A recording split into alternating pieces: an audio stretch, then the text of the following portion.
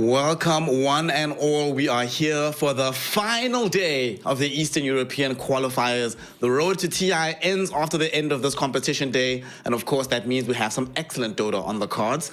My name is Snay. I'm joined once more with my homie Lizard. Fam, it's been a wild ride. It's been some very fun Dota. Before we get into today's matchup, what's been your favorite moment so far that you've witnessed here in the qualifiers? My favorite moment so far in the qualifiers, it wasn't necessarily just one moment, it's just the experience of casting with you, Snare. It's been my favorite thing of the whole qualifier. Just waking up and looking at you as you come to the rehearsals, it's been amazing. I want to do this every day. My man knows the way to my heart. It's Dota and Lizard. Give me both of those and I'll be happy, no matter what. But yeah, we've in seriousness, we did have some really cool Dota situations as well. A couple of them, like some cool plays, but not that important. It's only TI qualifiers, you know, man. Just some regular old Dota happening. And of course, that does bring us to today's matchup. We have, to start with, Navi taking on the side of One Move. Of course, VP is chin-chillin', happy in the grand finals. They've already beaten both of these teams, so they're definitely feeling good about their prospects. One thing I find very interesting about this particular lower bracket final is Navi and One Move have played each other 3 times, with Navi having the 2-1 series victory. However, the actual map score is right now 4-4 between the two sides. So this is the perfect time to have a tiebreaker when there's potentially millions of dollars on the line if you end up winning today's matches. Yeah, that's all you have to think about. You're playing for millions of dollars right now. That's it.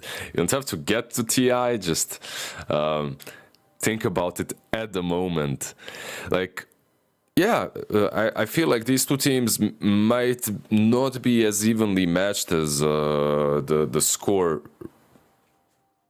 makes you think at the moment, makes you want to think at least. I feel that Navi might be a little bit stronger, but at the same time, I can be wrong. We've seen a lot of players break under pressure in the qualifiers. I feel like, you know, it's a qualifier, but at the same time, it's the most important qualifier that you can play in Dota, right? Like in your careers. So the pressure gets to you. And we have seen some teams play in a different way, let's put it that way, than they usually do. Yeah, but I'm looking forward to this one. I believe that both of these teams, they do have some old school players that can rally the banner, they can rally the flag, they can make the team focus on what's important and forget about all those millions that you just mentioned. It's only a couple. We still don't know. Maybe it's a good thing that Valve hasn't told us exactly how much these games are worth at TI. So you're just playing to be involved in the showcase of the Immortals, playing around the best players in the planet. So today's matches, as mentioned, Navi starts off against One Move, and then afterwards we're going to be having the winner of that taking on Virtus.pro. And VP, obviously, they get to sit back, witness the games happening towards them. They've only lost a single game of Dota, the entire qualifiers, and they dropped that game to Navi. So I'm guessing that they'll probably be rooting for One Move because of how easily they were able to beat them yesterday. Yeah, I think so too. If you already prepared for them, right? And why not root for them to win? Then it makes, you know for sure that you are the strongest one, right? Like if you beat them and they beat Navi, like of course you're gonna play against them again, or you'll wish to play against them again. But it can happen so many times that let's say they did beat them, right, already, and now these guys beat Navi. And VP, they only prepared for Navi because they don't really care, right? We already beat these guys. Why would we prepare again for them? I've seen that backfire so many times, and that's the lower bracket run. There's a mystery to it, but it comes, like this thing comes into play as well. If you only have one day between the games, that team, they probably brainstormed. If they lost 0-2 or even 1-2-2, they're brainstorming. They're finding new ideas, new ways to play against you. And perhaps those ideas aren't something that you're ready to face. Of course, both of these teams will have an opportunity to demonstrate some new ideas and show exactly why they are here in the finals. Speaking of new ideas, we've seen both of these squads experiment a little bit. The one experiment that really didn't work out yesterday, when one move decided to put Einkraut on the Zeus, you know, have him not play one of his playmaking heroes, just give him this magical damage dealer. It didn't work, fam. I do not want to see that again. I feel like I don't know, actually, yesterday, one move was just weird. Like, Einkraut wasn't playing his usual style. Afterlife didn't look as crisp as he did on his normal, like, Darkseer LCs. I don't know, maybe just a bad day at the office. You know, you maybe need that one really bad loss to shake the cobwebs out of your head. Be like, guys, relax. We're good. We're here for a reason. Just calm down, chill. Don't choke at the most important time. Let's just get back to playing the Dota that got us to the top 3 to begin with. Yeah, I think, with Snare's logic, they lost because they just wanted to feed the morale to the enemy team, and now they're gonna come back strong, you know. Overall, I wasn't really impressed with one move yesterday. I believe no one was. What they shown wasn't really good in any way. Like the Zeus that you mentioned, the lightning hands, boy, it's like, it looked rough. The lightning hands, boy, and what else? The other thing you mentioned is Afterlife. I feel that they might have to prioritize his picks a little bit earlier, because this guy, if he gets banned out, and if we get some weird heroes again in the draft, like, it might not look good again. So give him the Darkseer, give him the LC. I fully agree. Do not open up with his Dawnbreaker. But we're going to have an answer as to what they will open up with for him, as we do have a draft on our hands. One move taking on the side of Navi, one move on the Radiant side with the second pick, and that, of course, leaves Navi with first pick on Dire. And obviously, this is new Dota, so Gyrocopters, Vengeful Spirits, some Naga Siren. Maybe we'll see a Beastmaster ban as well. I feel like this is just becoming the new meta, and there goes the Beast as well. Yeah, the new old meta, Gyro banned out immediately. I feel like, yeah, this guy needs to go. Another guy that's kind of new meta is the Shaker, like Earthshaker mid lane, Earthshaker off lane, mostly mid lane. Like, I have seen so many players just crush with him. Anything, literally anything they play against, that guy just has so much impact. Like, right with the BKB changes, right, and everything, I thought that stuns are gonna fall off, but slows are gonna become more important. But and that was the case for a bit. Now suddenly the patch has added, so the latest two patches have added so many ways of mitigating the slows as well, that the stuns are back. Like, so Shaker on that mid lane, one of those heroes that can actually blow up cores that are being played right now, and there aren't many. Like, there we go. He gets banned out. One move actually they didn't pick it once yesterday, so they just banned it out. Yeah, we did see Meloyul play the Navi Earthshaker. I mean, it shows why VP is in the grand finals as the first team, the final boss of the region. They're the ones that debuted this Earthshaker core and showed exactly how powerful it can be. They're the ones that were playing the Dawnbreaker very well as well. So, you know what always happens in these tournaments, that the best team strategies slowly but surely filter down into everybody else. So, Navi, what you got for us? What are we banning? What are we picking? Avengers still in the pool. We still have Treant Protector. We still have Darkseer. Normally, Shigetu's heroes are left much later in the draft, so definitely won't be him. There's Timber as well that's left in the pool. Also a hero that we didn't really mention way too much. Like, this guy has been... Shaker has been dominating mid and winning games. Timber hasn't been necessarily dominating mid. He gets countered, but he still does so much in Eastern Europe that I wouldn't be surprised to see him. But Legion Commander is in the pool, so... 10 seconds remaining. I don't know. If I'm Afterlife, I'd stop fidget spinning and I'd be like, give me that LC, please. Legion Commander. The fidget spinner is the best part about it. I love this Earthshaker pick because we know that Navi played in 2 separate roles. So this is them putting it middle potentially. They could put it in the 4 position. It still leaves the Malik Darkseer open, and then you have to play Darkseer into Earthshaker. That seems pretty damn scary. Earth Spirits, right? Yeah. Yeah. So many things I can do with this hero. Yeah, the Earth Spirit, I've seen a lot of teams just put him mid and then actually do quite a lot with him. The Heart build, Heart Blade Mail, without boots. It's an interesting one, but it seemingly works. There's a ton of damage. It's like, you know, when I started playing Dota and when every kid starts playing, when you start thinking about items, you're like, okay, so this blade mail returns damage, right? So all I need to do is tank the hell up, be as big as possible and buy blade mail, and they'll kill themselves before they kill me, right? And apparently that's now the play, you know? Buy a heart, buy 2 hearts and a blade mail and just make them kill themselves. But jokes aside, he does dish out a ton of damage. Like he's always has been that kind of hero, right?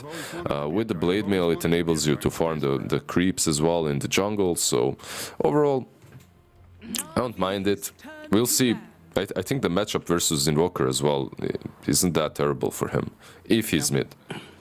Fully agreed. He has, I mean, the matchup's fine. Hard for Invoker to fully muscle you out.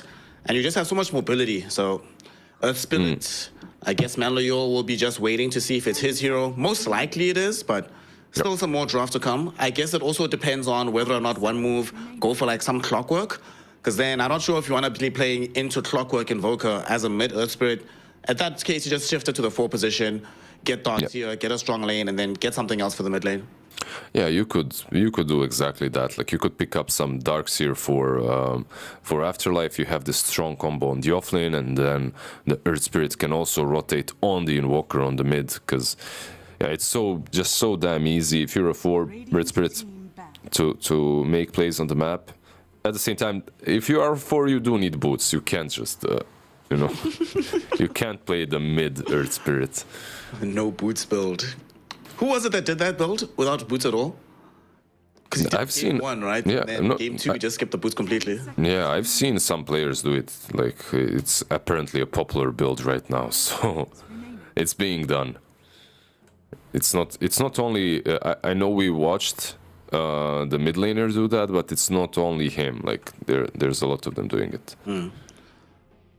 One move. Where are we going from here? They took out Earthshaker last time around. Navi have banned in their phase LC and Grimstroke. So no hard disable coming out from the offlane. No Soulbind. Still not entirely sure how I feel about this Grimstroke hero and his place in the game right now. We've seen some very 50-50 performances, so I won't make up my mind just yet. I'm just trying to think about what it possibly telegraphs. They're not going to go up bad and carry, but what do they feel is strong enough that they don't want to get soulbound? Do they want to play like maybe some Pango or something like this? Yeah, they can go Pango. They might also be afraid of some Doom together with Grimstroke. It's not like the most common combo, but Doom is really strong at the moment. And if he has a Grimstroke, it will always be that old school combination, right? So something that they might worry about, but if they are picking and they're afraid of Grim, the only thing that comes to my mind really is the Pango that you just mentioned. Weirdly enough, we've actually seen Skywrath Mage plus Grimstroke, so it might also be connected to this, so that you don't have double silence in the middle of the game, and having these heroes kept in position so that Mystic Flare always lands. And we also see a lot of Skywrath Mage LC, so it looks like Navi was very prepared to play into Skywrath Mage, but not into Skywrath Mage combos. Yeah, if you're one move, I feel like maybe that Clockwork is an option for you too. Like you have this clock into Oracle now, even doesn't feel bad. Like you can get on top of him. There's some Sunstrike perhaps follow up by Invoker or anything really later on in the game. It's also pretty good with Sky, but Oracle is really good versus Skywrath as well, right? Like what does Sky like to do? Silence you, burst you down. With magic damage, Oracle negates everything. He purges the silence. He protects you from the magic damage. It's like this Skywrath right now. There's a meme with Skywrath having a tear under his eye. That's the picture right now. Crying Skywrath. Those eyes aren't blue because he's some winged god and some angel. Primarily just tears of sadness and grief that he has to play into an Oracle. Made even worse right now by the fact that you have to deal with this big burst from Lion. You're not going to be the biggest magic dealer on the field. Feels bad. It does also mean for Navi that we are confirming Meloyul is running the Earth Spirit from the mid lane. And they have kill duos now. Like you can, as long as the Earth Spirit and Lion are missing from the map, it means that heroes can't die. But here we go. You mentioned the Doom earlier on, could be picked in tandem with the Grimstroke. Not only is it good for them here, we don't know what the lane's going to be just yet, but it also means, from what we saw yesterday, Shigetsu is not going to play Troll. Absolutely not. After what yesterday's performance, he's like, nah, I'm done, boys. It's cool. Yeah. You can't pick Troll, and also Oracle won't be healing anyone, right? The interaction, I'm wondering, because Doom negates all the healing. If you false promise someone, that target like is 100% dead, because he's only gonna be if he takes any damage after that, is because he's only gonna be taking damage. He won't get healing. You see Munkushi and how his headset is on. Like that's how my headset is on at the gym. I've been telling you. It's just slipping off your head. It just slips like a visor. Exactly. Anyways, they snatch Rubik as well. There's a ton of spells to steal, right? So why not like some Impale, some Instant Hex, anything from Oracle. Earth Spirit might be a bit rough, but these two supports you really enjoy playing into. Bro, I was about to say, not this game needs physical damage. 7 heroes in, and everyone only deals magic damage in the game up until we get to the Slykin. Now you are super happy. Skyreth and Rubik, you eat them both alive.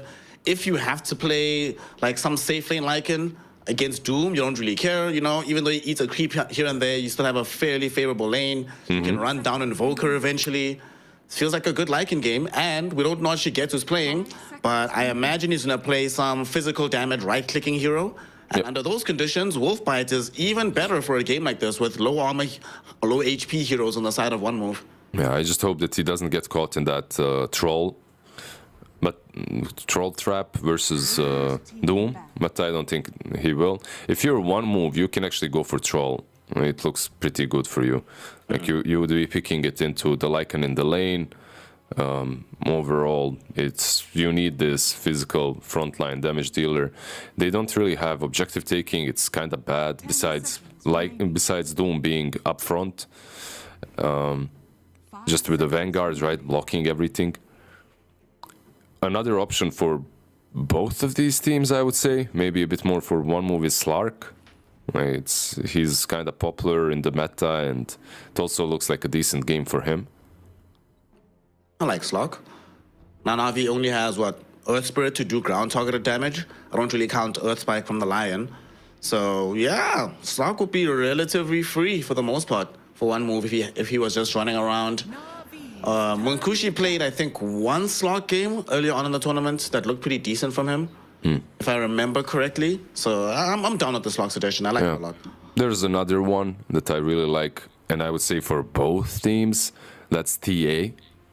Like, anyone here could get it, and it would still be pretty okay-ish, I guess, versus Doom and Sky in the lane, or Doom plus Rubik. They might get through your refraction a bit too easy. So I still do like it. Yeah. Troll was probably the best for one move. It's very annoying.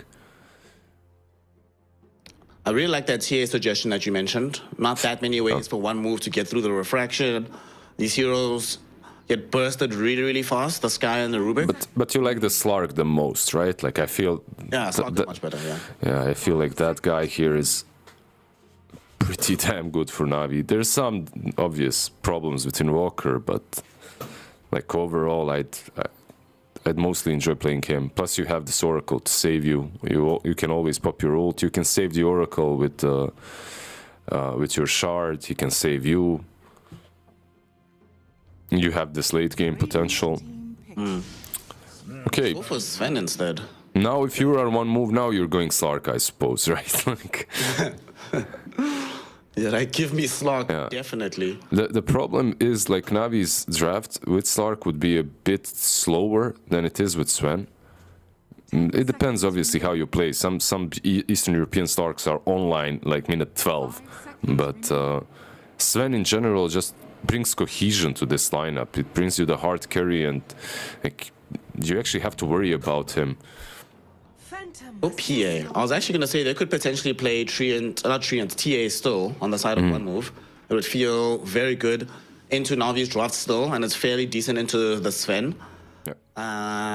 This PA, how do you feel about it, the PA here? I'm a bit worried because there's still a lot of magic damage. Yeah.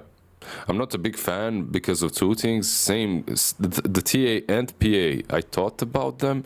Why I would rather have a Slark on my team is because of armor and like overall just utility. Like this Lycan is going to build an AC as well, so she might not have as good of a time. And the Slark would give you leash, some more control that you're actually lacking. You have lift and that's it. So there are some problems that I can see appearing for one move. But yeah, if PA goes ham, you know, she doesn't care. She just crits, coup de grace and easy game. But I'm leaning Navi's side. I think their draft is easier to play. I'm just also honestly not a believer in Phantom Assassin. What's her record been? Hold on, let me actually check. Let's make sure she's information is correct. She's honestly broken. I'm not a fan as well. Like she's losing a lot of games, but this hero is damn broken. Like if you play her, if you play against her, try it. Just try her in pubs. The blur is ridiculous. Like I really do. Yeah, I really do think that the hero is really strong. I guess the blur makes more sense later on, like in higher MMRs, but still, she's really damn good. Right now, she has enjoying a 2-6 record here within the region, not doing that hot. But globally, it's not the best, but it's not the worst either. 29 games, 45% win rate. And, you know, sometimes it does happen that the broken heroes have a misleading win rate because they're played in more games than they should be. But the games where they're good, they are very damn good. And this game, for one move, they do have some buff-up potential for him. They don't have the most control in the world to keep heroes close by enough for Monkushi to hit. But nonetheless, we have seen these PAs truly pop off. So she has some potential to take over this game. There are some squishy supports on Navi to kill. It could work out. Well, let's see how it goes. Game one move versus Navi. It's the lower bracket final. And whoever wins this matchup will go up to face VP for a spot at TI12, baby. Small stakes. Very unimportant game. Very, very unimportant. Yeah, smoke.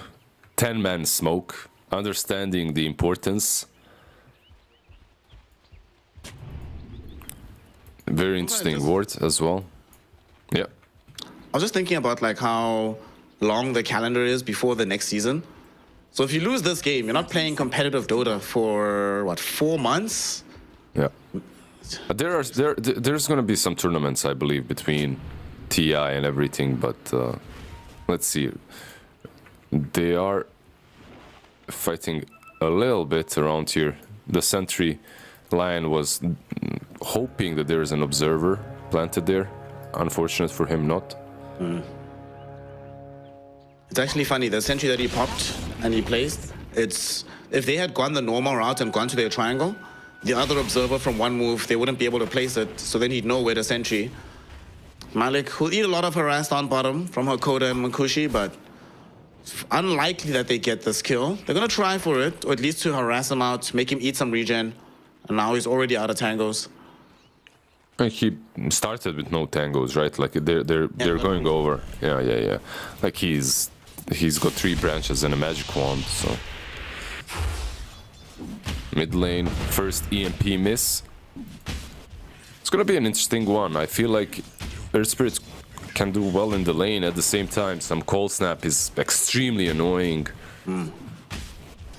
for an Earth Spirit. Like you just can't roll through that early on. Make sure that you don't have as much aggression as you'd like. So we'll see what Meloyo does to compensate for having to deal with that cold snap. On the side lanes, let's see. Which is the action lane today? We have Doomsky top. That does not sound fun to play into. Sven Oracle, it's all right, it's acceptable. But Shigetu is not going to have a good time in the general lane, especially as those Doom gains levels. Yeah, like the top lane is a kill lane between Doom and Sky, even though Doom isn't considered as the biggest bully like he can be if he skills Infernal Blade, which most likely he will. Bot lane, I feel it might be a little bit easier for PA and Rubik to play. Like you can get on top of this Lion, you can get on top of the Lycan as well very easily, so obviously counter plays and kills are possible on both sides if Rubik is out of position. One of the things I do think is very good about the PA, even before she has Blur, her laning phase is deceptively strong. Yeah. Like, gone are the days where this hero was just a gigantic creep in the lanes. Like, now you can die to this hero fairly often.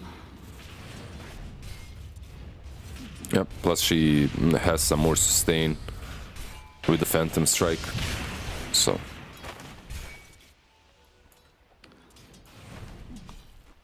Still sometimes don't know where all these massive effects came from. And speaking Lion. of PA, she's going down onto the Lion bottom. They want the first blood off of Denial, and they will be able to get him. First blood drawn by Munkushi, and that's a happy PA getting that bonus gold. Yeah, it's just so annoying, right? Like you're playing versus this PA and Rubik, they're spamming you constantly. You're always... These stifling daggers are extremely annoying, slowing you all the time. You can't... You just can't lane easily. Yeah. If you're constantly kept below 50% HP, but right now maybe it's gonna be a little bit easier. Speaking of lanes, this one is farming the camp right now, and it was also an interesting thing on top, what I saw. So, Dire were actually the ones that dewarded the hard camp, I believe, as well. So, I'm like, why are you dewarding that camp if you're on the safe lane? Like, Doom is just gonna pull, and they have been pulling. Lane equilibrium right now does mean that she gets who's farming underneath the tier 1, but it keeps him, I suppose, safe from the Doom. He is losing the laning phase, but what can you do against Doom Sky? And speaking of lanes, look middle, dude. Einkrad is not having the best time of his life. He come on. got a full wave right now. He was like 7 CS behind just a second ago. Come on. 3 CS. Running for Melody. They should be able to find this kill. Afterlife throws a blood grenade at him, chasing him down a scorched earth. That's going to be a kill for the Doom. Yeah, they still have a concussive shot and maybe some more damage, but they can't zone out Shigetsu. So far only one move, making plays on the map, getting kills. Bottom lane Lion might fall again, and when I say might, he's dead. Yep. Already gone. Taken away by the PA, and she gets credited with that kill. So a huge injection of cash from Munkushi. It's going to put him very far above the net worth charts overall, and it's going to abridge the timing of this Battle Fury by quite some margin for game 1. Yeah, he's crushing it. He's crushing the lane. The CS as well, he's doing extremely well. Has the highest amount of CS and the highest amount of kills in the game. Like, this PA is scary. And she's one of those heroes that if you let her have a bit too much in a lane such as this one, you won't be able to zone her at all. Someone like a Ruby can just use the twin gates and move away after a while. And it's a pretty big deal, right? Because her normal timing, your only hope was to try and take advantage of her pre-BKB self. Like, get all this magic damage pumped into her, but if she's farming at this rate, the BKB time is going to be much sooner than expected. And especially if they can find this kill onto Malik. They've brought Pantomim down to the bottom lane. They can't find an angle to get in on the Lycan, unfortunately. He does use the Wolves to scout out the Skywrath. He will know better than to go too far forward. Or maybe he doesn't. He still goes in. He thought the Lion might be able to bail him out of trouble, but it's not going to be Sky. enough. Looks like he is definitely dead. Skywrath Mage might end up dying to the Lycan Wolves, though. Does end up with a final right click from Daniel, taking him out. Malik, in the meantime, though, dies to Munkushi, gives away a killing spree. And although they do get the revenge mid lane, in the sky, it all does not pay off. Mid lane, they wanted Einkrad. They committed the Magnetize for this, but not only do they not get him, Einkrad gets the kill onto Meloyo. the cold snap, it's so deceptively strong right now. They went in on him, they used the Magnetize and everything, they thought they had him, but cold snap under the tower, and this man is like 50% HP in a second. He's got an urn now, and yeah, you just gave this mid laner a solo kill. Suddenly the two cores on Radiant are top of the network charts, and don't worry, Doom is gonna be there soon as well. He's gonna buy his Midas Devour. He'll join the pact very soon. Good game, good start for one move. It's all coming together. And they're coming bottom with Einkrad. Looks like he wants to make a rotation, but we'll see if he arrives there. So far, he scouts out Meloyol, so both mid laners had the same idea. Come bottom to help out and maybe fight around this Wisdom Rune. Because one move, throwing Pantomime into that area. Who's going to get here first? Daniel has the Earth Spike, and they will be looking for a kill potentially. The Earth Spirit throws out the Boulder Smash, and they find the first kill onto Pantomime. Einkrad at least threw in a token tornado, but it's not going to help. Hakoda gets rolled upon, and that's going to lead to the death of the Rubik. Oh. Attempt on the Ancient denied, almost went his way, but ultimately he just loses his life. Yeah, Invoker is really lucky there that Lion didn't go for him. Because if he just stepped a little bit closer, that TP would have been broken. Yeah. A bit of a mess coming from one move, going in that deep. But they had a nice ward, they tried to commit for the Wisdom Rune. They got punished for it.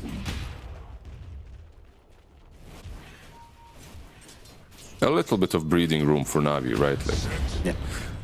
better for them now. But I don't know, this Earth Spirit on mid lane, he bought boots, man. It's... Oh no. Radiant's middle tower Say it ain't is under so. It's only brown boots, it's fine. It's just a stopover. And he's gonna get the gold, hopefully from a kill here, as they are trying to encroach upon Munkushi. Unfortunately for them though, there's an Observer Ward positioned in the Radiant jungle, scouts them out perfectly, and the move definitely won't pay off. Yeah, and the sentry is scouting out the Observer. It's just that they never went uphill there, so they didn't deboard it. So this game's still looking fairly slow. They're actually going on to Malik. They want this Lycan kill, potentially.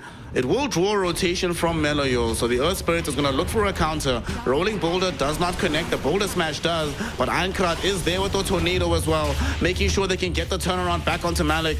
Magnetized, dropped down by Meloyol. It convinces Munkushi not to stay in this fight. And with the TP out from the Lion, looks like this engagement is going to be over. Too much magic damage going towards one move, too much physical damage going towards Navi. So both of these teams just call a truce. Yeah, no one can kill. They can't kill each other, but maybe they can kill Malik if he sticks around. Okay. That was very strange. Maybe he was just microing like his Lycan was somewhere else. And then he ended up getting killed off. Radiant's middle tower is under attack. Yeah, maybe someone wrote to him on WhatsApp or something, you know, you alt-tab, you hear that notification sound. Hey bro, this is Eastern Europe, don't make jokes about Telegram. alt-tabbing. Telegram, not WhatsApp, yeah.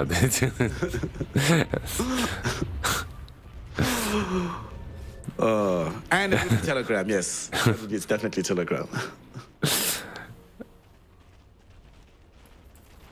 Nothing wrong with a little bit of alt-tab every now and then. No Eastern European player has ever suffered any consequences in Dota through alt-tabbing. No one, no one ever, yeah. But, I mean, I remember playing and my teammate, like we're in an official, he dies, he's already in Facebook, like within 1 second. He's chatting up some girls or on IG, sending DMs. I'm like, bro, can you look at the game, please? You know, it's like, you can give us some info at least, like, you know. Oh, that's funny. Ah, bro, I've got more important things to do. I gotta check my DMs, bro. Yeah. Down bottom, I would like to see them give Daniel some leeway to get some gold, and that leeway will come from a kill onto Hakoda. I'm glad he gets it because we need a Blink Dagger on this Lion as soon as possible. So Daniel, Dire's top tower he's off to a better start. Once they get the tower as well, it's a little bit of bonus gold for the entire team. Radiant's Yeah, this is what I meant when I said they can play a bit faster on Navi. Like you have this Lycan, the Sven can join, but doesn't really have to. He can just continue farming up his ancient stacks and stuff, which he did already clear. On the other side, you have this Doom, but he's not the strongest hero at defending or taking objectives at the moment. So you just want to farm up and wait for the perfect fight. We'll have some assistance right now with Ironcrad being in the vicinity. It's only Malady here on the Oracle, so not a very high priority kill. And Ironcrad will just go back middle. They scout out Meloyul. They have Ancient Seal at the ready.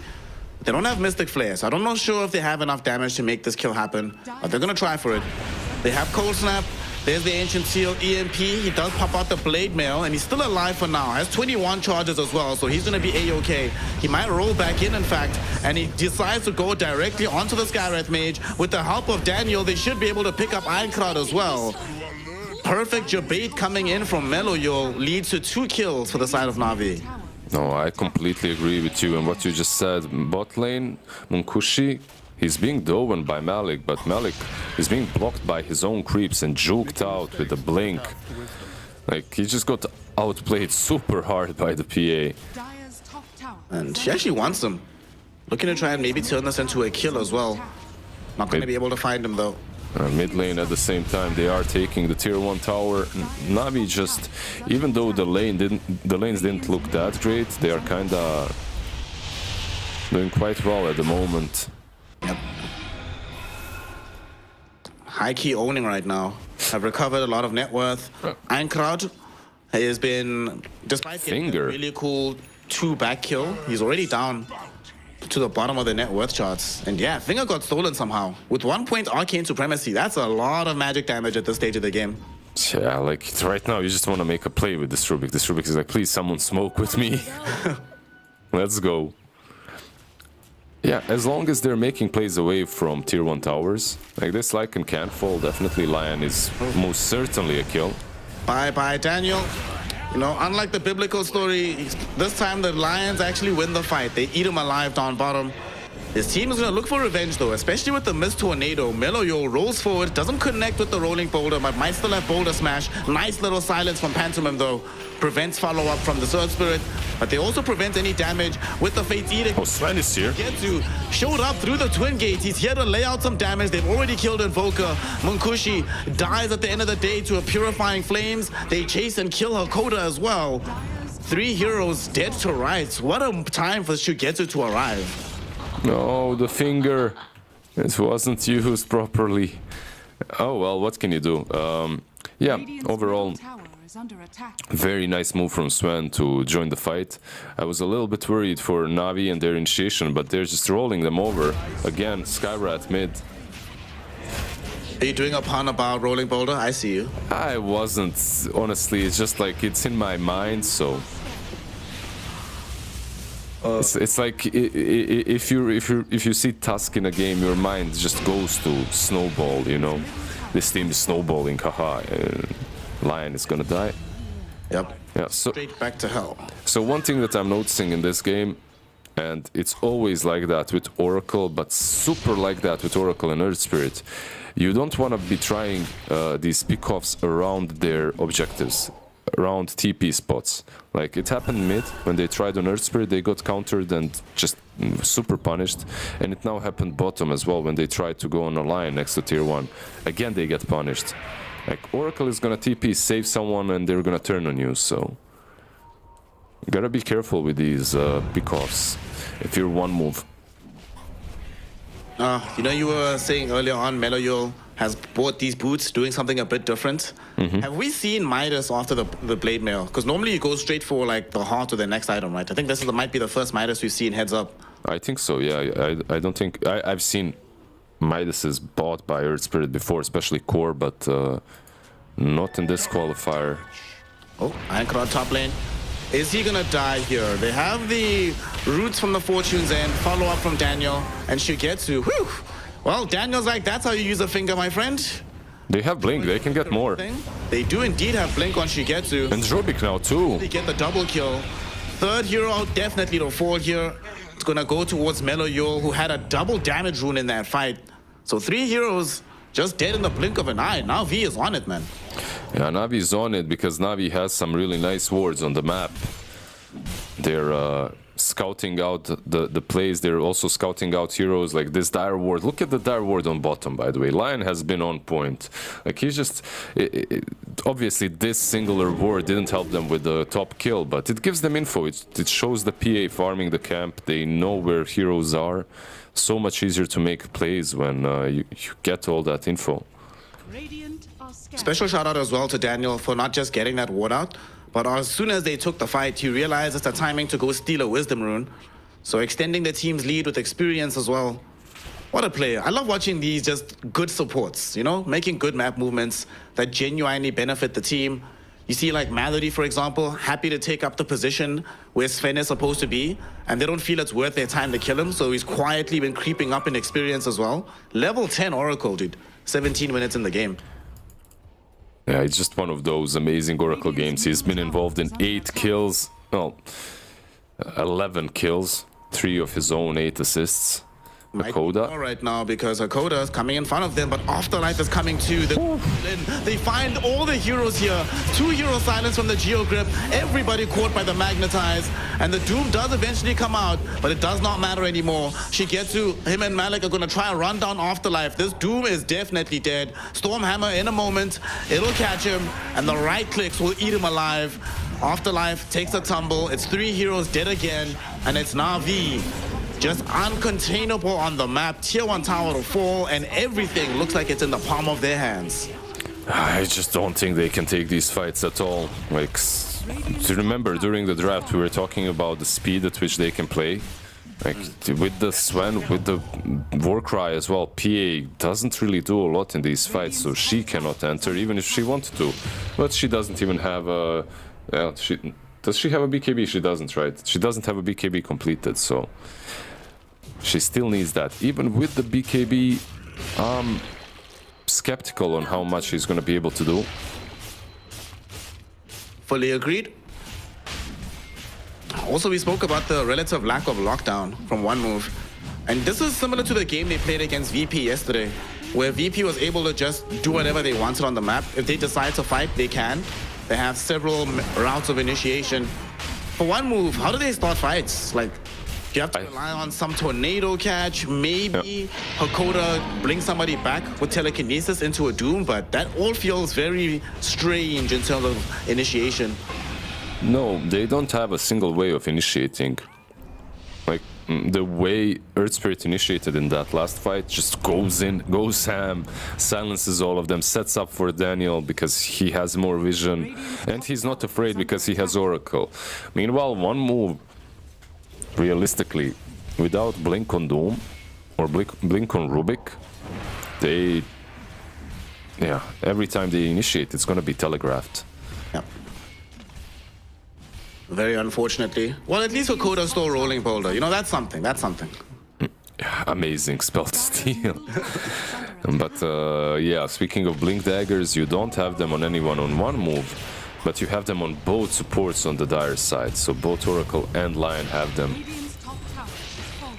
Both supports have it. Shigetsu has one. Obviously, Earth Spirit has rolling boulder. PA? PA in some trouble here. Big finger from Daniel with the Magnetize being brought in from Meloyol, and they are able to... Sven is coming. Sven showing up to the fight as well. He wants some physical damage output. Wants to try to bring down Afterlife. Will get doomed for his efforts though. He's not dead just yet, and this Doom needs to be a bit careful. There will be the Oracle False Promise. It's not going to heal him up, however, because of the Doom application. And Doom is still going to be alive in this fight. As he rushes away, though, Meloyol keeps the chase going. He wants both Aincrad and Afterlife. Aincrad is the one that's falling currently to this Lycan army. Daniel holds him in position, and Malik finishes him off. Afterlife, the man who's been surviving for so long. Eventually, they will be able to kill him. They bring him down.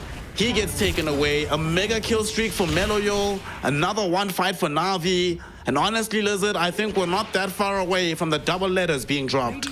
Realistically, we're really not. At the same time, you're fighting for your TI chances. You went a long way. You have this PA. I think when you have a PA, you never GG out. Like, you hope for the RNGs. So maybe Munkushi is telling them, guys, chill out, I'll carry you. He's jumping Malik. I don't know about this one. Malik's just gonna TP out right now. It's actually a very long. What the hell was that TP? Cancels it with the telekinesis, and they get some big RNG onto Malik. He does end up dead here. Sadly, it's Pantomim that gets the gold for that kill, and Munkushi is forced to BKB TP out. Hakoda won't be so lucky. Looks like he is definitely gonna fall here. Where was he? Reports give a double kill to Shigetsu. Where was he TPing? I didn't check, but that was like the longest TP ever. Yeah, maybe he was baiting, you know, let's TP here until Sven comes. TP on the outpost. Worth. Give Shigetsu a massive streak of gold. He's 607 on the Sven. Like, wow, what the hell is this? Yeah, he's got Silver Edge completed, by the way. It's gonna fly out. No, he doesn't, but soon he will. Mega farmed, 15k net worth, about to crack 16. PA is 3k gold behind. The team overall is 10 though. The big worry as well is I haven't seen and felt the impact of this Invoker in quite some time. Ankrad, just like yesterday, man, really struggling to put his stamp on this game. And Afterlife as well also hasn't been able to be that effective. They just, I don't know, the team cohesion isn't there. Like, the draft itself could work, but realistically, their laning stage didn't go that poorly. Like, the lanes were all right, and they still can't do anything afterwards. They're just missing some crucial things, and one of them you mentioned before is called initiation. The other one is control. They don't have one or the other at the moment, so... And they're not gonna have it for any time soon. It looks like they purchased a gem, so... Hakoda without a blink. Pantomime, he's the one buying it. He's the one trying to go for 4-staff blink, but you don't really benefit that much from that, from the sky. You know, it's gonna change it all, bro. Once he gets the Shield of the Scion, then he's gonna be the best hero on the map. Yeah, jumps in and Sven can't touch him, right? Because of the Shield of the Scion. Too much It bonus protects on you. it. Oh man, you need to redesign that Aghanim shot. It's so bad.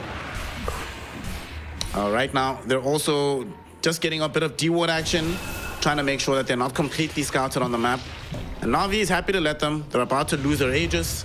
So, looking forward to finishing their Silver Edge on Sven. And there's no rush for them, right?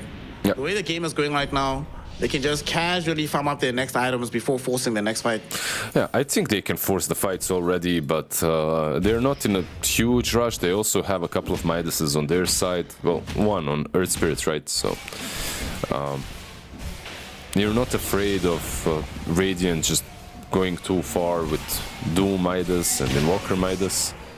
You know you can keep up with the net worth. At the same time, like if I'm playing versus Invoker and I have my BKBs up, I'd want to finish the game as soon as possible with as little usage of that BKB as possible, because once the BKBs drop down low, suddenly there's some kiting potential on Radiant and it might get a bit rougher. It's fine. Meloyul got the shot from the Tormentor, so he gets granted the Geo Grip allies. It's fine. Dude, I'm just huffing some copium here, nothing more. I'm just trying to make the game a bit interesting. I think this is done. To be fair, there is one big timing. Like, eventually, someone on the team will buy a Lincoln Sphere. That'll help Munkushi. He'll have BKB Lincolns. Then he can actually play the game of Dota. Up until that point, it's still very rough. As they're coming for a fight right now, Navi looking to try and beat One Move into submission. But One Move is doing a good job of understanding the likeliest place Navi is at. I say that though, I might have cost us Kirsten because Shigetsu jumps in and eliminates Pantomim. There is still a buyback though. Daniel misses the initiation, but they are still going to be able to find Hakoda in Afterlife with the Fortune's End. Finger of Death went out. Hakoda's still alive though. Pipe of Inside of Afterlife keeps him up. They're diving your tier 3s and you're unable to set up any sort of a defense, mostly because Invoker is still on top, getting his level 15 and getting his BKB. So maybe if you were One Move, you're kinda okay with that. At least you survived to fight another day. Only Sky died, and look at this instant smoke. They are actually chasing them. Melody might be caught. As the BKB arrives, but the BKB, the move actually got ruined by Ankrad. The courier went over an Observer Ward, so they noticed that, oh wait, who's got this BKB? It must be coming for somebody. And that allowed them to back off, and now they might re-engage the fight. They're looking towards Afterlife's Doom. The roll forward misses entirely, but Daniel, he got the Hex out onto the Invoker. Doom went out, but it doesn't really matter because they've already gotten the assassination onto Aincrad. It does allow them, though, to kill off this Lion, and now this Oracle falling very low. Munkushi wants the kill. The Glimmer Cape, though, buying space and time for Malady. Somehow still alive. She gets to, finds 3 heroes with the Stormhammer. Oh, God. Too close to each other. It's a triple kill for the Sven. Make that an ultra for the Rogue Knight. And with everybody dead, this is almost certainly a lane of racks with so few buybacks available. And Navi just can't be stopped, even when it looks okay for one move. Yeah, I think these should be the G's coming out very shortly. They glyph, okay, they still think they've got it in them. I admire the optimism. That fight just demonstrated how easy it is for one move to play this game. So much armor. The PA manages maybe to kill one hero, but that's it. Even the Oracle, the second support, survives with a Glimmer. He purges off all the dots on himself, blinks away. I'm just trying. That's demoralizing, man. Yeah, I'm just trying to think like what way you fight on one move to actually win it. Of course, some things could have been done better, and Walker could have popped his BKB earlier, right? If they had vision, if he didn't get blown up instantly. Yeah. It just got bursted too fast. Daniel's been on it with the initiation. The one time he missed in the mid lane, doesn't really matter. When it is relevant, he gets that kill. And man, it sucks for Invoker as well. It's that catch-22 of, I just got this BKB. The first opportunity I can use it, I'm already down to like a 3rd HP. Is it even worth using it this life? Let me save the 9-second charge for the next fight. Yeah, the problem is, like, if you buy a BKB and you still continue losing the fights, you usually fall off very fast. Yeah. And they are going in for maybe a pick-off on Mellow Jewel, but yeah, rolls out. Now he has... Yeah. It's too hard. Like, even if you find someone out of position, there's an Oracle with a blink. So he's gonna still be able to get on top of him and save the hero. Man, they desperately need a Blink Dagger on her Coda, but it's still far in coming.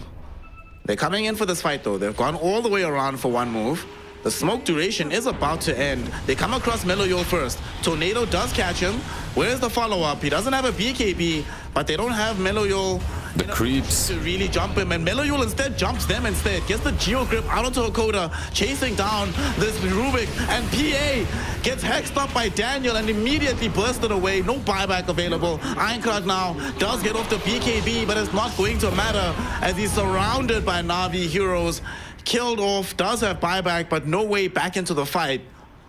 They're 20k ahead, it feels like they're 40. Like, it feels like they're 40k ahead, it feels like they're all unkillable.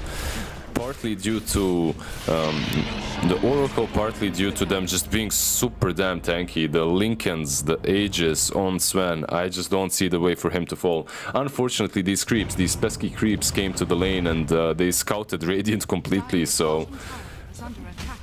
Navi had full vision on one move, so they could initiate exactly how they wanted to.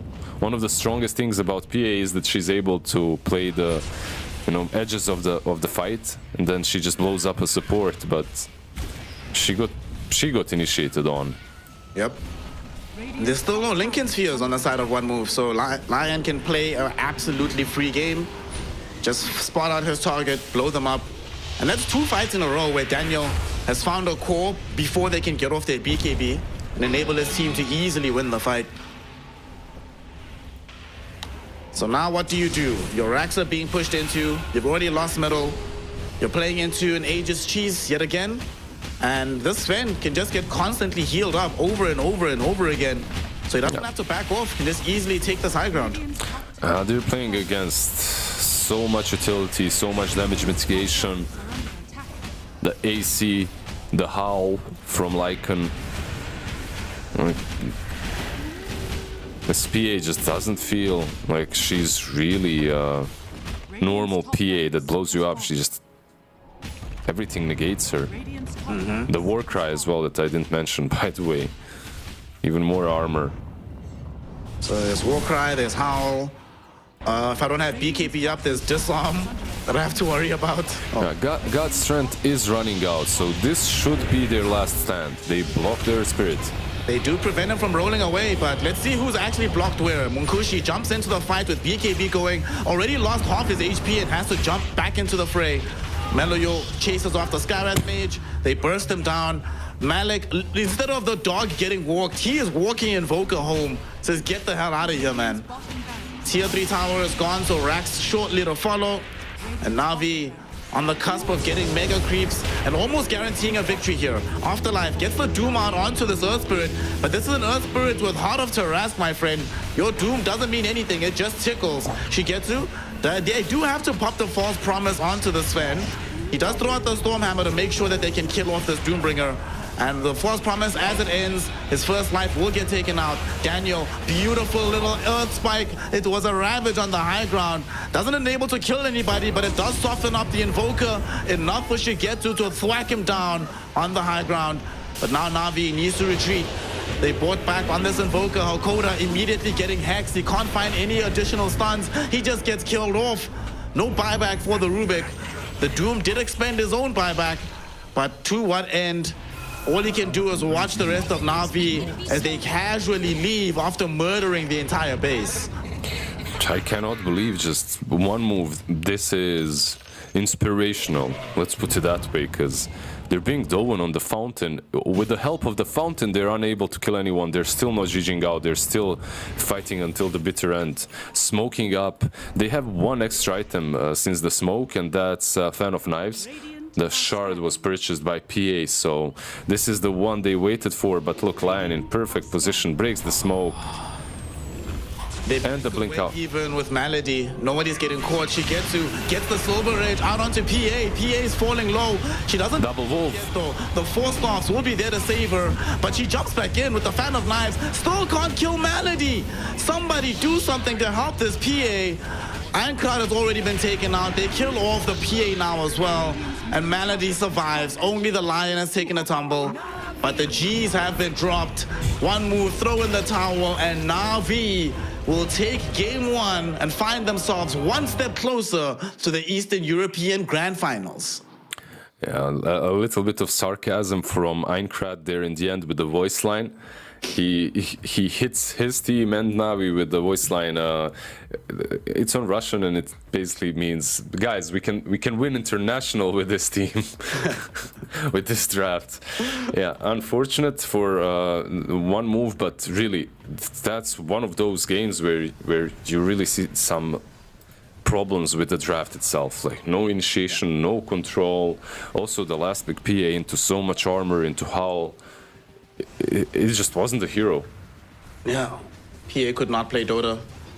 All you have was, like you mentioned, all this armor, the damage reduction, all this magical burst, all this initiation from Navi. And unfortunately as well, we're starting to see more and more the difference when one team has absurd amounts of mobility and the enemy team doesn't. They can just all be there in a fight in a blink of an eye. But for the side of one move, PA jumps forward and then suddenly she's practically isolated from the rest of her team. There's no follow-up damage, no one can help her. So she has to do it all by herself. It's just too hard at the end of the day. It's too hard, but did you feel that they had any moves from Radiant? Because I didn't, and they didn't have any moves because they had no ways to start them. So every play that they tried to make kind of backfire to the top lane with the Invoker, the bottom lane as well. It's every time they moved, they just get initiated on by an Earth Spirit or anyone. There's a Lion that can initiate, there's Sven that can initiate, there's Earth Spirit that can go in. Meanwhile, on the other side, like, I don't know, it's some tornado into Cold Snap. It just isn't good enough. Yeah, you know, the team name lied to us. They said they at least had one move. Turns out they had absolutely zero in this first game. But it's only game one. You know, they can figure this out. They can make a plan. We can get some comeback. Sadly, though, this is very similar to the two drafts they had against VP. So I don't know what the team conversation was like after they ended up in the upper bracket final, but something has clearly changed in how they're approaching their drafts. Honestly, I definitely want the change to go back. Yeah, honestly, I see one big difference between one move that was winning games and one move that's losing games, and that's LC. Like this draft, if you have LC instead of Doom, it's all different. Like suddenly you have a combination with Invoker, a combo with Skyrat Mage. You also have a hero that defends early on versus Lycan, a hero that can catch Lycan. You have a hero that can catch Sven. Like so many good things come from it.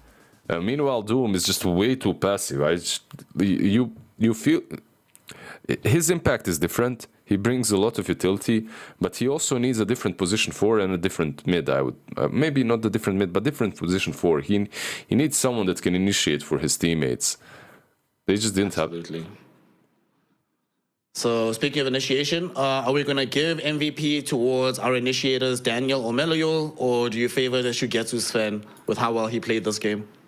This 15-0-11 snare. Come on, bro.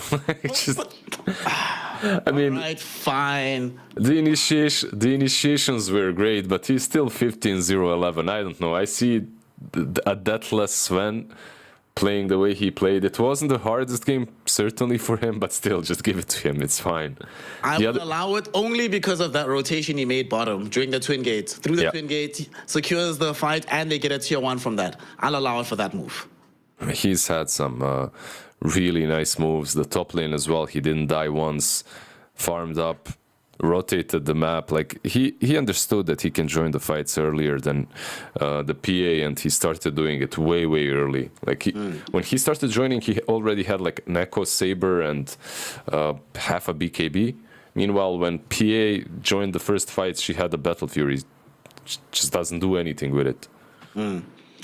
I will also allow it because it had that one really sick 3-hero Stormhammer in that mid lane fight. That enabled him to get an ultra kill. So, okay, shout out Shigetsu, played a very solid game of Dota 2.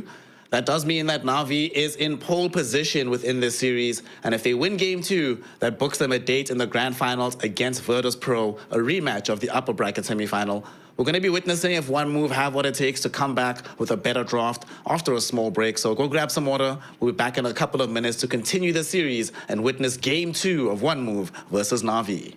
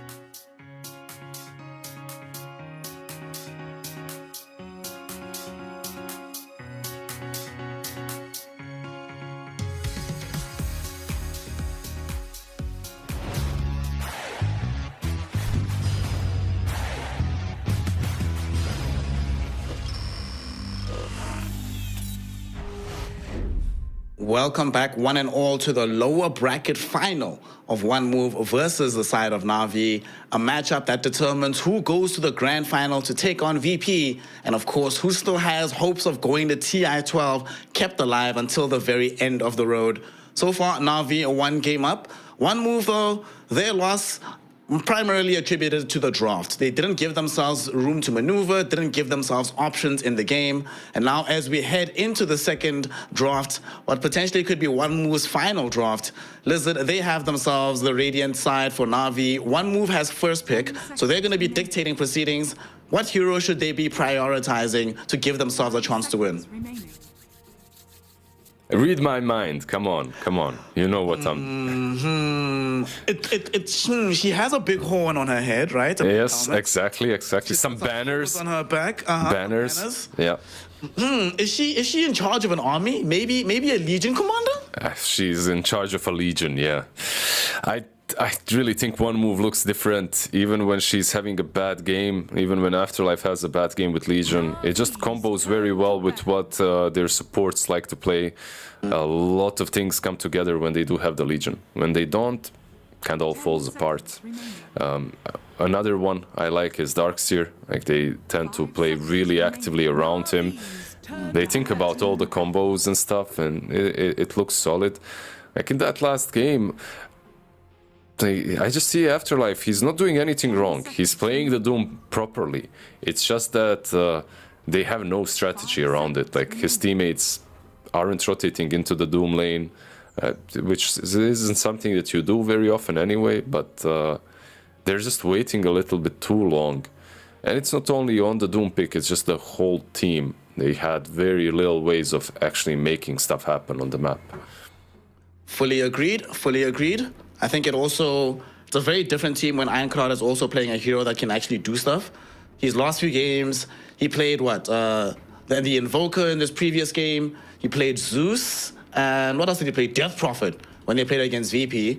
And that's a far cry from like the Ember Spirits that he was playing at the very beginning. You know, the Earth Spirits that he played twice as well. So definitely these two guys, give them something to do, and they should probably be able to carry you to victory. But they have a chance here. Let's see what they've got cooking for us on the side here of One Move. Let's hope that this is not the last time that we get to see them in the qualifiers. And they don't look broken, you know? They look like they lost the first game, but they still look like they're communicating, they're talking, they have ideas coming into the second one. That being said, I'm a bit concerned with how long they took to ban out this Earthshaker. They finally ban it. And we're not going to be getting the Legion Commander, but we will be getting the Afterlife Dawnbreaker. So that guarantees at least one lane will be won quite handedly. Yeah, we have also seen the Dawn played by Afterlife before, and he does well. Like, he has usually a good game with the Dawnbreaker in the lane itself, but later on I have seen a couple of games which were very similar to the Doom match. Then again, if you're playing Dawn, you're gonna have impact no matter what, right? Like, someone gets initiated on, you use your ulti, you counterplay it. Primal Beast, very early on. Okay, super early Primal Beast coming out here. I suppose this is a hero that can also occupy multiple roles. Malik can play this hero, Meloyol can play it. Given what we've seen, it's probably the Meloyol hero. His suits his playstyle. The only thing I'm wondering is, what kind of Primal Beast is this? Is this NTS Primal Beast that rotates at level 5 every game no matter what? Or is it, I'm buying a hard first item Primal Beast? Why can't it be both? Like, you're rotating in minute 5 and you're buying cards after. Yeah, like, interesting that they pick it up, but it is a popular hero at the moment in Chinese region, and in Eastern Europe it's picked up every now and then. Opens you up to some control, like, let's say, I don't know, Clockwork from One Move is a possibility. Like, you get Clock and you get some ranged safe laner. Another option for One Move and for Navi obviously is a Troll. Doom is still left in the pool, but I wouldn't mind seeing some Unkushi Troll. Unkushi Troll was very impressive the other day, so if that does come out, I'd be like, yay, perfect, give me more of that. We do not have the Lion or the Scareth Mage making returns for the second game. One Move decided to remove them both. I mean, both of them are classic combos with Primal Beast, right? You show up anywhere on the map, you pulverize somebody, and you have all the magic damage in the world to burst them down. Yeah, they ban out the Monkey King actually first. Okay, it makes me think that maybe it's more probable that Primal is on the offlane, but maybe they have some Doom in mind too. And Monkey has been played well by Munkushi before. Let's see, they could go for another support here. Some clock still feels solid even versus Rubik. Or something ranged to combo with the Dawnbreaker. How do you feel about the SD? I think the hero is in a really good spot. I like SD. It's an additional save as well, so they have two sources of save between Solar Guardian and the Shadow Demon. If it comes to it, and you buy Blink Dagger on this hero, it is a form of initiation as well. And just on the Demonic Purge, when you can ensure that the enemy team can't heal up whilst you can heal with the Solar Guardian, I think it's a decent pairing together. I like the hero overall. Yeah, I'm a big fan, just making sure that you can set up the fights a little bit easier. One thing that they really didn't have in the last game was any sort of like save together with any sort of initiate. They lacked that draft. That draft lacked so many things. They couldn't take objectives, they couldn't save, they couldn't initiate. It's like, how, man, how does it happen that you're missing so many things? But yeah, this time around it's looking much better. They have the Ember. The lane versus Primal Beast can kind of go both ways, I suppose, but it all comes down to how you make your rotations afterwards. Had a very similar draft to this at the beginning of the qualifiers when they took on Team Sexy. They had Ember, Dawnbreaker, and then they had Rubik's Skywrath Mage, but I guess the Shadow Demon is going to fulfill the Skywrath Mage slot. Yeah. And we could still get an illusion carry from Munkushi later on. Maybe not. Actually, you could still do it. Yeah. But Faceless Void, Venge. Oh, man. Venge banned every game. She sort of got forgotten about these last 2 days, and now she's back again. Yeah, I mean, she's not any worse. She's just as strong. You get Faceless Void and Venge. Even that lane is difficult to play against. But Faceless Void was picked into Shadow Demon. So you already kind of have some sort of a save in the Chronosphere. You're not super afraid of him. I think that's a good thing for one move. When it comes to carries, there's still an abundance of choices. Like you can go for, I don't know, you can still get that Slark. You can go for some Braid King, you know, with 2 lives. And you can take this guy. Like, he's been forgotten in Eastern Europe. China picks it 24/7. Man, the Lich. What a hero. Yeah, I'm very sad, you know. We're in Eastern Europe and we haven't seen much Liches while I'm casting with Lizard. Imagine. Supposed to be in every game. You know, I'm traumatized by Lich. Like the last patch I played, the patch that retired me, Lich was in the meta. And I played it, I still remember, I played Lich like 10 games in a row, 11 official games, and lost like 10 out of them. That was no fun, but the current Lich is fun. Like, you actually have things to do on the map, and you can help with catching heroes, but not only that, your Frost Shield is amazing. Like, you're playing into some Void, you pop that big bad Frost Shield on a hero. Void is not really hitting for any damage, or any physical hero actually doesn't hit a lot. Maybe Void is even better than most, he has Time Lock at least to work with, but... I'm still worried about their AoE team fight on the side of One Move. They don't have that much control. I mean, you have Shadow Demon that has the Disruption, you have Ember Searing Chains, you have a good Starbreaker position, but that doesn't happen that often, and that's pretty much it. Yep. So, I don't know. Whatever hero they pick last, I would like some form of disable on it, if possible. Especially you're playing versus Faceless Void, right? So you need some catch, and you don't have it. You can pick that Raid King again, I suppose, right? Like, he's still left in the pool. It has been picked up yesterday in Eastern Europe, so maybe it's a decent idea.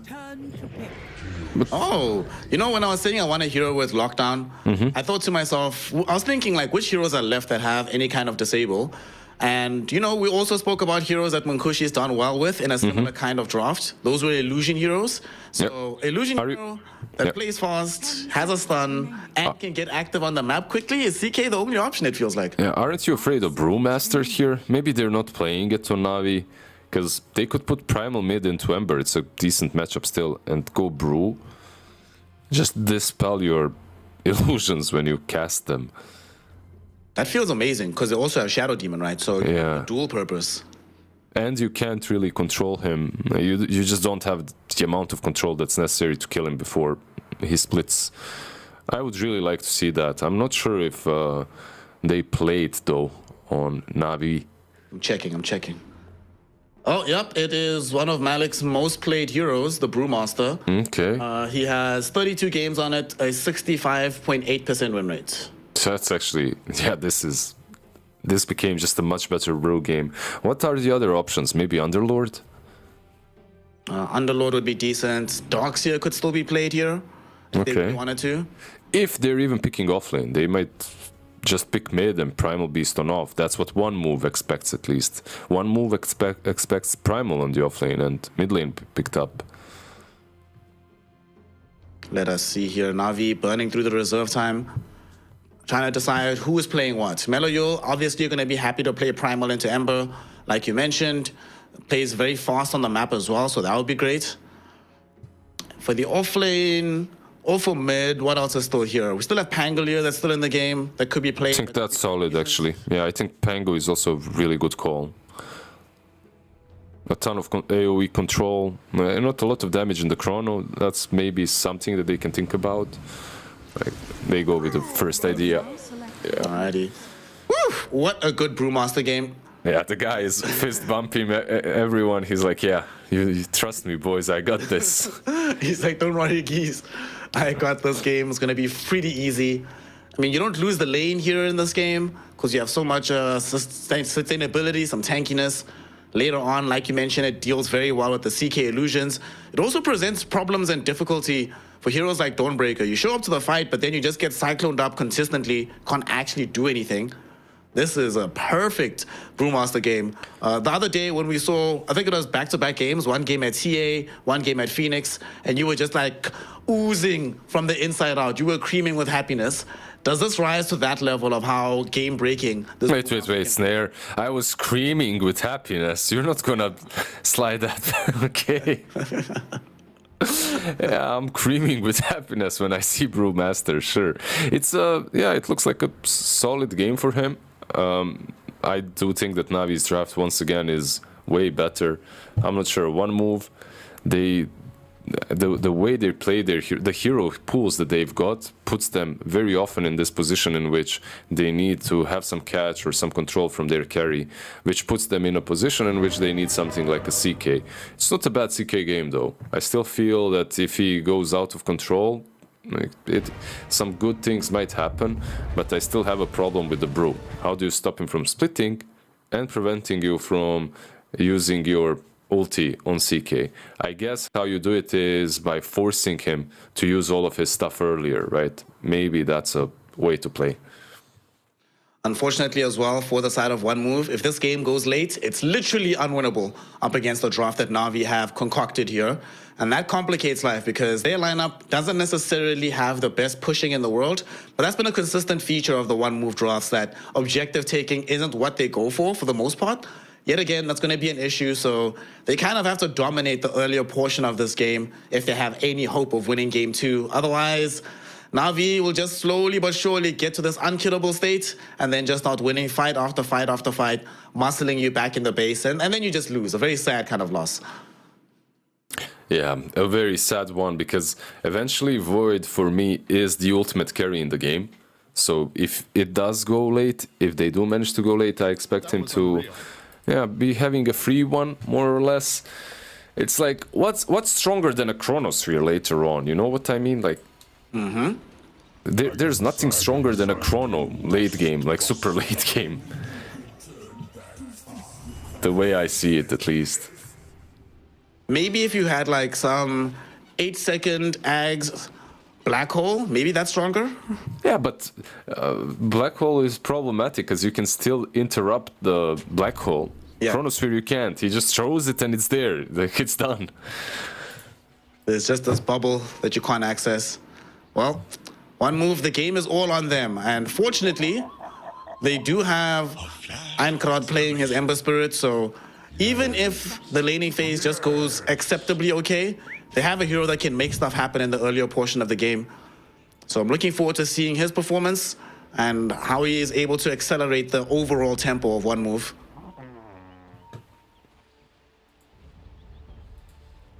Yeah, Void, just playing with them a bit. No smokes this game, though. Can you believe it? Absolutely no smokes for the runes. They're not tryharding. The battle begins. Maybe How they're just dare thinking they? about their health, man. You know, smoking's bad for you. It truly is. It truly is. Well, one move back off to a much better start. They have hello. 3-1 You- bounties. Feels good. You're so wholesome, Snare, and then you think about everyone's health. I'm just, yeah, inspired by you. Never saw you smoke or anything like that. Not a single time, ever. Never.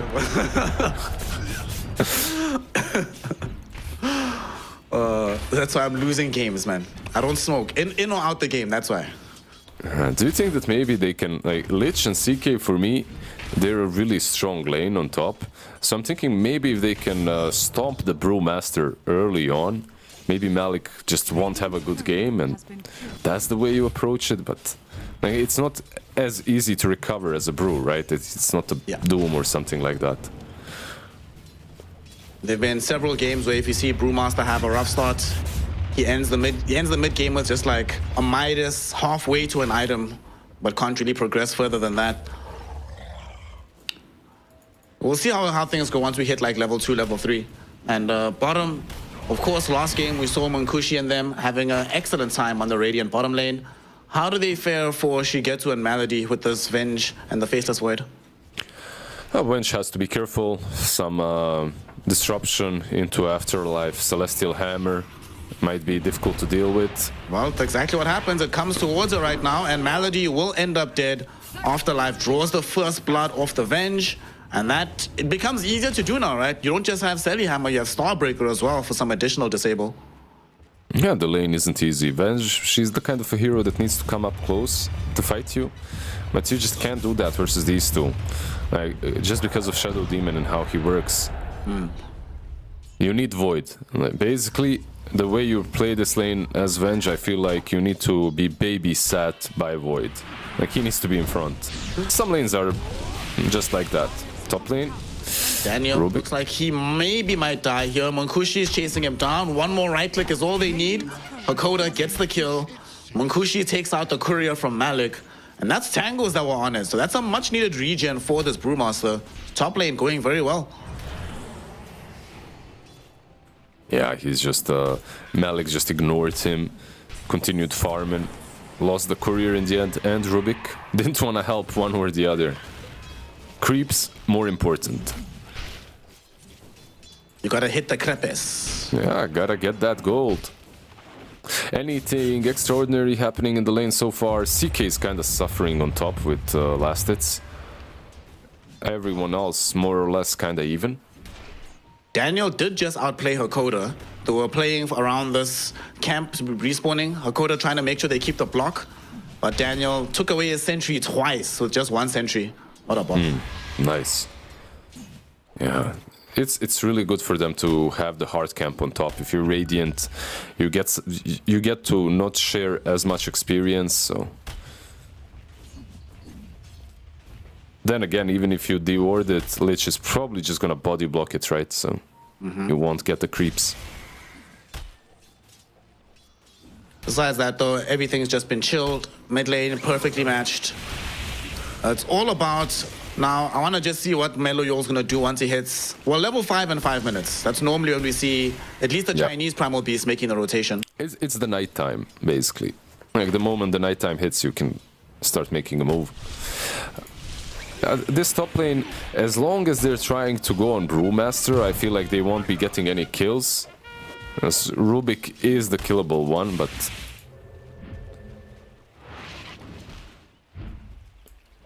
Shadow Demon with some stacks. Just gonna try get... Who's actually farms these stacks though in this game? Anyone can, Ember can, most likely, most easily. Dawnbreaker as well. Also Mellow Jewel, like we talked about him rotating minute 5. That's probably not gonna happen because Shadow Demon stole his rune. So he can't really do that. He actually needs someone to die to refill the bottle. Alright, one of y'all please put yourself on the sacrificial altar. I need some resources, make it happen. He's like, Venge, you didn't hit this Dawnbreaker for a while. Go trade. Go trade some right clicks. Actually coming in behind the Vengeful Spirit, but Afterlife doesn't have any Starbreaker available anymore, so this kill is not going to happen. Instead, Shadow Demon goes middle. Unfortunately for him, he's walking right underneath an Observer Ward. Gonna have to de-ward it before he can make anything happen. Yeah, he walked under the ward, but he took the Water Rune and then he took the Bounty as well. So this Primal Beast just has to go base. He's making the 5-minute rotation, just not where we thought he would. He's trying to kill the Fountain right now. And he is gonna go right back middle, so it looks like we're not gonna be getting a rotation from Meloyol. And Hakoda is already present to try and block off this top power rune to make sure that they guarantee 0 rotations from Primal early on. He went mid because the minute 6 rune is coming up anyway. And he needs his levels. He's fallen behind. Quite significantly, by the way. Ember is 6 already. Ember will actually come bottom to get the shield rune, and they might set up for a kill onto Malady here. He's eaten some damage from this Ember Spirit. Hakoda coming from the high ground as well with the Frost Blast, and that guarantees Pantomime the kill. And Meloyol, he onslaughts through, but it's only to get a bounty. He's like, let me at least get this one this time around. It's crazy just how much controlling the Water Rune of course it matters. It's just that in this particular case it mattered quite a lot. Like Primal Beast is being... Yeah, he's very far behind now. He's 1000 gold behind Ember. 6 minutes in. It's quite a lot, I would say. Yeah. He's almost a full 2 levels behind the Ember. Einkrad is about to crack level 7. Top lane? Only now getting 6, but top lane, we're going on to both Munkushi and Daniel. Munkushi doesn't have any more wand charges, so he needs to be careful, but he's getting some regen from the Chaos Strike. They finally get the kill onto Daniel.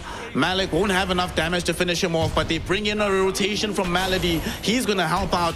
Magic Missile, hold CK in place, and they do finally get the kill on Munkushi. Nicely done. Yeah, Raindrops actually helping quite a bit there for CK, because he was alone when they went on him. They brought him down really low, but not low enough. He still did manage to take down Rubik with him.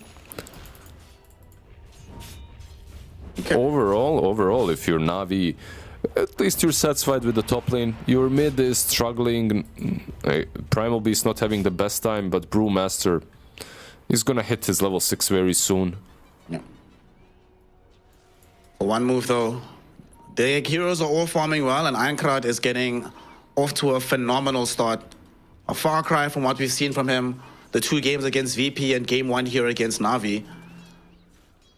And he feels very comfortable to just keep scaling like this. He knows that the CK is also farming quite happily. There might be a slight little fight here around the top power rune. Gets denied by Pantomime.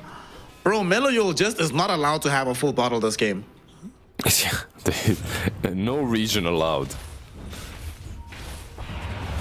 Sorry, bro. He's gonna come middle. I don't know about this one. Meloyol's in danger here. He's baiting. Going forward with the remnants. Einkrad, though, doesn't take the bait. Decides to go back, but that just puts him inside the Chronosphere. Shigetsu can't find the kill, though, because Afterlife is here with the Solar Guardian. Beautiful onslaught onto 3 heroes. They will not allow them to stop this from happening. Afterlife He's not gonna die either. Remnants out from Einkrad, nicely done with the plays. They're going on to Afterlife. They get the chain disabled from Malik's brew, but the Selly Hammer on the high ground. They drag him back though with the telekinesis. Pantomime hoping to try and save him from afar, but Disruption is still down for another 5 seconds. So the Dawnbreaker ends up dead. Einkrad was hoping for a kill onto Malady, just barely lacked the damage to happen. Now he's the one that's dead. He's probably gonna end up dead here. He doesn't have a safety remnant, so he gets brought down by Malik. Double kill for the Brewmaster. What did you do? One move, like the lane went so well on mid lane. They get debated super hard by the Primal Beast. Like, okay, he's under level, but he's still Primal Beast. He's still very tanky. They try to dive that tower. They get instant punished. And it was so obvious. It was so obvious it's gonna happen. The chrono is up, the split is up. Just very nicely done by Navi. Phenomenal fight. Man, I continue to just be impressed by Shigetsu's read of the game. He just knows exactly when and where to be. Just what a player this Faceless Void is. Yeah, there's a couple of carry players from like Eastern Europe that I have actually been pleasantly surprised with. Like, they're making a lot of good moves. They're very active early on. There's a smoke, another one coming from Radiant. Let's see, Navi, they want to go on the CK. Yeah, but they're Malik is on the side of one move. Malik TPs. What a boss, dude. If he TPs 1 second later, he dies either to the right clicks from CK or the rotation from the two supports. Bot lane though, Afterlife, is he gonna fall? Let's see, do they have the damage? Probably not, right? I don't think so. He has Solar Guardian up again as well. In fact, they're actually coming bottom with Einkrad to go on to Meloyo. Looks like the Primal Beast. This time around, they're playing far from his team, so they should be able to kill him off. Like usually you want to go on Dawnbreaker and gank her, because she can just Solar Guardian across the map, right? If you go on anyone else. But you need more heroes. In that situation, you don't have a chrono, you're going on her, most likely it's gonna fail. It's under a tier 1 tower, someone is gonna TP after all. Yeah. Pretty great move from one move. And Afterlife is actually at the top of the net worth charts. This is what we expected from him though, winning the lanes as the Dawnbreaker. Pantomime, we expect him to die here, and it looks like he's gonna fulfill that expectation. Sad. Will not follow him into the grave because he has a safety remnant though. Top lane, Brewmaster is chasing Munkushi. I should be fine. Has Frost Armor, so it should be A-okay here. And that's a really long cooldown. Like, one nice thing that one move can do is play around these long-ass cooldowns on Navi's side. Every time Primal Split is used, perhaps you can make something happen on the map. Like, you can fight. Their longest cooldown is about 2 minutes. So they're dealing with ones, 2 of them much longer than that. Might have another fight around this particular rune. Hakoda takes away the Arcane rune, but should end up dead as a result. He might drop the Chain Frost on the way out. Decides not to, but I don't know, Lizard. I think they might have killed Meloyol if he dropped the Chain Frost. Munkushi, both him and Shigetsu show up for this fight. Shigetsu wins the first fray, though, as his Chronosphere allows him to kill off the Shadow Demon. At the same time, the Rubik will end up dead. Vengeful Spirit dies too, but before he goes down, he takes away Munkushi's career. Yeah, he couldn't. The Chain Frost was still on cooldown, unfortunately, so he couldn't use it. But besides that, like, Lich survived quite a. Yeah, he survived for long enough to get December in, and Skirmish was still successful, sort of, for one move. They're going on to Malik. He doesn't have Brewmaster Split this time, and they are able to bring him down. So Munkushi involved in 2 kills and 2 different lanes. Very nicely done. Yeah, one huge thing that one move has done is they stopped the playmaker of Navi. And this Primal Beast on the mid lane kind of suffered, right? And because of that, he's unable to make plays 24/7. And look at Einkrad, he's actually going in. He doesn't have a lot of mana to work with. He's got 21 charges, he'll be fine. Ah, yeah. And there's Arcane Boots on Lich, so he's gonna get those. Mid lane, Pantomime. Are they gonna jump him? Yes, they will. Onslaught, Pulverize, Pantomime buys time with the disruption though, and Afterlife comes through, turning potentially onto either Mellow or Shigetsu. Shigetsu though has already found the kill, easy time walk away. Yeah, they do get the tower on top, while Shadow Demon was dying mid. They take down the top tier 1 tower. Nice. It's that important tower now, right? Because of the proximity to the Rush Pit. If you're Radiant, you really want to keep it alive as long as possible. It's also important for access to these Wisdom Runes. Access which Malady takes away down bottom. Afterlife though was almost chasing him down, but unable to get the final catch. 3-man, Ancient Stack Takers, Jungle Enjoyers. Navi, yeah, I'm just making sure that this Primal Beast gets back online. Both the Brewmaster and the Rubik helped him out with the stack taking. Yeah, but Brewmaster's also struggling. Malik, he's in that point of the game that we're sort of somewhat afraid of when you're playing Brew. The lane doesn't go excellently, and then your lowest net worth, you have to buy Midas because nothing else will do. Feels bad, man. Yeah, they used all their spells in that one singular fight, which did look amazing on the mid lane, but then they lost a lot of skirmishes. Which isn't surprising, right? One move, they know what they have to do, and that's fight constantly. You might lose one fight, but you're gonna win 2-3 other ones in the next 2-3 minutes when they don't have cooldowns. Bench. Find Malady, another skirmish, looks like it's gonna go the way of one move. Vengeful Spirit absolutely going to die here. Swap and run. Just gonna delay this. He knows he's dead. Ankrad happy to collect the kill. Dominating streak now for the Ember. And a tier 1 tower about to fall down bottom. And they can still defend mid with him TPing back.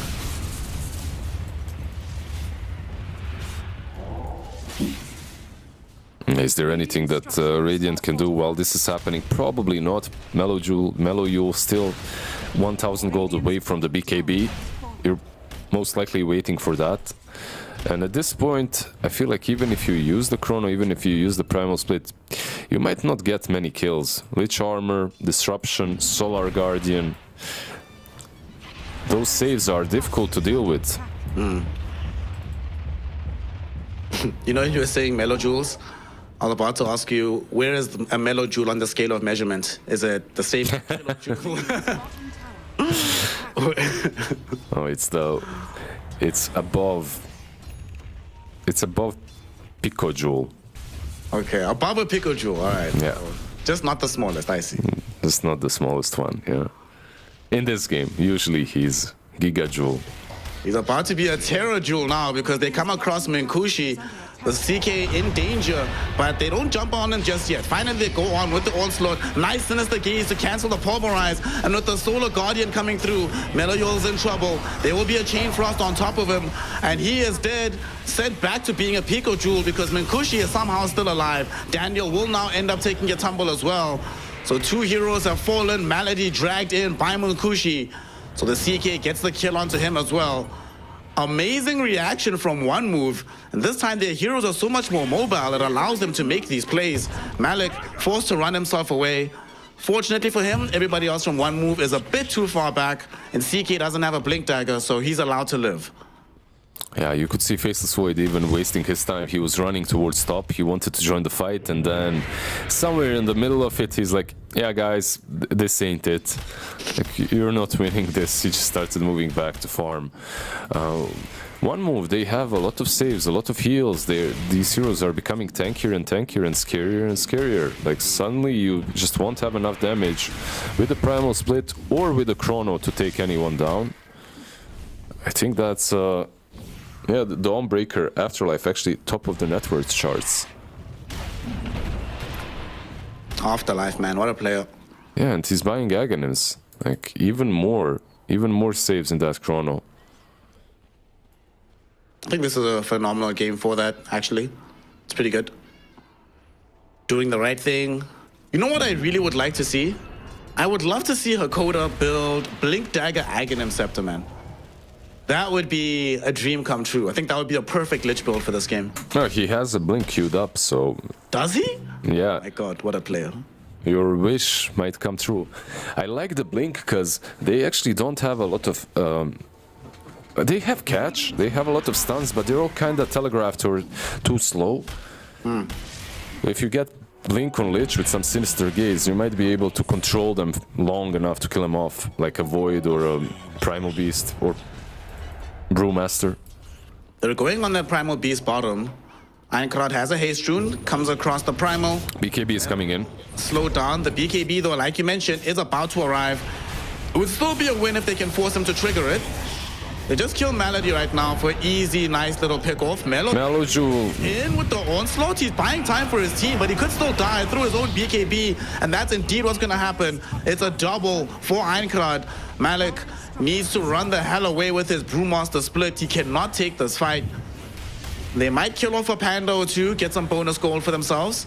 He's going to try and make sure that that doesn't happen. Duration finishes, no gold given away, but another little skirmish, 1-by-1 move. Yeah, he's just not having a game, is he? Melo Yule. He just got that BKB and he dies with it. Oof. He's been struggling the whole match. He's the lowest core when it comes to the net worth. And it's not like Primal Beast is going to buy a Hand of Midas either. Not technology for him to institute here. All you need really on him sometimes is Blink and BKB, but when it comes too late, you just don't feel that invincible anymore. You saw in that last fight, he was 50% HP, CK just deleted him. I'm glad Munkushi as well, speaking of the CK, this Blink build, we spoke about it in the draft. It is the perfect game to have this, allowing him to just show up. And he's actually going to show up again middle. They want to take this tier 1 tower. They want to take this tier 1 tower because they have Aghanims now on Dawnbreaker. They can even bait out the Chrono. Like, Faceless Void doesn't know that. He can use the Chrono on someone, thinking, yeah, this is a good. Daniel, very, very dead. CK Illusions, the initiation from Einkrad. I mean, look at the difference when Einkrad can actually start fights and they're not relying on mistakes happening from Navi. Game just looks so much easier for them. They might even find Malady here. CK still has his illusions out, more than enough damage, so it's a double kill on both of the supports. Yeah, Navi. How the tables have turned, right? Like game 1, game 2. Absolutely different. And they want to fight here. Let's see. Dawnbreaker, I think this might be the big reveal of the Aghanims. They're debating the fight. Pantomime and Hakoda are close enough to each other that they can really make it difficult to kill either of them. But sadly, they're not going to get caught out. No reveal just yet on the Aghanim Scepter of the Dawnbreaker. Yeah, the hero that needs to be gone on is like, I guess, CK or Ember. If they go on Shadow Demon, they're probably not using the Chrono anyway. And if you're Afterlife, you're fine with this as well. You're farming up, you're getting your Echo Saber back. Well, looks like overall one move isn't fine with this because they want to make something happen on the map. They smoke up with 3. Still have the Solar Guardian as backup. Meloyo hiding in the trees. Who will they know? Across? They know where he's at. They're going to jump somebody. They'll go for Daniel. He's the one that baits first, reveals himself, and they see Meloyo. Hakoda finds the Sinister Gaze. They root him in position. Meloyo might have a BKB, buddy, but we have all the right-click damage on Earth. Beat him down through his debuff immunity, kill him off, and Munkushi gets another double kill on the CK. I had so much faith in this Brewmaster in the draft. So much faith in Navi. They were like fist bumping each other, looking smiley and stuff, but the lanes just backfired super hard, and now Afterlife is... He wants to farm, but he's happy to hunt as well. Forcing these heroes to TP out all by his lonesome. I mean, they know they can't kill him. 2.6k HP, 28 armor, and that's before using any spells. Yeah, there's no way.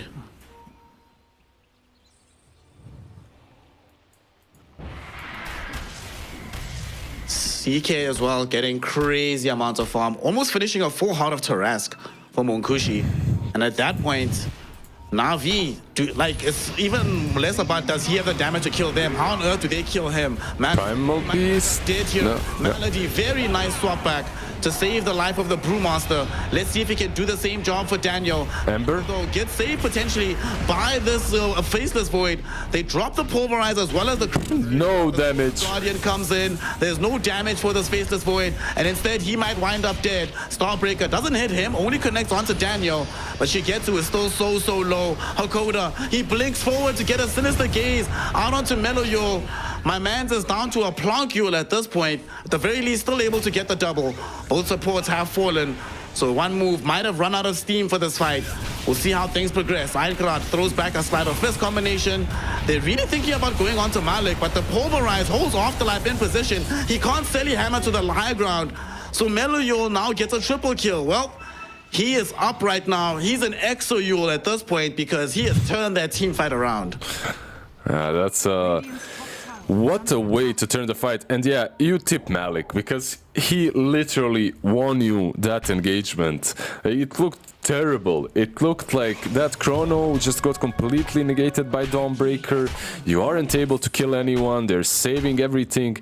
And then you have this Brew just popping Primal Split. He's in the back of the fight, controlling heroes, dispelling CK's illusions, cycloning up, wreaking havoc really, and making sure that Primal Beast can finish off the two supports. Really nicely done by him. Well, Melody, still gonna die. Yeah, what can you do? What can you do? Just Munkushi getting that kill. Maybe, can they take Roche? Big Man's going top side just now. And they have a CK on the field. They don't have any minus armor, but still quite a lot of damage that they have. I think you can, just because of the cooldowns on Radiant. Only question is, do they want to risk it? And it looks like they do. Munkushi is pinging it out. Okay. I mean, what? Why not, right? Like, there's no chrono. There's no prime. There is Primal Split, though. Maybe they could run for it. Let's see. They're not making the call on the side of Navi to try and do it just yet.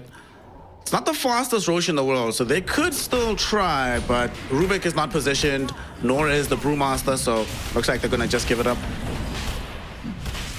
Yeah, it seems like Navi is even afraid that they might get gone on here, so they just left the Roche go. Leave the Roche go. They can probably delay this game now. They have what it takes to split. Like, you have Primal with the Blink, Void on the other side. Like, the catch is there now for one move, but most of it you can just BKB TP out of. Despite how things are going for one move, 5k gold lead, Age is picked up, lots of farm in their cores. They still have to have in the back of their mind that Shigetsu is farming. This is a Faceless Void with Midas, so once we get to the late game, Mans will be an absolute demon. So you are on a bit of a timer on the side of one move to end this game while you have an advantage. Yeah, you just have to... Honestly, like, this is a very interesting game, because there isn't a single easy approach in which they can take these teamfights and win them. Sometimes you just see, yeah, we blink in with LC, we do whatever. This game, for one move and for Navi, is all about the way they play teamfights. It has to be on spot, on point. They just have so many different counters to all the abilities. Like Chrono, on the other hand, you have Solar Guardian or Disruption even. Primal Beast can be countered by Disruption too. It's like just a ton of nice little plays. Speaking of Primal Beast, did you see that he's actually queuing up the Midas? You mentioned that he just needs Blink BKB, and afterwards he's like, well, we're going late if we're going to win this game, so might as well buy Midas with the rest of the team. Yeah, if Brewmaster is gonna carry you anyway, what does it matter? at least get some gold. Nah, he switches it up for Heart. I was no. It took me a bit. He switches it back to Midas. Never. He's thinking about it. I'm not Please do it. I want to see triple Midas in the team. Come on. I don't want to see a 28-minute Midas on your mid laner that is lowest net worth on the map. He's really thinking about it. Come on, bro, do the right thing. Buy the Midas. There's probably some record as well. If he buys the latest Midas on Primal Beast or something. I bet it would be. In competitive, at least. In pubs, Maybe in pubs even, but probably not. They're smoking up right now on the side of one move. Want to try and leverage their strength on the map, but they don't have any vision on these Navi heroes, and they've already committed a scan earlier on. They have another one, but they don't know where to throw it at the moment. Coming back off cooldown. 3, 2, 1. There we go. We've got a scan. Are we going to use it is the question. Doesn't seem like that's going to happen, so the smoke goes nowhere. Still a little bit of it remaining. Let's see, Malik. He's the one showing himself, but he's also not the one they can kill off easily. Primal Beast ready to try and blink in and pulverize somebody, but they're also sitting with Pantomim, waiting on the high ground with the disruption play. Malik is showing, yeah, nothing's gonna happen, yeah.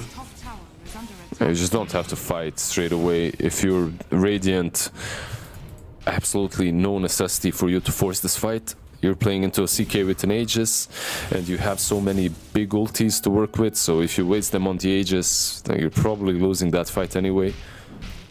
Delaying and just farming is much better. This can't be right, Lizard. What? I just was checking stats, right? Just in case he buys this Midas. Which, did he buy it? He has something flying on the courier right now.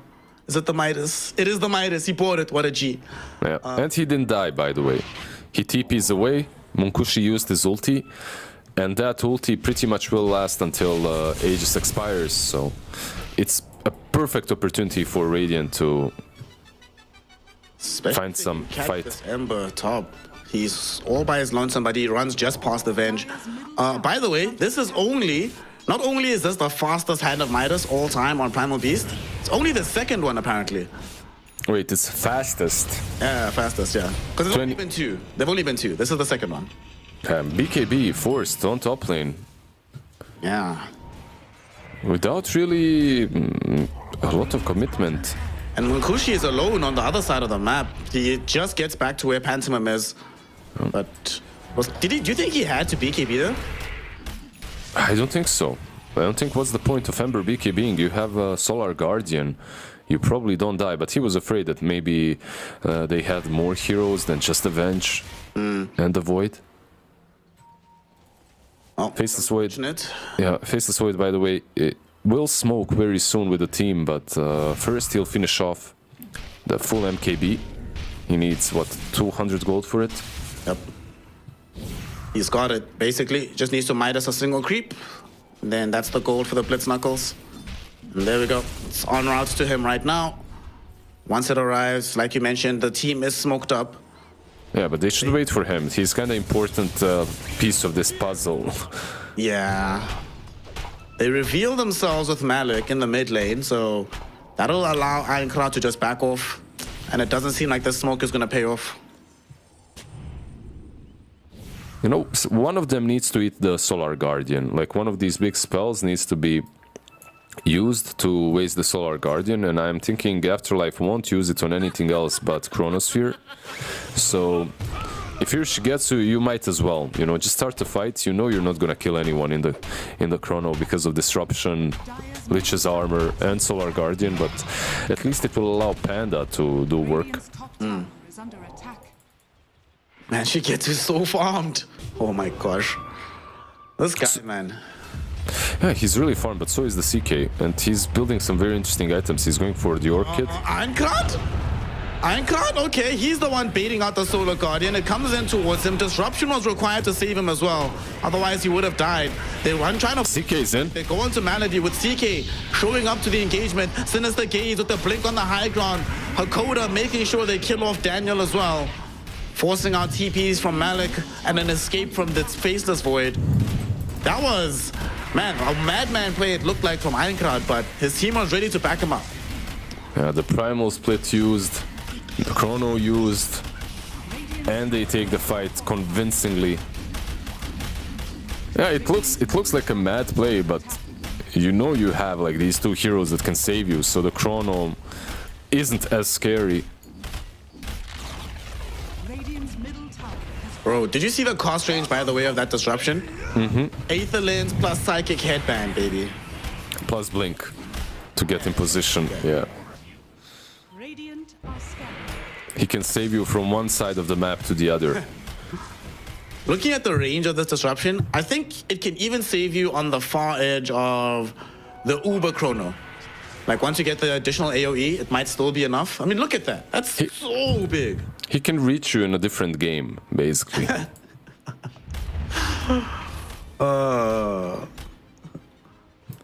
Radiant are scanning.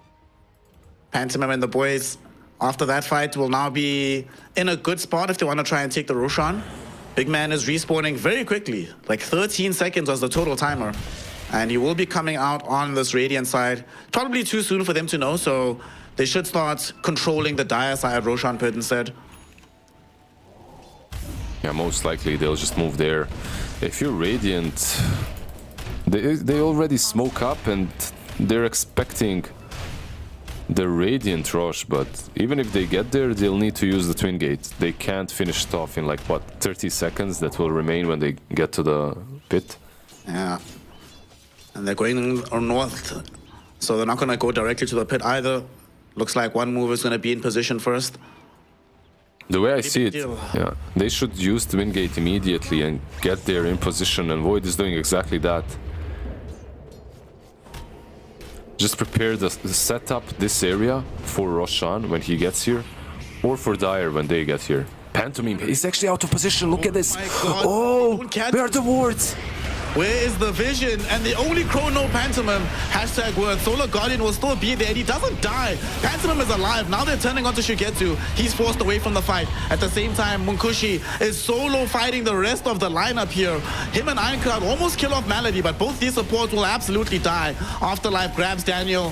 Shigetsu at the very least able to finish off Pantomime. But this is a fight that one move can win because they buy back on the Shadow Demon, bring him to the fight just in time to witness the death of Meloyol, who gets held in place by Sinister Gaze once again. And now they kill him off. Malik's in danger as well. They drag him in with Munkushi. The Brewmaster split will not protect him. And that's 3 heroes dead in exchange for one. That one buys back. And guess what? Roshan is right in the pit waiting for one move to come and take him out. Yeah, they had that opportunity to chrono both the Shadow Demon and the CK, but yeah, they didn't manage to. They use it only on the Shadow Demon, and you know this game is looking impossible now for Faceless Void. I was hyping up the chrono and how strong it is later on. I still think it is, but the amount of heal, the amount of help that they have on their side, the saves, they're making this chrono look like a joke. Also, Munkushi is making the rest of Navi look like a joke because by himself, he was 1v4. It's only Shigetsu that was attacking onto Pantomime. And by himself, 1v4, he was stopping that entire fight. They just could not kill him. Yeah, he's way too big.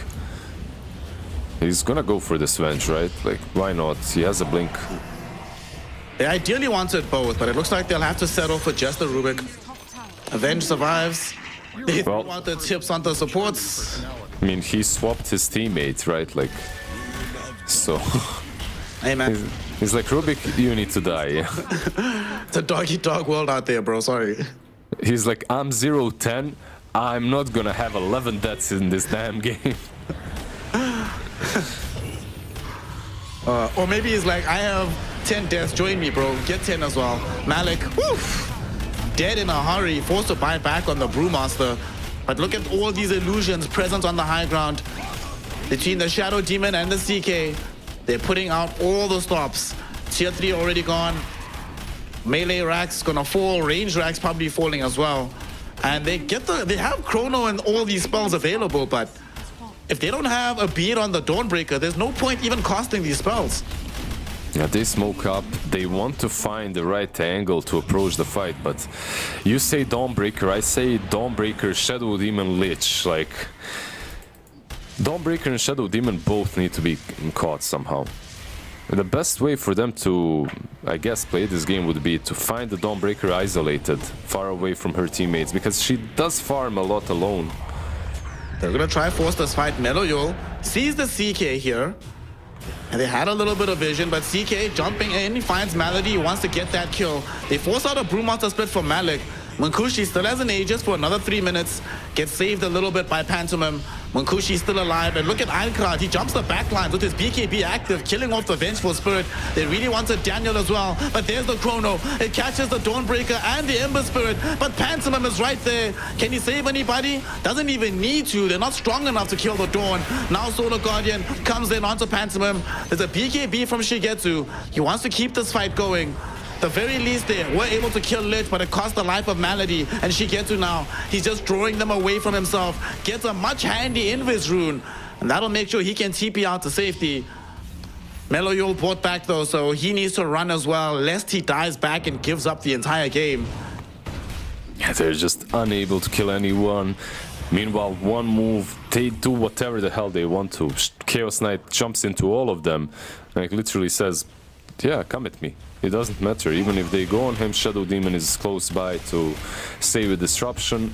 The Chrono this time around was more or less perfect, but still not enough damage. Just not enough to take down Afterlife, even though he's chronoed. Or the Shadow Demon afterwards. And maybe the Mjolnir is gonna change things a tiny little bit on Faceless Void once he gets that. But press X to doubt here. I don't think it's gonna be enough.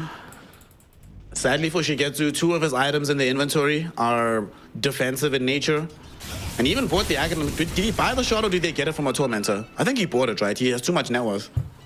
Yeah, I'm not 100% sure. They did get some Tormentors, so it could have been that. Jump in right now by Einkrad, finding a nice initiation. Solar Guardian comes in, crashes onto 4 heroes with the Chain Frost flying over. Void is that. Shigetsu died. He does not have access to buyback, and he's not going to have it for quite some time. It's a 4v5 defense they have to mount right now without their strongest hero. How on earth do they do this? Especially with Einkrad happy to just play the edges, zone them back, and give Munkushi the space to remove their buildings.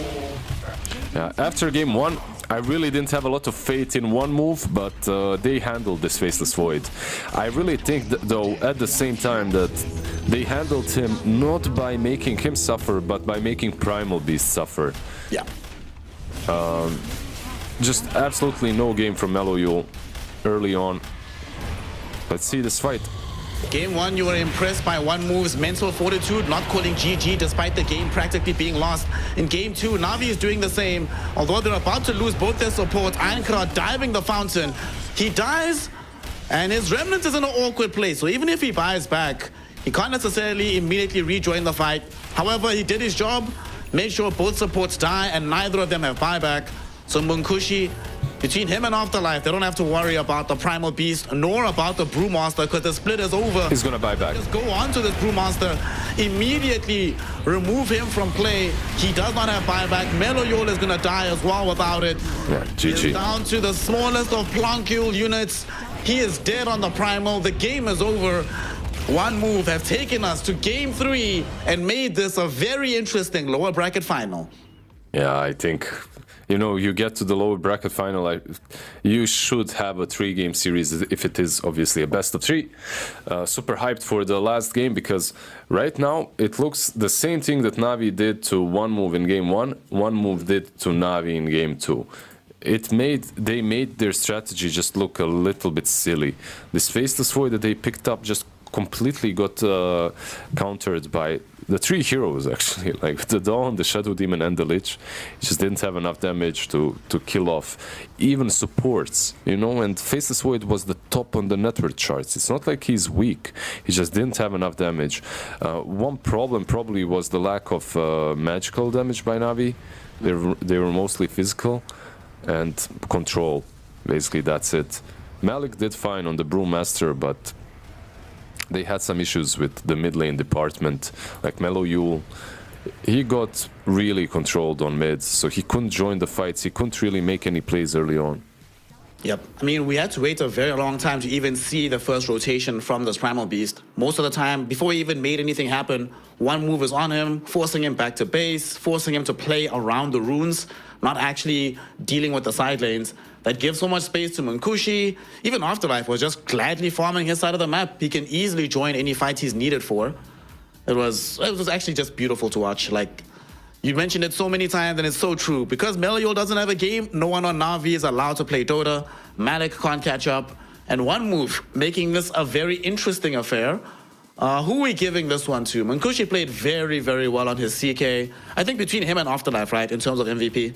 Yeah, if you're looking at the hero, that was super impactful. I would still say Dawnbreaker, but Munkushi overall, if you want to look at the MVP, as a player, he did a lot with the CK, jumping the backlines, getting that Blink Dagger Orchid very early on, making all the right pickoffs. We're giving MVP to carries twice in a row, so this is it. No more carry MVPs after this game, but he deserves it. All right, let's give it to Munkushi. You know it's a good carry performance when Lizard is shouting you out as a carry player. Did amazing stuff all across the map. Laned very well as well, I think. That was where a lot of the advantage came from early on in the game. Did his thing, made sure that the game wasn't that difficult for Afterlife, because Afterlife looks and he's like, well, Munkushi is so farmed and so fat, I never actually have to solo Guardian him. I just have to wait until they jump Ironclad, and then if Ironclad doesn't die, we're cool, we're Gucci. Great game overall. And we're also seeing why so many squads have been banning Dawnbreaker against one move. VP did it. In game 1, Navi did it. I imagine once we get to game 3, they're probably going to do it again. Did PGL, did the production do this player spotlight just for us? Because we can never decide. We always have like the MVP and the spotlight. Thank you, production. Very, very appreciated.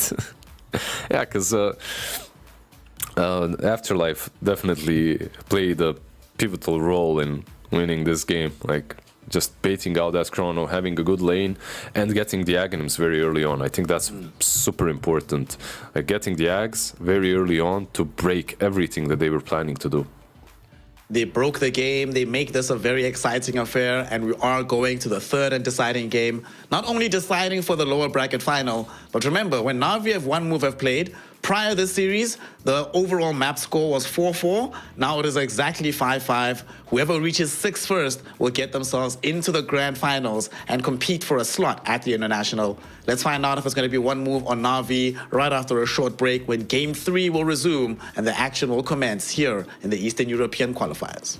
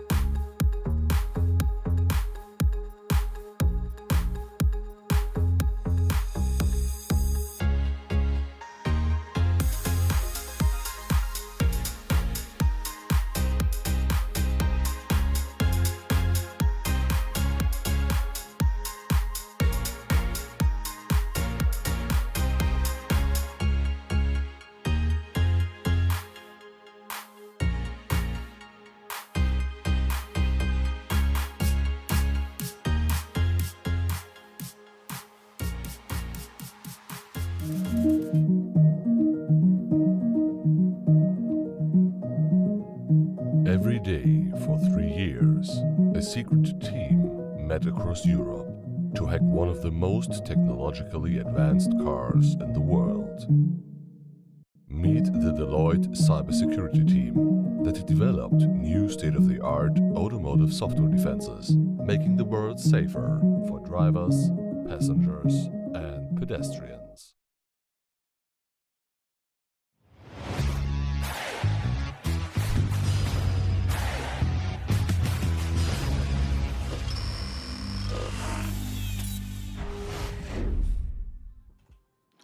Welcome back, one and all, here to the Eastern European qualifiers. We are deep in the lower bracket final with Game 3 of One Move versus Natus Vincere, NAVI, the storied organization trying to get back into TI contention by going into the grand finals. But after Game 2, Lizard, if I'm NAVI, I'm not feeling as confident as I was coming into the series about winning this matchup, because One Move, when given heroes that can do stuff on the map, man, they transformed in Game 2. Yeah, especially I would even say that One Move are the ones that have the moral advantage right now, the optimism and everything going their way, because they won the second game. They came back, they lost, they figured out what was wrong, they fixed it up a little bit, they came back stronger.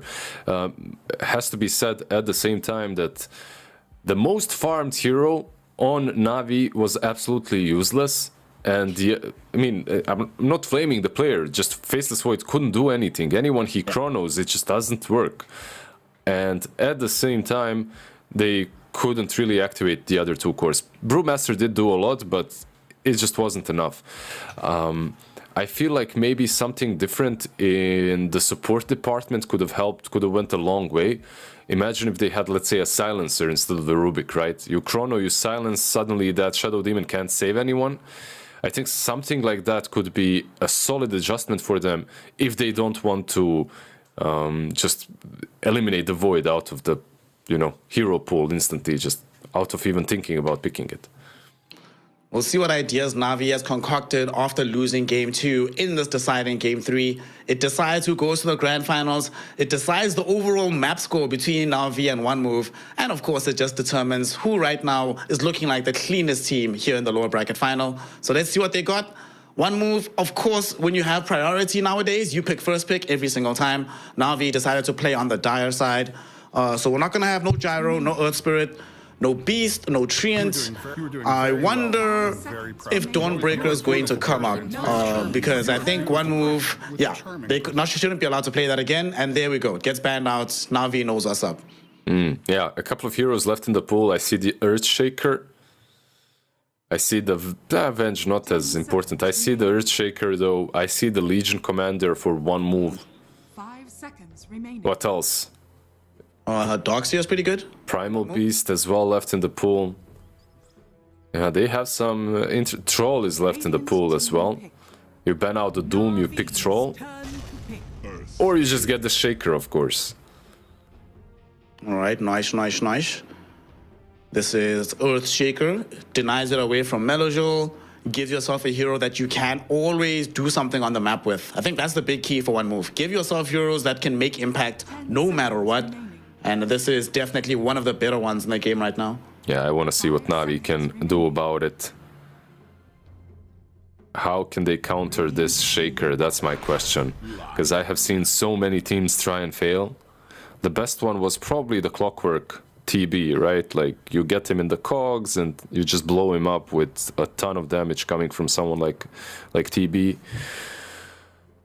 But okay, Navi, they open up first with Lion, because you don't really know if Shaker is even mid. Most likely he is, everyone plays in mid right now, but it can still be some offlane Shaker, right? We've seen a lot of Shaker, Lil runs it with his team, like the Shaker plus Dark Willow on the offlane, something like that could work.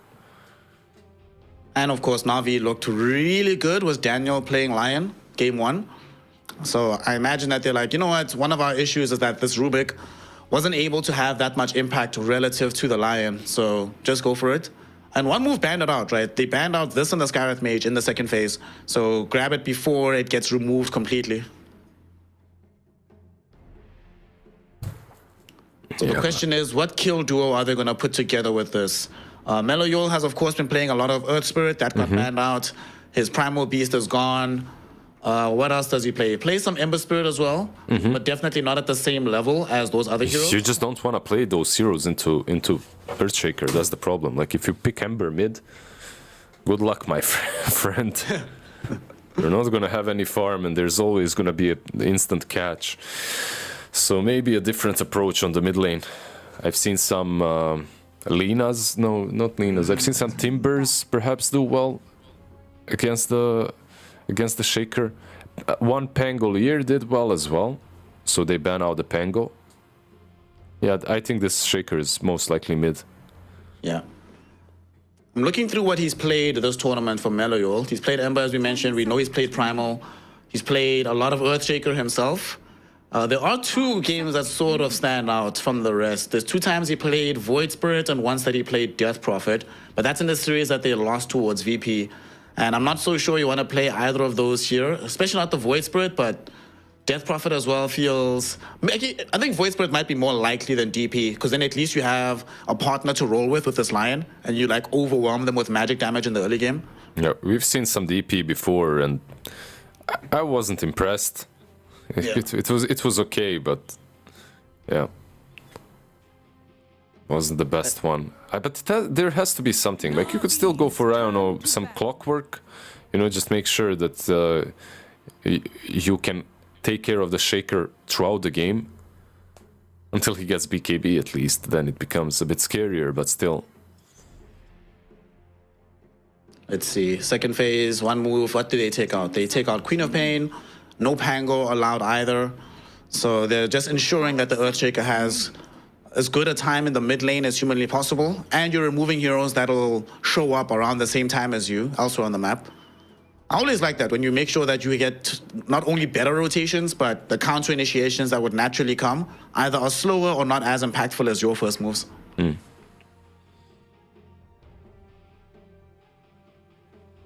Yeah, let's see.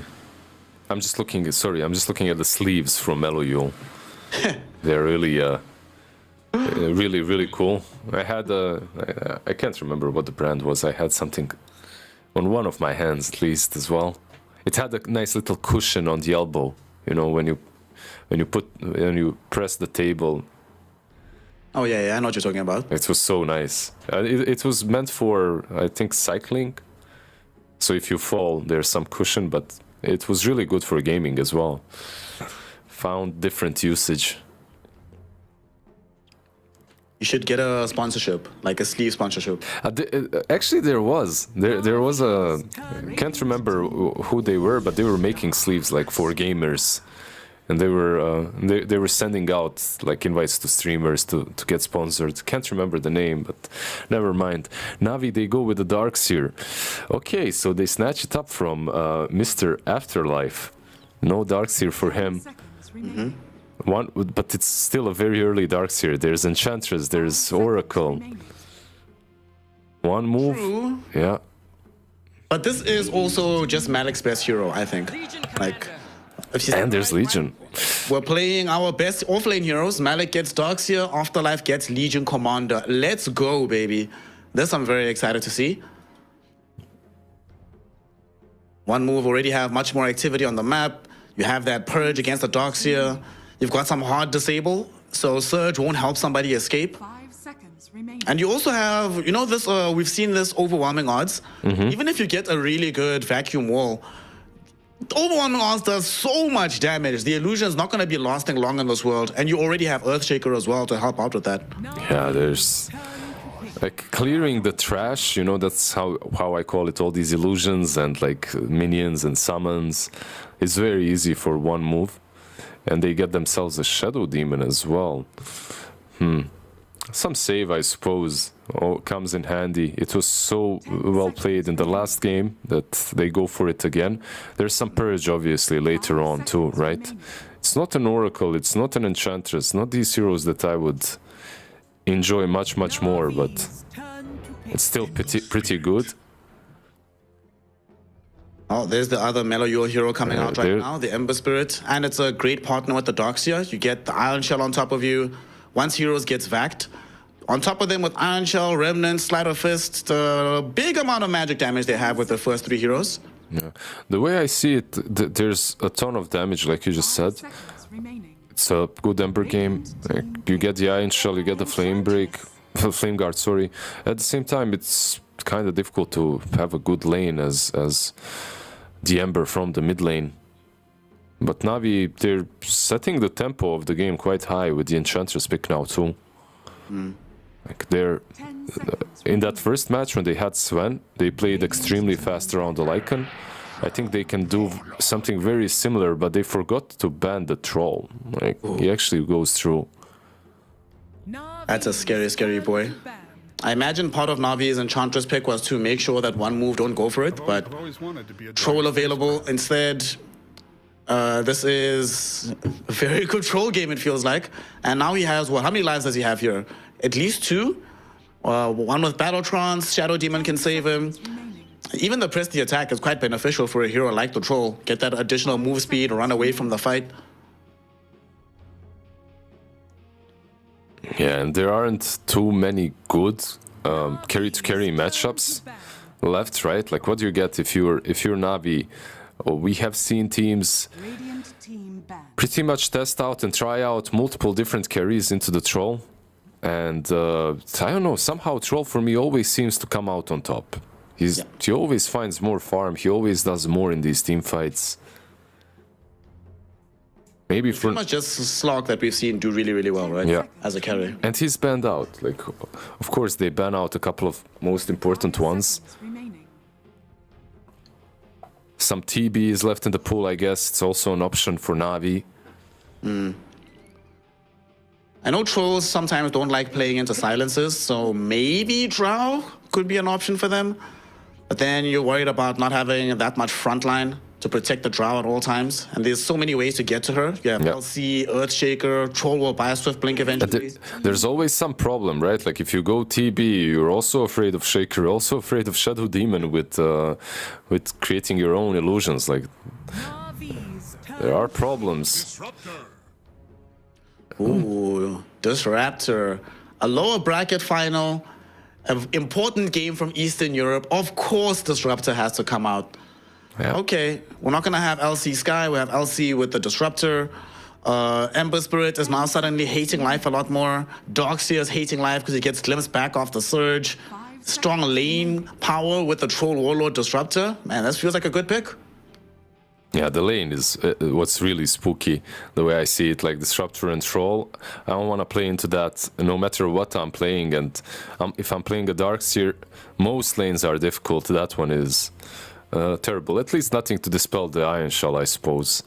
Let's see, like Navi, I'm interested in the carry that they pick. Shigetsu, it's on him now. Like you mentioned the Drow, I still feel it can work. Against the Glimpse, repositioning is difficult, but still alright. I think Terrorblade's definitely more in the meta. Yeah. Is If there... not for Shadow Demon, I might have thought Medusa, but I don't know if I want to give away some Medusa illusions in this game. Oh, okay, yeah, pretty solid. Usually, more often played on the offlane against the Troll. But as a carry as well, strong lane into the LC, like overall plays the tempo very well with Navi. It gives you some late game potential if he gets to that refresher. You remember the game, you know what I'm talking about. What's up? Yep. And overall just a super old school counter to the Troll. So I don't mind it. I think I like it. They can split up, you know, this carry burden between him and Ember, but I'd still I don't know, I might prefer one moves draft, but I think that Navi can run them over really fast. I'll be honest, fam, I'm not feeling it. Normally I feel Razor quite a lot, but in this game I'm worried. They've got ways to kite him away from having the static link going. You have Shadow Demon already. Earthshaker can lay down a fissure. Pre-BKB, it's just no point showing up to fights because of all these tools. Once you have BKB, they still have ways through it. I guess you also don't have that much burst damage. It's only coming from the Lion and the Ember Spirit now. So you're playing for these more elongated fights. And sometimes we've seen Troll Warlords in that same game you're talking about, where he came through with the massive, you know, Eye of the Storm stuff. There was a Troll in that game, and eventually Troll was able to look him in the eyes, eat the full Eye of the Storm, eat a Static Link, and still beat him to death. Yeah, that's true. I don't know. I think this was one of the better picks they could have gone for into the Troll, but you were mentioning they have the potential to run them over. I think they don't have another option, that if they don't run them over, one move have a pretty smooth gradient to victory. So I'm backing them. Yep. I can't believe it. I wanted Navi to win the entire thing, but I'm not sure if this draft gets them to the finals. Yeah, the way I see it, Navi can win the early and the mid game, and they should be able to control it. Later on, it might be a bit difficult, but Ember with a BKB running on those two supports with Iron Shell and Flame Guard, I'm not sure one move is going to be able to deal with that. And then if you waste a couple of spells on him, like a Purge and stuff, suddenly the Razor is free to do whatever he wants to. I'd still rather have moves draft though. One moves draft. I feel like it's a bit safer if mistakes are made. Yeah. And Ember, he's so dead. Fine, Meloyol, he is super dead. He's gonna at least, you know, make them work for it a little bit. First blood will be drawn. Does force a Coda into leveling Glimpse, but still acceptable. First blood, a D-ward, and a big injection of confidence into the early game. 30 seconds. Yeah, always nice to... Who got it, by the way, once again? Ankrat. Perfect. Can't go any better. One thing I also think is going to be interesting about this game is the fact that one move doesn't necessarily buy any aura items. Like LC is going to be playing much more aggressively. So a lot of can come out of Malik on his Darks here. If he gets like an early timing on the Pipe Greaves, that can give the strong boost towards the overall team fight of Navi that one move simply can't match. Afterlife gonna take some damage here. Will he die? They only have one blood grenade, so I think he survives this. Plasma field, not available. They zone him back. He doesn't have any salves though, so it's gonna be a slow trajectory healing up here. Unless he buys one. Yeah, he just buys a salve, has a sent over. Yeah, the question is, does he move Fountain or nah? He's just salving up and moving back to the lane. Yeah, makes sense. He'd lose like the full wave if he didn't. I don't know. I think I might like this from Meloyul, just making sure that the equilibrium is completely off for the Shaker after pushing. But man, he just 3 creeps denied. This is just dumb. Let's Shaker, man. Why does it have a 5-second cooldown from level 1 on the Enchant Totem? Not sure why, but that's the case. Yeah, good luck last hitting against that. So let's see here. For game 3, where's the fun lane? Where's the action going to be happening? Looks like bottom has a lot of potential. And they're actually trying to go onto Malik right now, but they do manage to get out the Earth Spike from Daniel. Yeah, there's a lot of potential on both side lanes, I feel like. Bot, Troll, and Disruptor, they're really strong. Top lane, you have both sides really able to make some plays and kills. This one is a bit more difficult to call.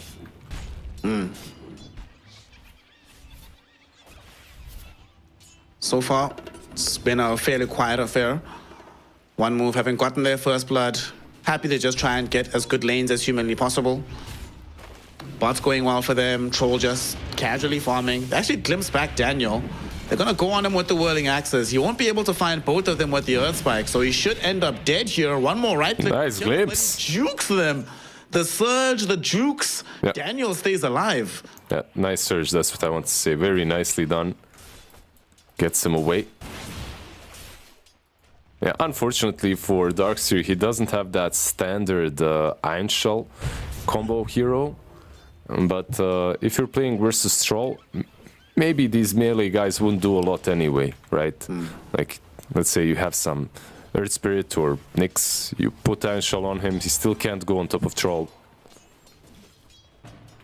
Troll, man. What a hero. What a glow-up story from Troll Warlord.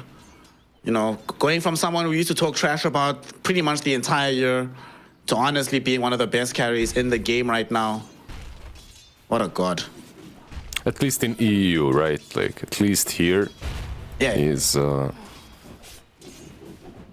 Honestly, I think we're going to see more of him once we get to TI itself, just internationally. Like, the difference between a troll and, say, some of the other carries we've seen just feels so big that I can't envision it being ignored completely at TI as well. No, definitely. I feel at least from Eastern Europe, we're gonna... It all depends on the last patch, right? If there's a patch happening before TI, maybe some changes happen to him or to some other carries, which makes them more prevalent. This game so far, no kills after the first blood. There might be one bottom on Malik. He's taking quite a bit of damage, but did have the magic wand. Pops it just to be safe. But there's no rush from the side of one move. They're happy to just constantly do the... There's a glimpse. They're gonna go on to Daniel instead. The Earth Spike is down. He gets rooted, so he doesn't get the full surge duration, but they don't have the damage necessary to kill him off. You know, disruptors don't build Thunderstrike anymore. Yeah, it's a really nice approach to the lane with the surge, just making sure they go on Lion. You pop that surge on him, he gets away every single time. Unless he's very unlucky, like you said it, like if he gets snared. You're saying snare is bad luck, bro? Is that where your nickname comes from?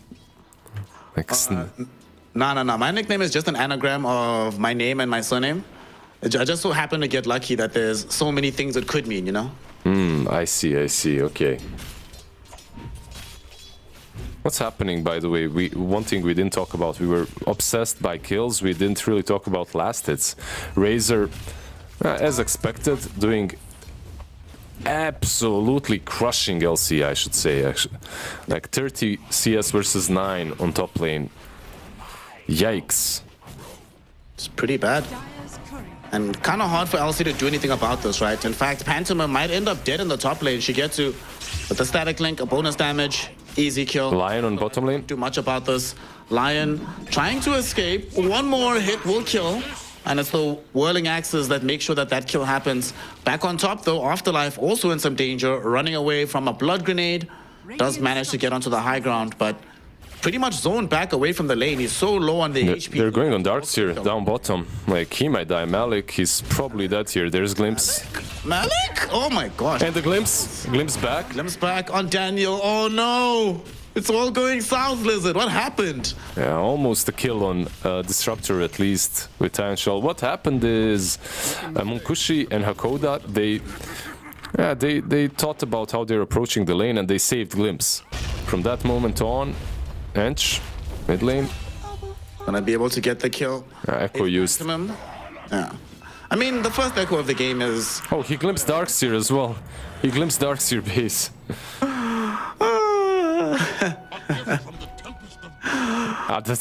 That's just unfortunate at this point. Shout out Hakoda, man. Radiant's middle tower. Basically, he just started saving Glimpse for later on when they use Surge and... The glimpse back Malik, who had to walk up here. Pantomime is also in the area. Gets out the disruption. Yeah, Legion top. Is she fine? Is she? No, oh my gosh, 50 HP. Afterlife gets back in the fountain somehow. Will be healed up. Everything will be okay. Well, it won't be okay because you're getting crushed in the lane and Razor is gonna get super big, but at least you don't die. At least, you know what? Like, you're higher level than Darkseer. You're both level 4, so both offlaners suffer. If both offlaners suffer, it's kind of fine, right? It's the status quo. And look at this, though. Afterlife is going to get chased basically by Malady. Malady was looking to steal a Wisdom Rune, but also nice to delay Afterlife getting back into the lane. Under attack. Yeah, didn't manage to do so. Afterlife is still here. He might get Doven, though. Let's see. They'll bring in Disruptor. And Hakoda maybe setting up for a kill onto Malady here. They don't have the level 6, but with the help of Pantomime, who also showed up top, they should be able to find this Enchantress kill. Absolutely dead to rights, but they're going in. Afterlife might still end up dead here. Eye of the Storm will get slowed down by the disruption from Pantomime. Very nice read on the situation by Shadow Demon, not to cast that spell too early. That's the only thing that saves the LC's life. Yeah, Shigetsu was kind of roaming and lurking from the shadows for quite some time. He wasn't sure if he wanted to join or not, and by the time he joined, it was a bit too late, and she already died. There's a big rune picked up by Earthshaker though. He's got invis, and he's going top. They actually have Glimpse again, but they might not need it because Earthshaker, with the Echo Slam here, they have more than enough damage to just straight up kill Shigetsu. Afterlife credited with that kill from the overwhelming odds. Man, you know this rotation from Einkart? You were mentioning earlier we neglected to talk that much about CS. He was also crushing the Ember Spirit middle. So, just advancing further and further now. Has to be expected though, right? On that mid lane, not a lot that you can do to the Shaker. Man, look at the difference in net worth between these two heroes. Ember trying to finish Maelstrom. Earthshaker en route to have a full Blink Dagger already, with power treads as well. Yeah, not too shabby. 1000 gold away from Blink. He's gonna have it like, what, minute 12? Something like that. If some rotations work out in his favor even sooner. Might actually kill this Ember Spirit here. Can they find him? Oof, the fissure just barely off. Yeah, can you do that? Like, you probably can. It was off. Definitely, it was too soon. But I'm thinking if he already has a Remnant, he's gonna get out. We'll see what ends up happening now. They have a duel available. They could try proc it onto this Ember Spirit. Ember needs to be careful here. And he realizes the kind of danger he could be in. And they're actually going up here. He's between the Remnant and the LC. Dude, he's Shaker. sure here. Earthshaker gets on top of him. Fissure will be out. Do they have the damage? They do not. They needed a little bit more punch. He will be able to TP out now as well. Can they... What happens is Shadow Demon gets killed. They're hunting for Einkart. Oh no, Daniel gives up the chase a moment too soon, so the ES is out. At the same time, Malik gets himself caught out down bottom. Hakoda and Munkushi realize that if they're all fighting to keep the Ember alive, none of them are available to defend the docks here. Yeah, this troll is actually on top of the network charts. 3 kills. Munkushi, I've seen this story before. Dire's bottom tower is And Darkseer it's just such a difficult lane for anyone. Like, you're playing into Disruptor, he can always disposition you. And you're playing into a troll. 2 bullies, really. They need to find a way to activate the Darkseer or make him useful. I feel like one of the ways is to play around the Ember as soon as possible. Struggling to do that right now. Bro, Munkushi has Battle Fury flying out right now. Are you kidding me? This is a absurdly fast timing on this item. Yeah, when you just consider how fat Shigetsu is and how well he laned, how many denies and last hits he's got, and Troll is still winning in the network department by 1k. It kind of puts things in perspective. All right, I've just confirmed it, my friend. This is, of all time, the 7th fastest Battle Fury on Troll Warlord. That's crazy. Given the crazy patches we've had with this hero, it being this fast is absolutely insane. And there's a reason why they're congregating bottom to try and stop him, but the angle of approach not going to be favorable for Navi, so the troll won't die here. In the meantime, mid lane, they're going on to this Ember Spirit, and he should be brought down. Hakoda happy to commit the full Static Storm, gets the kill on the Ember Spirit, and often why we see Disruptor banned when you do go for a Spirit in the mid lane. Yeah, remember when I was talking about Ember Darkseer combo, I said that we talked about it a couple of times, and we said that Ember is going to be crazy once he gets the BKB. Up to that point, this game isn't easy for him. Nope. It's not easy for anybody. Glimpse back. Razor, Twin Gates. They're not gonna kill him off though, and Shigetsu is on the back edge of the Twin Gates, but Scott Blink is here with the Blink Dagger, Echo Slam on the 2. They've already killed off the 1. Malik will drop the Vacuum Wall, but it only connects onto the Earthshaker. Shigetsu trying to static link the Ember is here, but it immediately gets taken off. Ember Spirit has shown up. They get the first duel of the game out onto this Enchantress. She dies. Meloyo standing in the middle of the fight, but Munkushi with Battle Trance is starting to bully this Razor. Eye of the Storm, static link, none of it matters. Razor is gone. Malik gonna be forced to run away. Any glimpsers?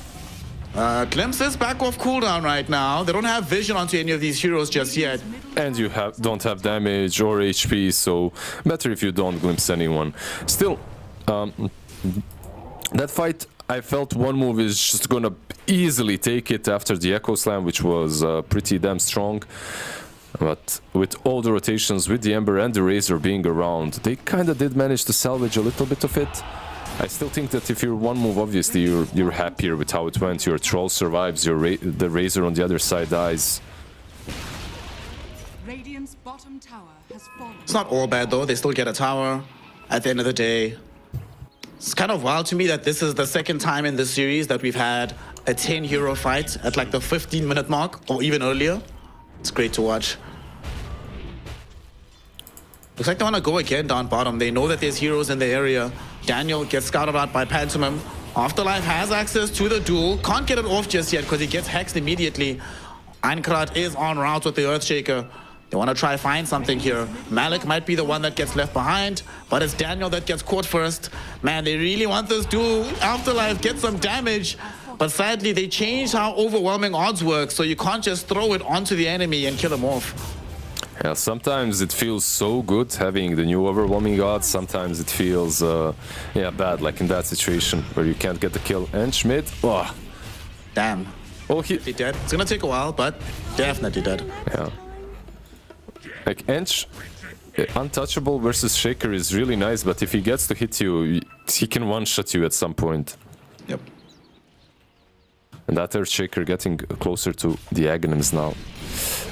Purchased the Ogre Axe, the BKB on Troll, and they'll be pretty much ready to fight. Can they kill the Ember here? From BKB from Razor. They go on Ember Spirit, Einkrat, happy to commit the Echo Slam, and they just kill him. Heads up. I love that I asked, can they? Like, they can, Shaker alone can as well. He doesn't need anyone. He's actually not done just yet. He wants Daniel as well. Holy smokes. Whew. Alright, Enchant Totem, good spell. Good spell. Yeah, it's Enchant Totem comboed with the fact that you're having an amazing game. Like the lane, which gave you a Blink Dagger sub-minute 12. There's just a menace on this map. I think, Lizard, no matter who wins this game, the grand finals, every single game, Earthshaker will be picked or banned. Yeah. I would have no objections to that. I really think but you know what? I would have one objection. I still love watching Shaker play. Like, it's such a cool hero to watch. Malik. Malik is not going to think so because he's about to die to Earthshaker. Can he get dueled though? Hey, Afterlife finally catches up. Duel damage. Enchantress is blocked. The Legion.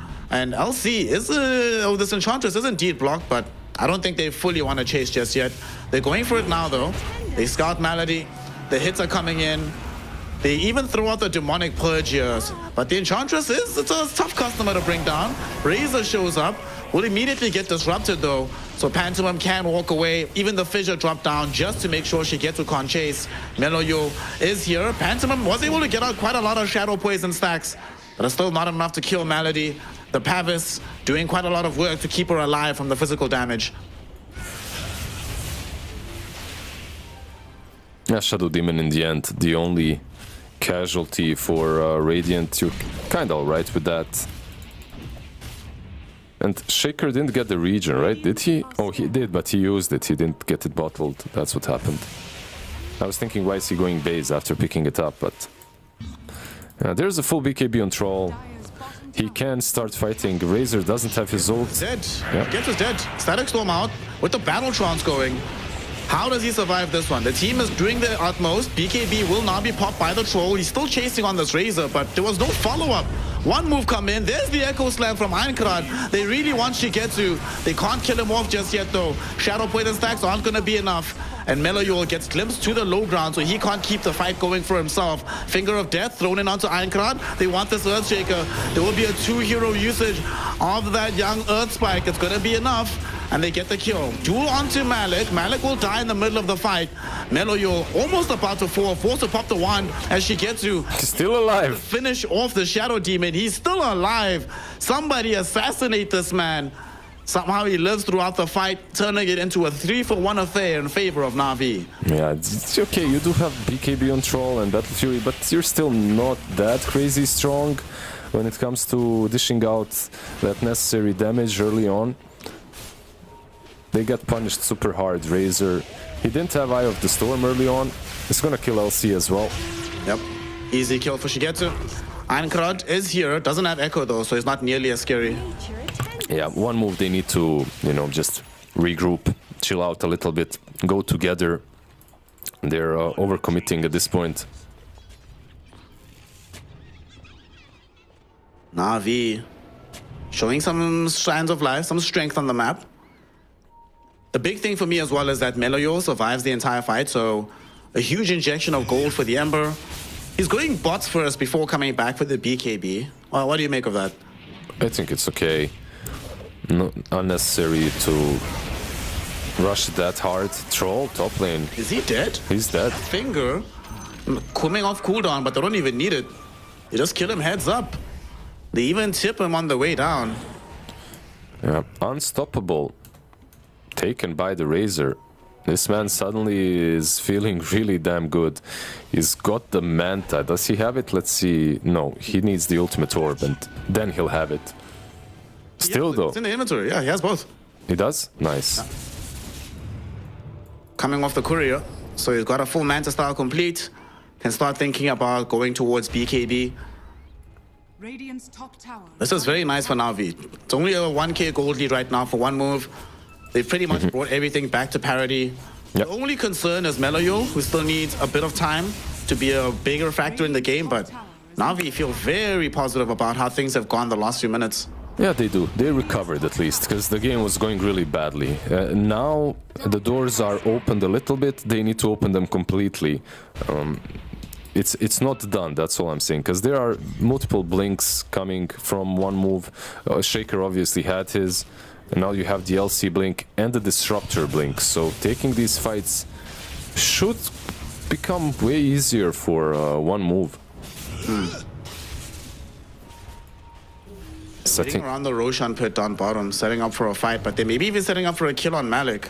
But he's not fool enough to go past when he's aware that absolutely nobody is showing on the map. But they will fight this rush. Like, you can see that they're already converging here. Is there a smoke? There is.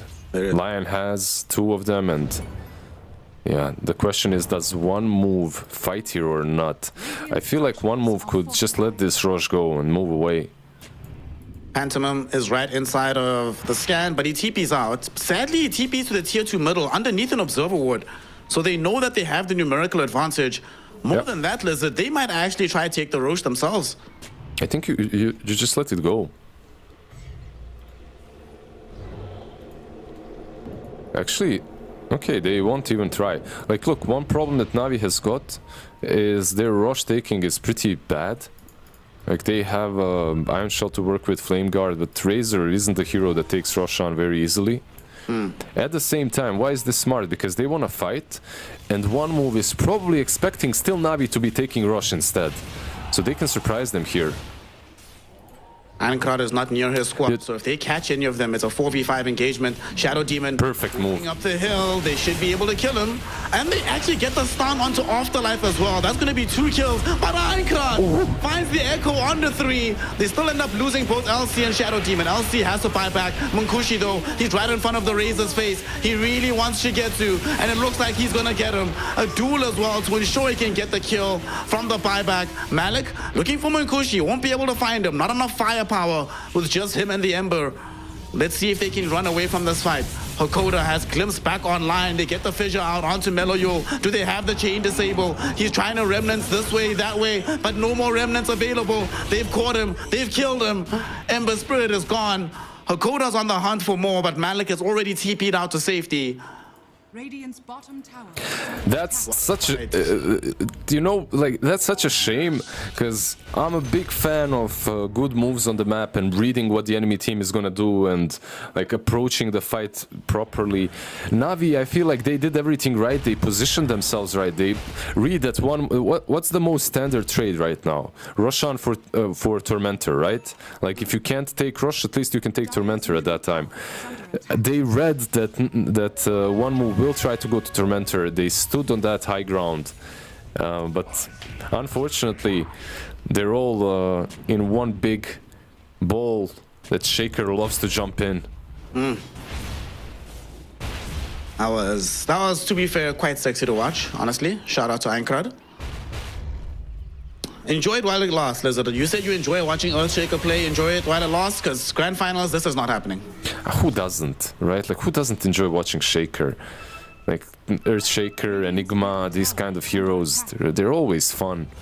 Bro, I can tell you, if you are a player from TI5 CDEC, you probably hate Earthshaker with all your heart.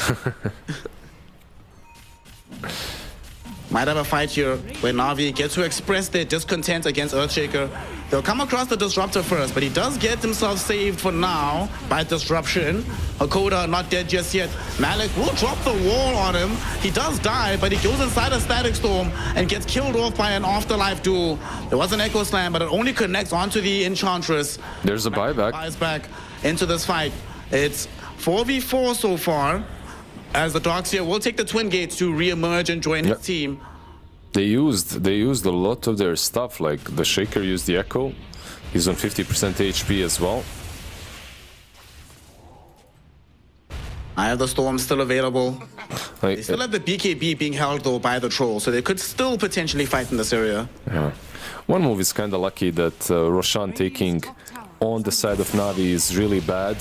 So Navi, even when they're in, like, any other team, let's say you have a TA and you're dire in this position, you're definitely going into the pit. Right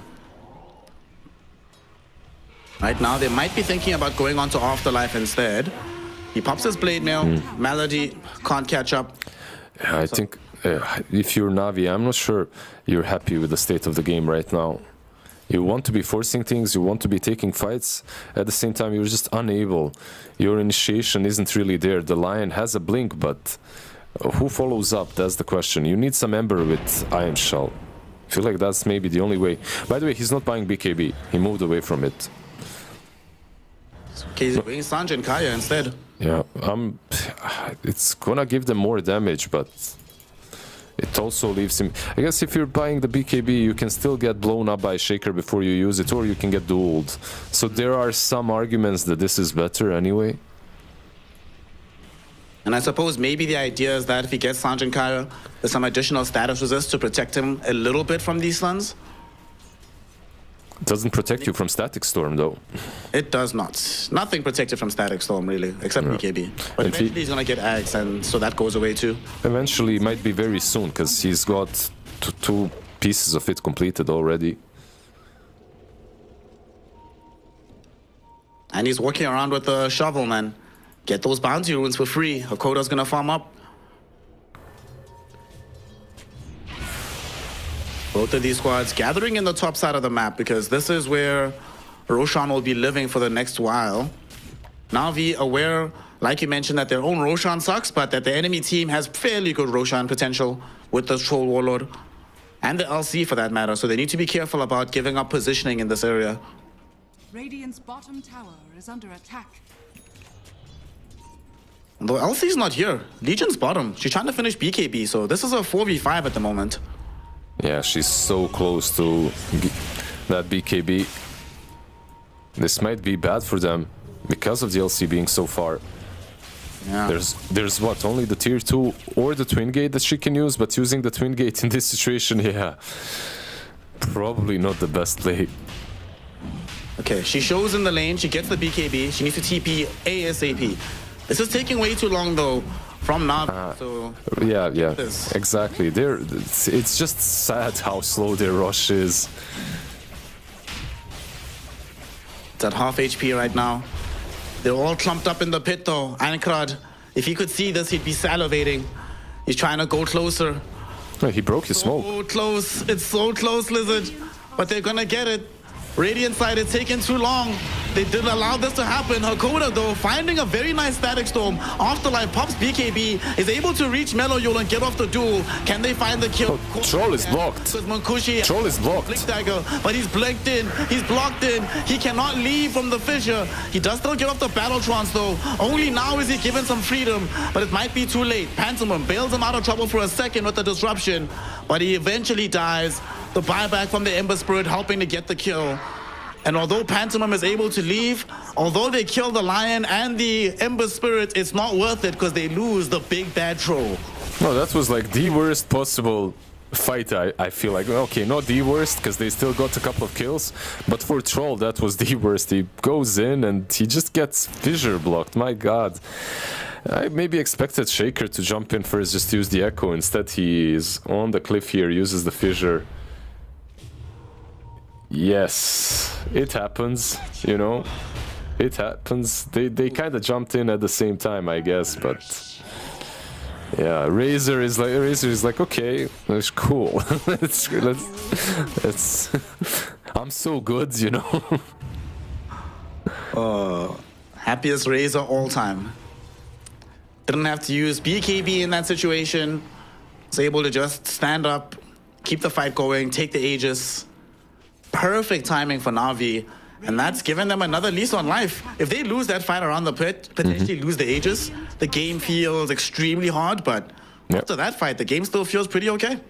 It feels really okay because Razor is getting a ton of farm. He's got 3k, well, he just used his 3k gold to buy a Reaver. He's getting really damn big. By the time you take him down, he might even, he might be able to fight Troll through his ulti. Once that Satanic is up, most likely he will be able to. Shigetsu playing a pretty excellent game.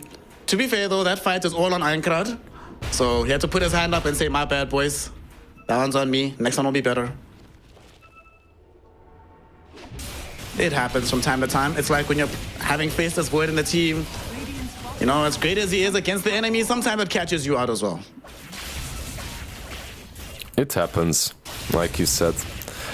He's got the BKB now on Shaker, and hopefully the knowledge not to block his Troll anymore. Troll is in. Oh my god, Shigetsu scares away the whole team. They actually don't know they could have killed him. Like, he doesn't have that much backup. Oh, Shaker. They definitely could have fought there. Any remnants? No remnants around. Oh, Shaker. He's gonna die from this. Might he get off a spell before he does? He gets off the BKB, but he dies during the Enchant Totem. What's happening to one move? I don't know what's happening, but I know that Na'Vi is definitely taking advantage of this. Pantomime needs to run, needs to get out of here. Kinetic Field will cover his escape, but one move, playing a little bit disjointed at the moment. Very disjointed. Like, first they... Okay, I understand they got away from the Razor. They thought there were more heroes around him. But then Shaker shows himself fissures in the back, gives away his position and gets caught. It's like... uncharacteristic. The pressure of these qualifiers. You're one step away from Grand Finals. You can taste the tickets towards Seattle, but sometimes that additional pressure can weigh in on you. It's having its impact right now on one move. Their gold lead, which was at 7k not that long ago, has been slashed down to 3. They're losing map control. They're falling behind in the experience department. Yeah. And now Shigetsu, net worth leader on the map.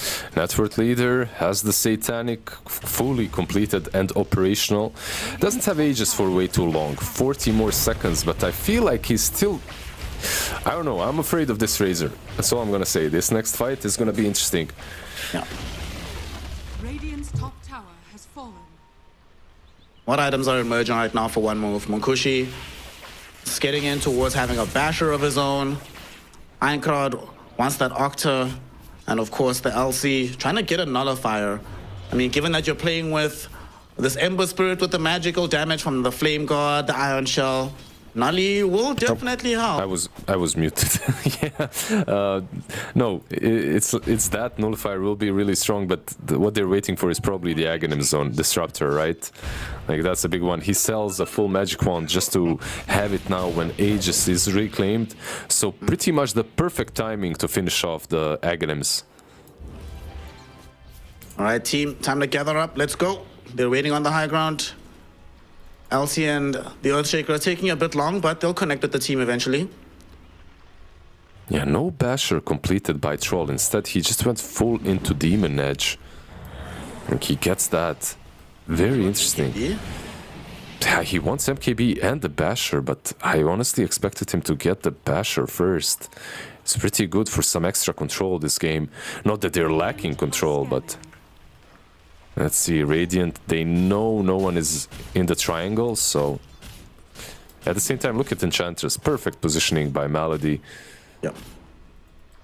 Razor... Definitely been one of the better ones in that regard. Razor ready to break the smoke. Ironcrad blows the full Echo Slam on a Lion. They get off the Static Storm though on Razor. He cannot get off the BKB. It's an Ag Static Storm, baby. What a reveal from Hakoda. What a debate from Ironcrad using the Echo Slam early to give Navi a false sense of confidence. Perfect. Yeah, perfect debate. And the fact that he used that Echo, like you said, false sense of confidence that you don't need to use the BKB straight away. Gets dueled, gets Static Stormed, Troll just destroys him. Very nicely done. Yeah, they still didn't manage to take any objective off of that, but that's what one moves draft is all about. I don't think that they're in any sort of a rush. Yeah, I think they're fine in the objective department for now. Munkushi will get his MKB delivered towards him as all this is happening. They might still fight middle. Malik is right in position to get himself glimpsed back, and Afterlife has duel again, but he just blinks forward for the duel. They're going straight up onto the docks here, and they are able to kill him. Dual kill, tier 1 tower taken away. And you were saying that they didn't get that much objectives on the map. It seems they're about to get 2 of them. With the tier 2 tower maybe going down. No. They changed to just taking some map control instead. Yeah, I was worried a bit for one move because, like you said it perfectly. You described it disjointed. That's how they played. Like everyone for themselves, more or less. But once everything comes together, it's looking really scary for Navi. What are they getting? A blink on a Razor. Okay, so he can initiate with the boys. Like he can actually jump and get a good static link on top of the troll. Do you not think that maybe Shigetsu should rather be angling towards Refresher at this point? I think Refresher would be really good, but at this point, where do you even put it? Like, I guess you could replace some Maelstrom or Blink with it, but he's going for Mjolnir instead. I'll be honest, I'm very skeptical about this Blink. It sort of feels like, remember that Death Prophet game we saw from Somnus? Where you had to buy like some Blink, Hex, Yep. and then it just felt like, okay, if you're going to be building in this fashion, you know, there's other heroes that could be played that benefit from that build. I feel like in this game, especially against the Troll Warlord, Double Eye of the Storm, man, will make such a huge difference. Legion? And it'll, oh my gosh, he actually blinks away. Okay. Yeah, he breaks the smoke, blinks away. They find a ward at least, but that's a pretty bad second reward, you know, consolidation prize. I feel like Razor with the blink is still good. It gives him a different way to approach the fights, but Well, Shaker is better with the blink. Bringing down Lion and making sure that there is no buyback since he brought back on the last fight. A Static Storm was thrown out onto Meloyul. Shigetsu brings down the Disruptor very quickly, and as a result, Ironcrad cannot kill this Ember by himself. With his BKB finished, he might die as well. He gets back onto the high ground with the Enchant Totem, but Malik and Meloyul are chasing him, and they will find and kill him. Afterlife trying to run away from the fight. BKB TP out is on from him. It will successfully go off. Shadow Demon though, not so lucky. Where was the duel? What happened with Legion? Like they eliminate the Lion, they have a good Disruptor Static Storm on Ember, but they don't manage to duel anyone. I'm not sure what exactly happened there to Afterlife, where he blinked. The Fisher was blocking him again a bit, but... Well, another bad fight that Navi take advantage of. Feels like that's what this game is going to be like. A seesaw of, will one move initiate well? If yes, they win the fight. If no, Navi bring this game back to parity. Yeah, but wouldn't you say that they initiated well, though? Like, killing off the Lion, that's most of their control gone in an instant. I still felt that they initiated well, it's just the follow-up wasn't really the best. In any case, Troll is about to complete a full Swift Blink. The couriers are giving away their position quite hard, so they know where Radiant pretty much are. Yeah. Some good vision out on top, seeing these birds flying about. Also, they know that Rosh will respawn very soon. They don't know exactly when, but they know it will respawn. So one move, they kind of need to contest it. They are on the way here, and they've arrived. Malady is in vision. They're banking on them not wanting to expend all their spells on the Enchantress. Malik, he's got that blink. Nice wall. 3-hero back wall, followed up by 2 heroes. Razor in Static Storm. They almost killed him, but Razor is inside the Static Storm duel. They've killed off the Razor. Yes, Earthshaker and Shadow Demon die, but the carry of Navi has taken a tumble as well. They buy back on Pantomim. They want to bring him back to the fight to make that a 4v4. What a good initiation from Navi, but your Razor getting caught at the exact same time. Man, that's just bad luck. Yeah, that was really nicely done. The blink into vacuum wall plus the impale on 2 of them. That's what the blink is for on Razor, so that he can get in good position, but yeah, it wasn't utilized this time around. That does mean that I don't know, the area is still up for grabs. Maybe a Lincoln's on someone just to help him out a bit with the duel. But I guess they have an Nullifier already. They have ways of dealing with the Lincolns, that's what I'm seeing. Malik? He's in a bit of danger here. Pantomim can't find the disruption just yet. That courier that he killed as Munkushi, that took away the 4-star, so that's a pretty big deal. Daniel will not have it.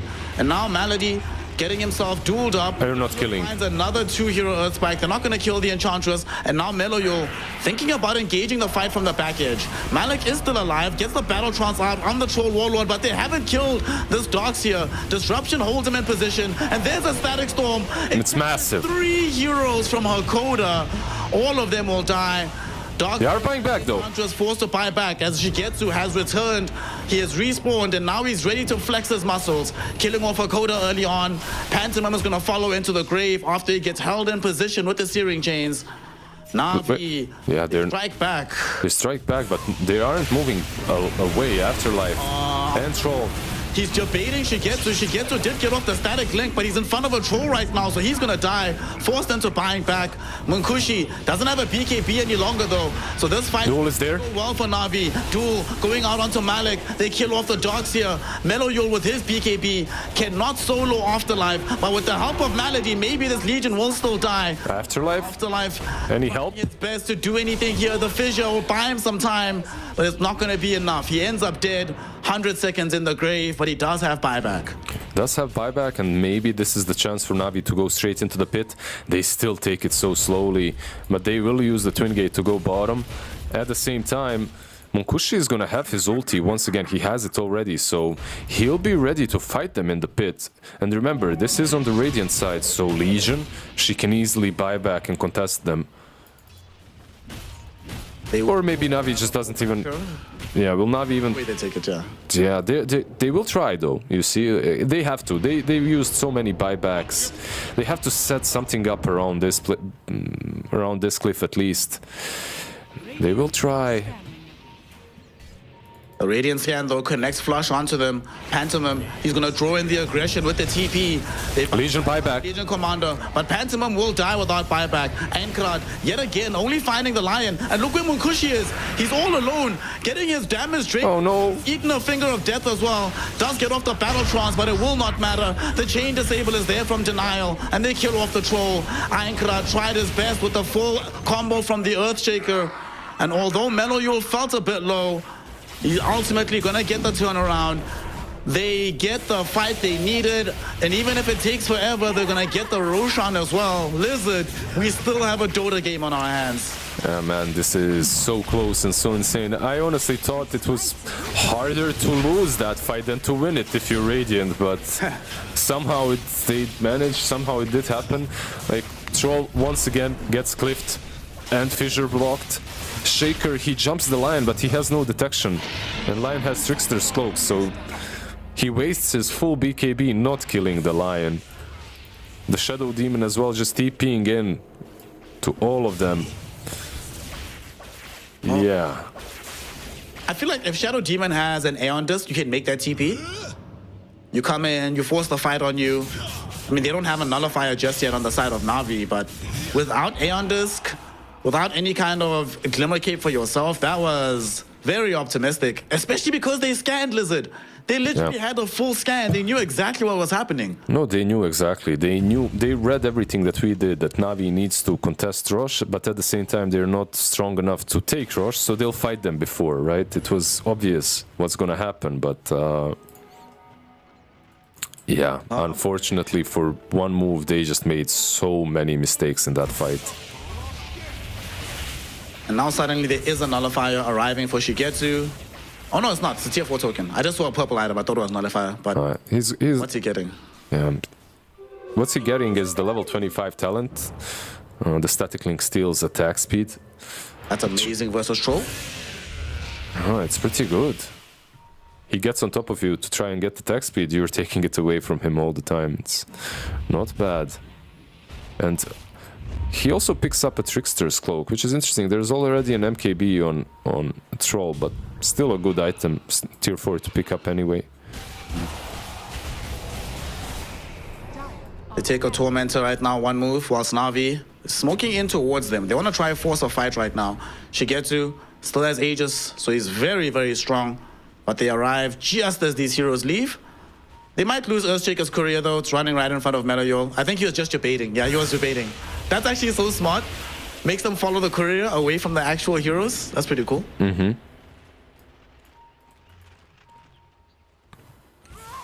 He has enough gold to buy stuff as well, so...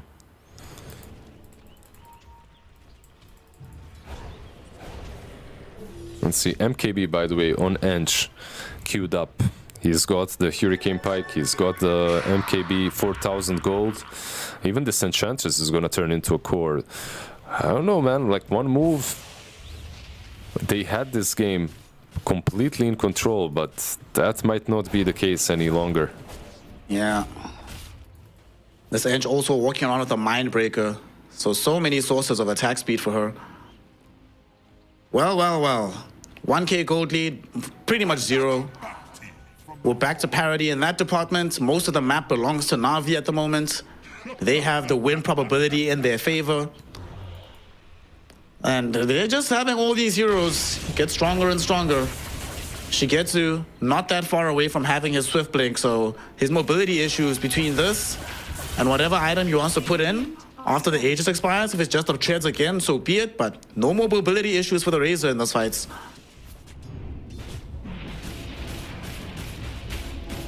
So if I'm on the side of the Radiant, if I'm one move Lizard, what do we do right now?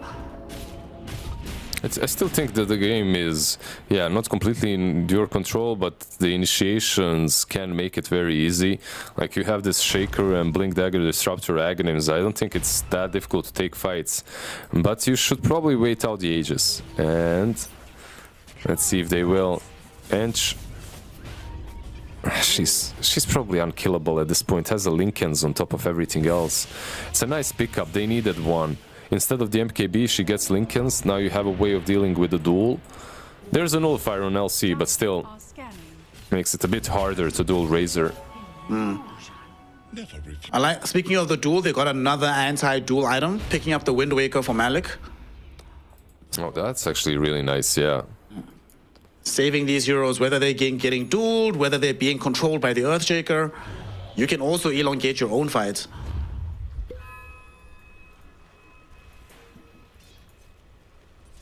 This game right now, one move. Feeling like uncomfortable heading out the base while Aegis is still in play. But that's only applicable for another 30 seconds. After that, they will be free to start playing Dota, and we might see them 5 heroes smoke out the base looking for a fight.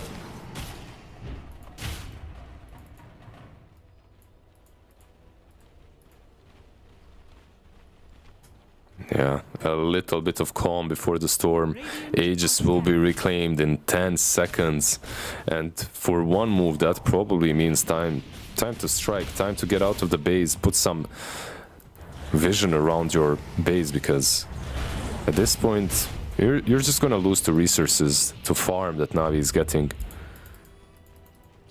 Pantomime not swapping in the smoke just yet, so they're gonna go for this the hard way. There's an Observer Ward down that they have to destroy. They will know that at least Ninja Gear's been used on Mankushi. Then they just saw Hakoda blink back. So Navi knew a fight was coming. Malady perfectly positioned to intercept.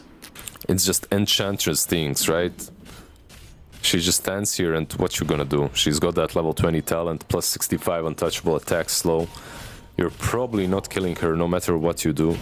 They might have just thought this fight. Daniel was looking for the Earth Spike. Hakoda blinked past it though.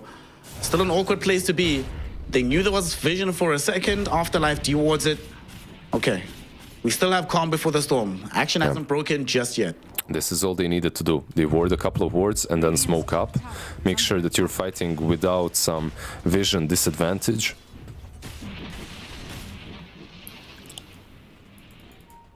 Man, what a game this is. It's crazy, like I expected it to be much easier for one move after a while. Navi and the boys, right now, they want to just maintain control of this high ground. Find anybody who wanders in through the mid lane. But there's so much backup for these heroes on one move. Is anybody close to a 25 on the Radiant side, except for the Troll? Okay, LC and the Earthshaker are getting close towards having that, but not close enough to wait for it. They're gonna finally smoke up as 5 and go looking for trouble on the map. They're pinging out the Tormentor on the Dire side, and meanwhile Dire is... Oh, Ember... Okay, he should be fine. He does have a Remnant, right? Does he have a Remnant to reach his teammates? He does. Mid lane. There's a mid lane, not super close. And Oh, Razor! blinked. Razor!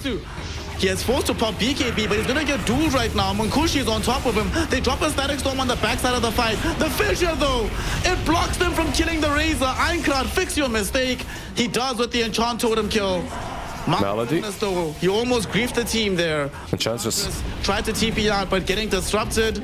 The right clicks should come out, and even though you have all this untouchable slow, you do not have infinite HP, and eventually will end up dead. Yeah, it's only because there's Troll and he has a ton of attack speed. Yeah, they found them. They fought them, and Meloyu wasn't even near. Like, he didn't have a way to actually join his teammates. I guess with the travels he could have, but... Yeah, it was a rough one. Razor just head on first. Gosh. That's one of those sad moments. You blink away from a creep camp or something. You think everything's all good, and that's the exact second they initiate onto you. Although Ironclad almost griefed his team there. That fissure yet again was Malik? not ideal, but it ends up not mattering. He's Malik caught. flying on the wind. He might be caught here. Hakoda just needs a bit more vision, but he doesn't have glimpse just yet for another 9 seconds. Yeah, he's got that blink though. Here will live. Dire's courier. Daniel, the chase is on. Look at Ironclad. Ironclad chases him and stops him at the defender's gate. While that's happening, down bottom they find and Woo, they got him. the slide The duel. on, and they get the duel out onto Malik inside his own base. The defender's gate will not protect you. Malik is gone. Yeah, the defender's gate will not protect you from this. I don't know what it is. Is it a cow? Is it some sort of a monkey? It's jumping everywhere. Getting on top of you. And level 25 Enchant Totem. Constantly, the movement is crazy. God. Shigetsu doesn't want to buy back with this little time remaining. So it looks like they're going to have to sacrifice this lane of Rex.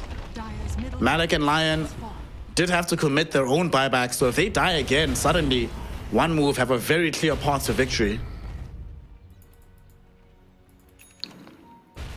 Yeah, they're really good when it comes to pickoffs.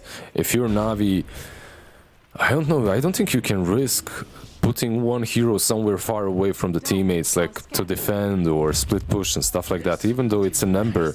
Because if one move jumps you, they will kill you off instantly. You will die within a second. Like one duel and Troll blinking with the Swift Link, your cores are dead, gone. Smoke on smoke, this might be the final fight. Let's see what happens here.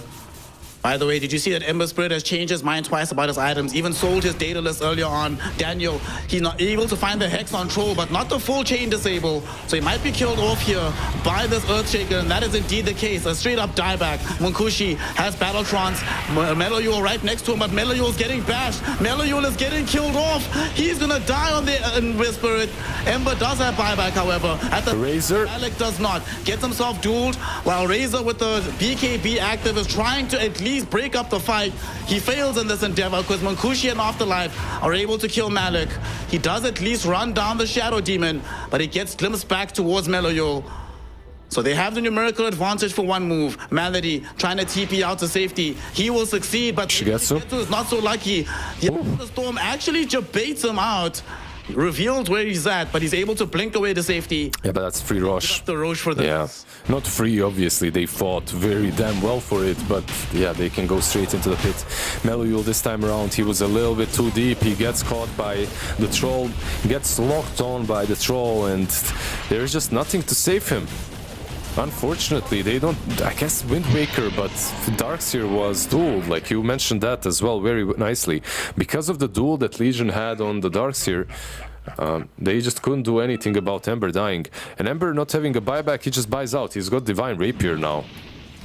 Alright, let's go. He had this queued earlier, just before he sold items to finish off the Kaya Sanj. He had Daedalus Rapier queued up, but changed his mind at the time. Has to come back for the Rapier. This is it. Hail Mary type of stuff. They still have a lane of racks in the top side of the map, so Megas won't be emerging immediately, but them defending this feels very difficult. Yeah, they'll be... Two Troll Lies and a cheese. They'll be able to fight with the Lion, but I don't think Darkseer will actually be in this next team fight. Enchantress sitting in front. She does have buyback anyway, so even if she dies... Very nice Hurricane Pike from her, and they baited out the Battletrons too. Shigetsu though, stealing away the damage and attack speed from Munkushi. They force out the BKB, but the duel back onto Shigetsu, he's dead! Does have buyback. Buyback though, returning to the fight. Hakoda might end up dying on the high ground.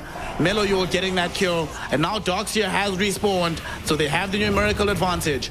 They do disrupt himself onto Pantomime, but Pantomime should die. Afterlife getting caught out by Meloyul and Daniel, and they should be able to find this one. He'll do his best to escape. Sleight of Fist doesn't connect in time, so he's able to blink away. Shigetsu coming closer, has the movement speed with the blink dagger and the positioning. They find Afterlife. They link. Trickster's Cloak? Should get him off. Yeah. He uses the Trickster's Cloak in the end, but even that is not good enough. So they do manage to hold, they do manage to defend, but it was very costly. The buyback on the Razor, it's pretty much giving one move a win condition now. They have buybacks both on the Legion and Disruptor, and those buybacks will be forced. It looks like they are pushing. Well, will they be forced? What do you think? Like some fissure blocks. He has Octarine Core. He's gonna be so annoying on this Shaker. I think they force at least one. Like, or they should at least try for it. They have... I don't think you should retreat until you at least get one of these buybacks out. The fissure is gonna be annoying for sure, but you're strong enough right now to maybe position Shigetsu on the high ground. But they're too scared. He doesn't have buyback. It's so difficult to do this. Like, you're afraid they'll initiate on you buyback and just blow you up in duel and your game is done. Yeah. And they Echo go heads up onto Einkrad, but Daniel is there with the counterplay. I don't think this is even about winning. For Einkrad, it's just about delaying, and he succeeded in that endeavor. That being said, without the Echo Slam, Shigetsu earns a little bit of bravery. There's a glimpse though. But they come back with Hakoda. They don't have the vision though for the glimpse, so these heroes escape. Yeah, he could have maybe blinked in, but after buying back, blinking in is, at this point in the game, probably very scary for him. Didn't want to do it. Radiant are scanning. Man, are they wishing they'd gotten the previous Roche? Ags on Razor would have been amazing in that moment. Yeah, some eggs or some refresher, just doesn't have either. Still though, dishes out a ton of damage when he's able to hit. So far though, wasn't really able to hit very often. They have this outpost here. They want to fight before LC is up. Hakoda in good position. Is breaking the smokes. He will draw attention towards him. No buyback on him. He doesn't have buyback. 2 minutes. 4v5 for 2 minutes. Are you freaking kidding me? Okay. But there's nothing for them to gain on the map. There's no Roche to take. Tier 2 towers are already gone.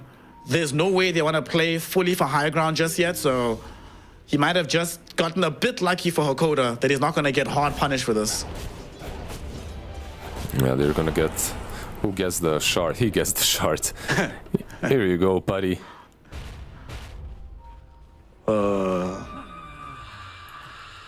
Navi's thinking about it though. They're actually gonna try for it. They're gonna go. It's a pretty good one.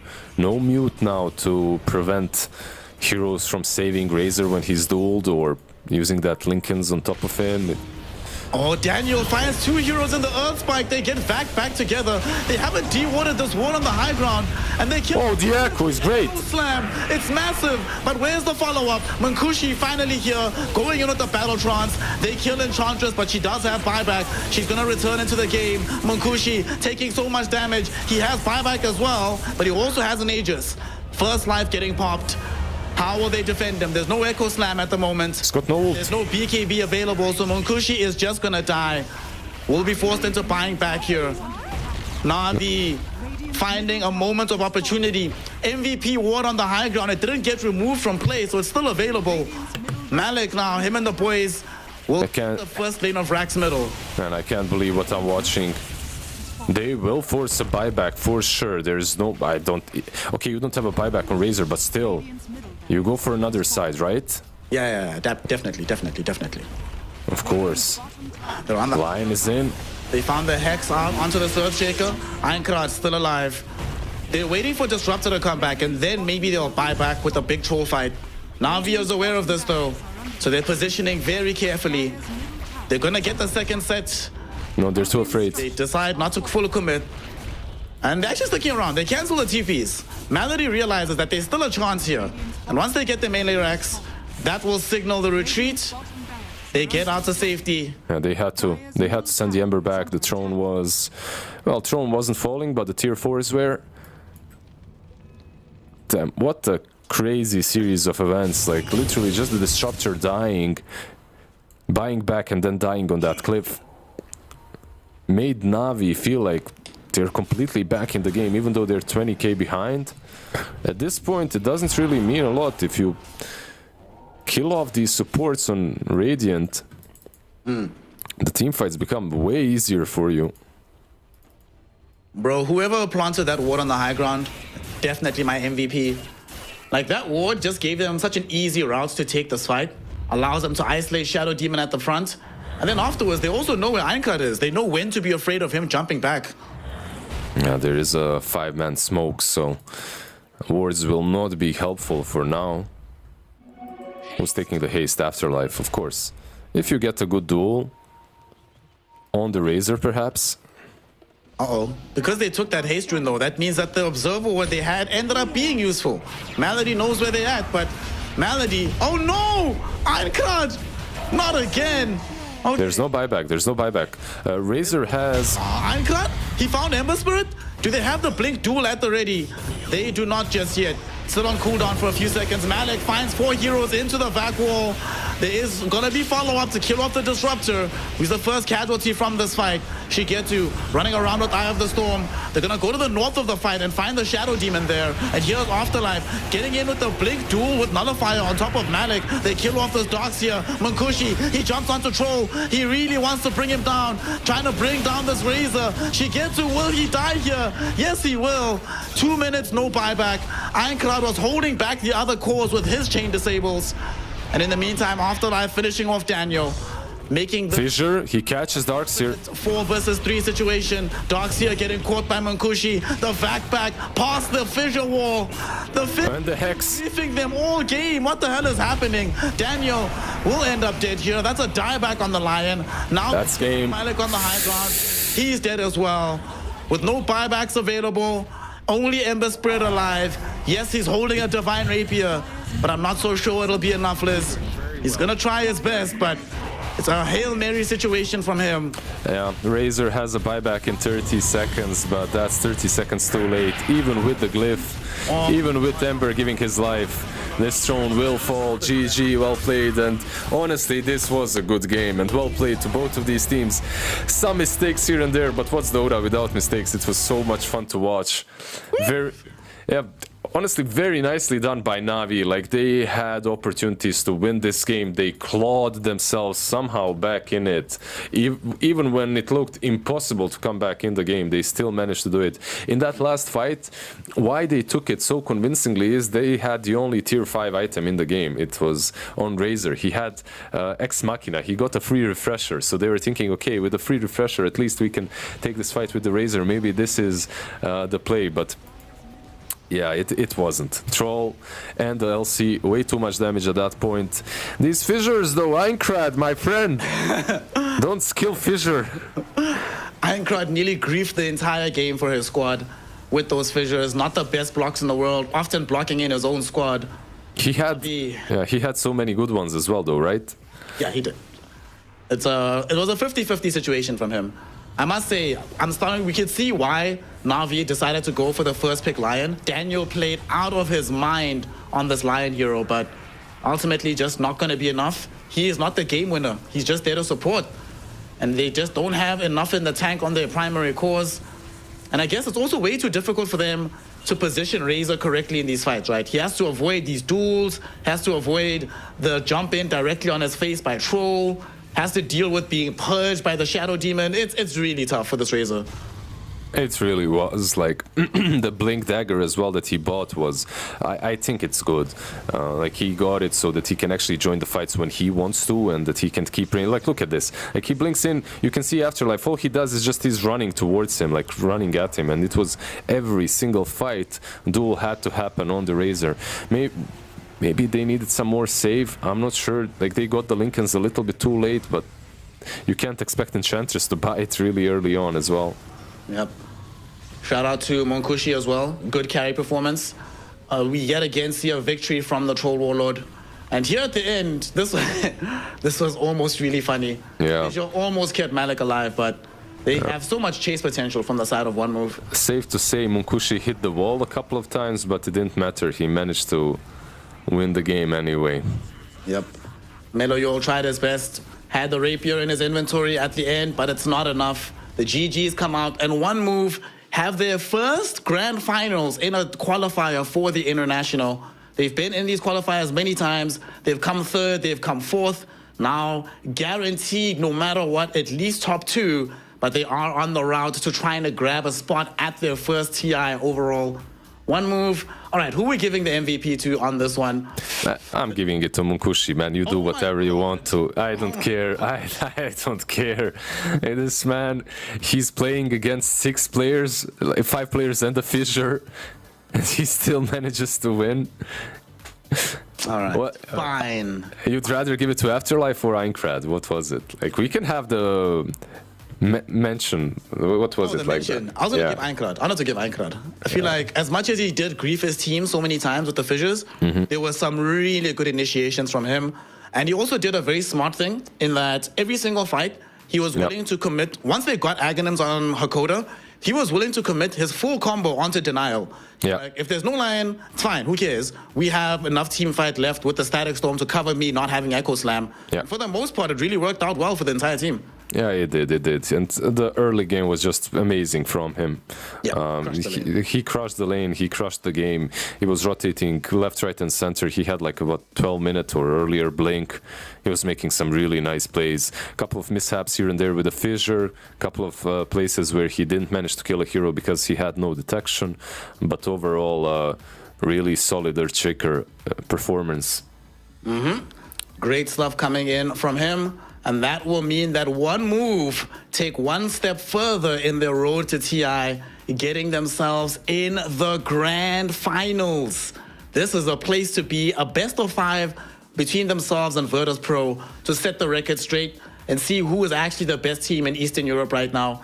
I love that it's a rematch of the upper bracket final. I'm sure a lot of people were like, well, VP already beat Navi. Is there another team that could potentially even come close? One move, yesterday their drafts did not make life easy for them.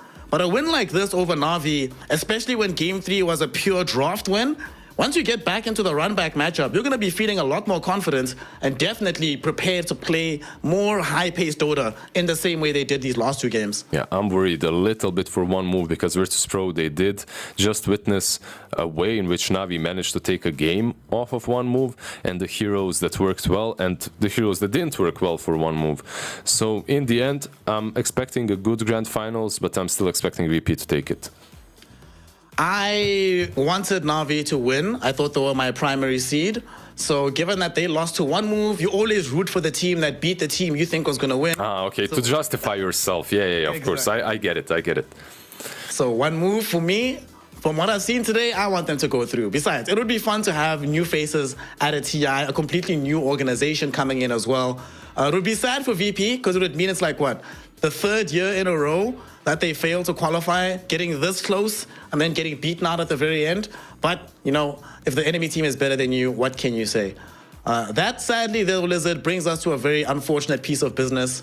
This is our last cast, man. We're off the clock now. We just have to sit back and watch. For now. Last cast for now. You never know. We might cast very soon together again. But it is very sad, yeah. But still enjoyable. It was a fun time casting with you, my man. It always is. Thank you for accompanying me. You were my guide through Eastern Europe, you know, playing with the folk that you've seen on the come up for so many years. Right now, we're going to be taking a break before we head into our exciting grand finals. While the teams are getting ready, while the lobby is getting prepared, make sure that you go get yourself some food, get a glass of water, maybe play a pub or 2 in the meantime. But the most important thing, remember to love yourself. Look yourself in the mirror. Look at yourself the same way Lizard looks at me. And then suddenly, you'll be feeling amazing about yourself.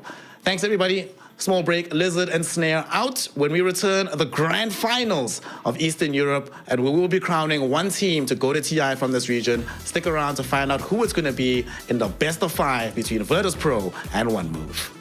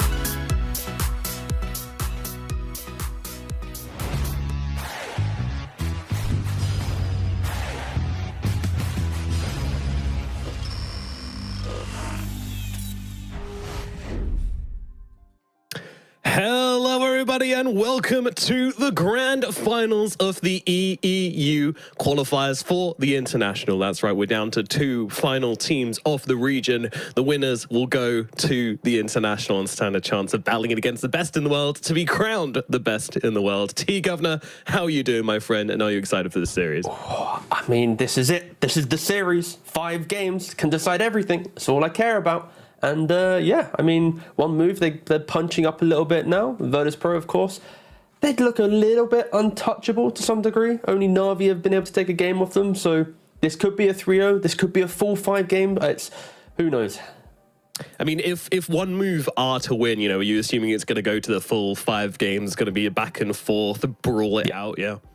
Yeah, I feel like it's basically the full 5 games for one move to win, or VP could quite easily, it's like 3-0, 3-1, but I'd be surprised if it was, yeah. I mean, I've basically just described every connotation of a grand finals, so I'm pretty safe on the prediction. Yeah, it's either going to be a 3-2, a 3-1, or a 3-0. Or a 3-0. 3 games, I reckon.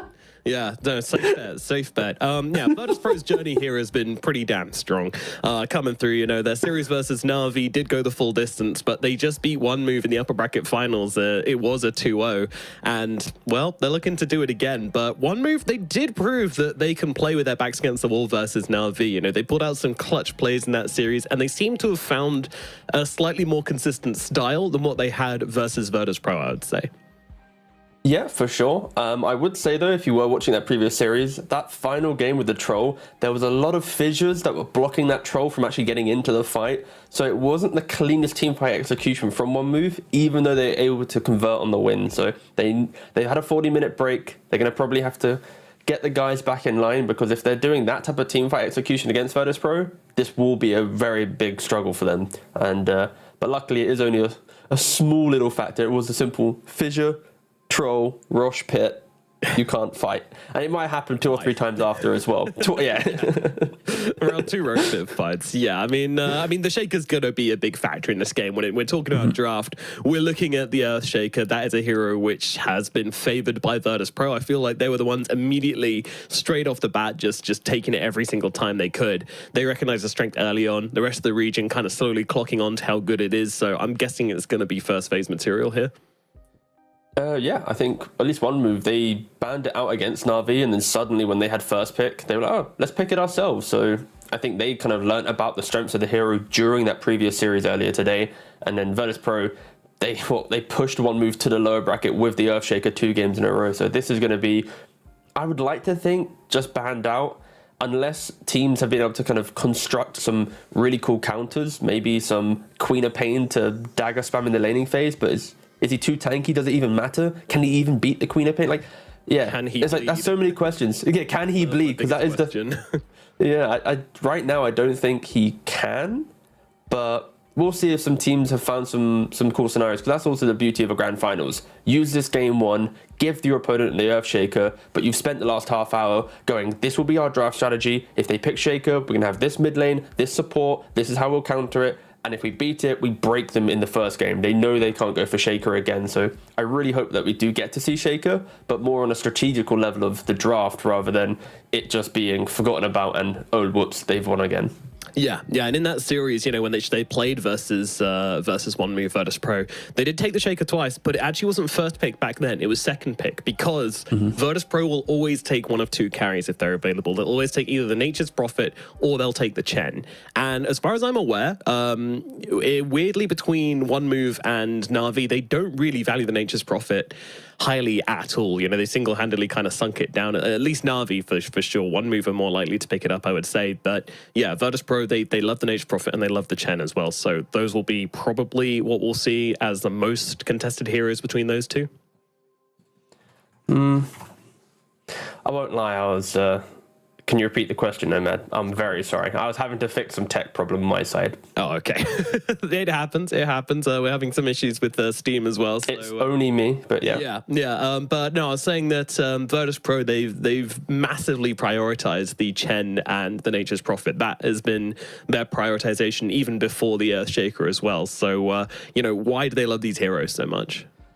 I think it just stabilizes the draft quite nicely, and then you can see how they can go for these big ticket picks later down the line. So I'm a fan of it as well. I think rushing towards the obvious is always kind of a bit predictable, right? And, it's in the phrase, right? It's obvious. So I think for VP, you also have FNG as well, and like he's playing some Chens, the Prophets that you're mentioning. Like these are also super potent heroes. I think Gyrocopter is probably a little bit too obvious nowadays. Like I say nowadays, it's been 3 days of Eastern European qualifiers, but I think teams understand that Troll's pretty good, Sven's pretty good, basically just swarming on top of him is pretty good. So Gyro could be the hero that we see, let's say, second picked, or if it is first picked, we're always going to be seeing the same bans coming in to protect it. But yeah, I think the openings for this series should be very predictable. Chen, Prophet, Dawnbreaker, Earthshaker, Gyrocopter, maybe Avenger, Earth Spirit. Like that's basically our hero puzzle to play with, and we'll see how they kind of be a little bit spicier down the line.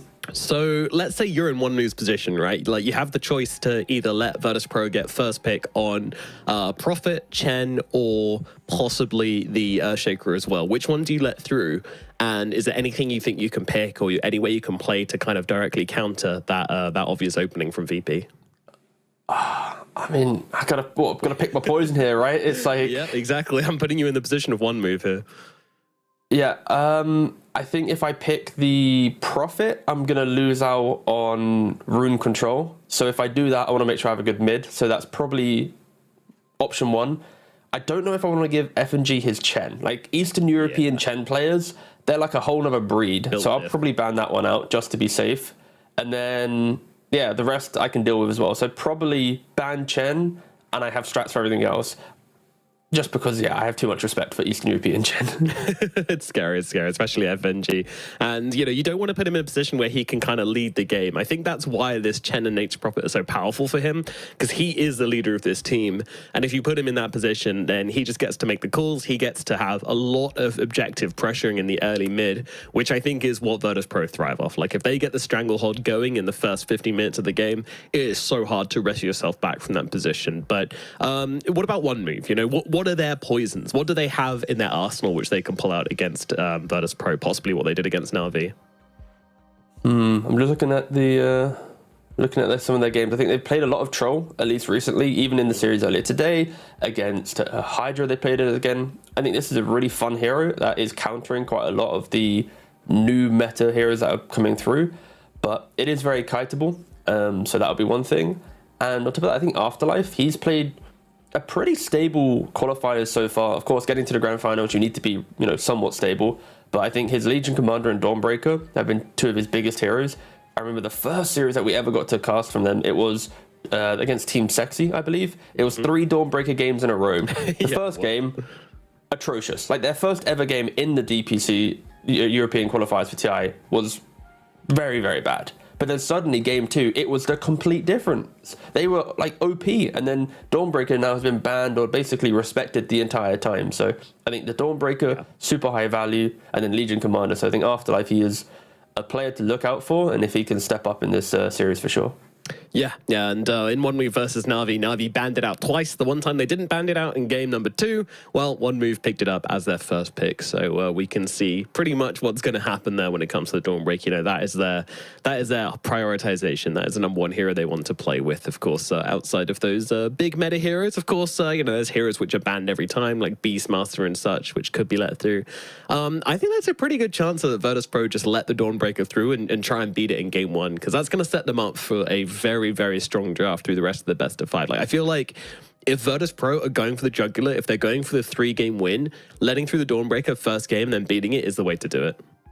Yeah, it's the same argument with the Earthshaker, right? It's like, if you have that strategy, that you can go for it, especially with the new age of drafting where you have 4 bans, or depending if you're on the other side, you have 3, but still there's 7 bans to play with before the first picks come in. And then you have another round of bans. Like, there's a little bit more room to be creative against the meta nowadays, because if it was like 2 bans, 4 picks, right, of the old school, you're kind of locked into always playing into the same heroes, right? So I think this drafting change will give grand finals a little bit more depth of play, where in the first series you can be a little bit cheekier with how you want to approach the bans. So I think overall it's really refreshing that we get to see drafting changes. I think that is the biggest thing of the patch. Even, of course, players who don't play captain's mode won't care, but it is such an important change, and we'll see how they use it. I think when you're thinking about bans as well, right? Like we've talked about Dawn, Gyrocopter, Prophets, they're still Primal Beasts, the Treant Protectors, the Beastmasters, like the tier 2 heroes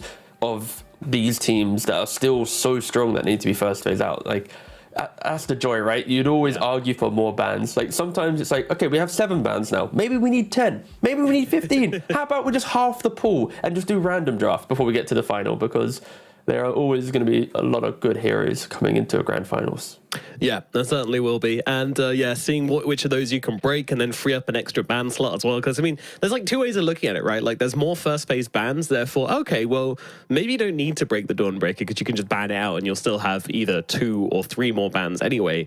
Or you can ban it and then you get 3 free bans, you know, just to throw out on whatever you want, you know, respect ban something which they played particularly well the last game, push them further out of their comfort zone. So, yeah, I feel like if you take away those kind of second priority picks from a team and force them into like third priority picks, then you're going to start to make them very uncomfortable.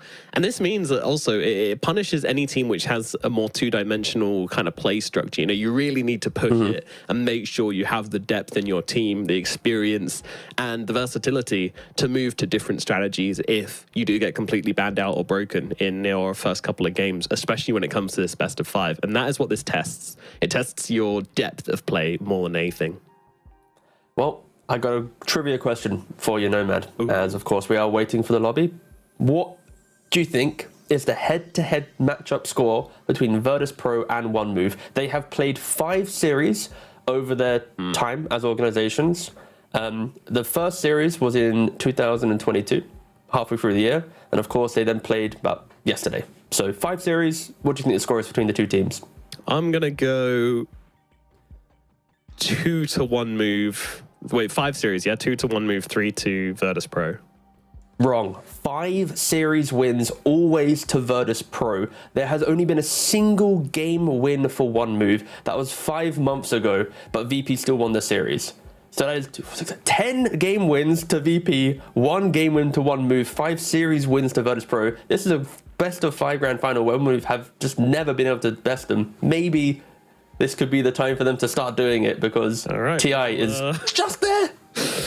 Yeah, that's a scary stat coming into the grand finals. All right, OneMove, you know, I guess it kind of amps up the whole David and Goliath thing, you know. It's time to bring it, OneMove. If you can pull it off here, there'll be absolutely insane way to get you into TI.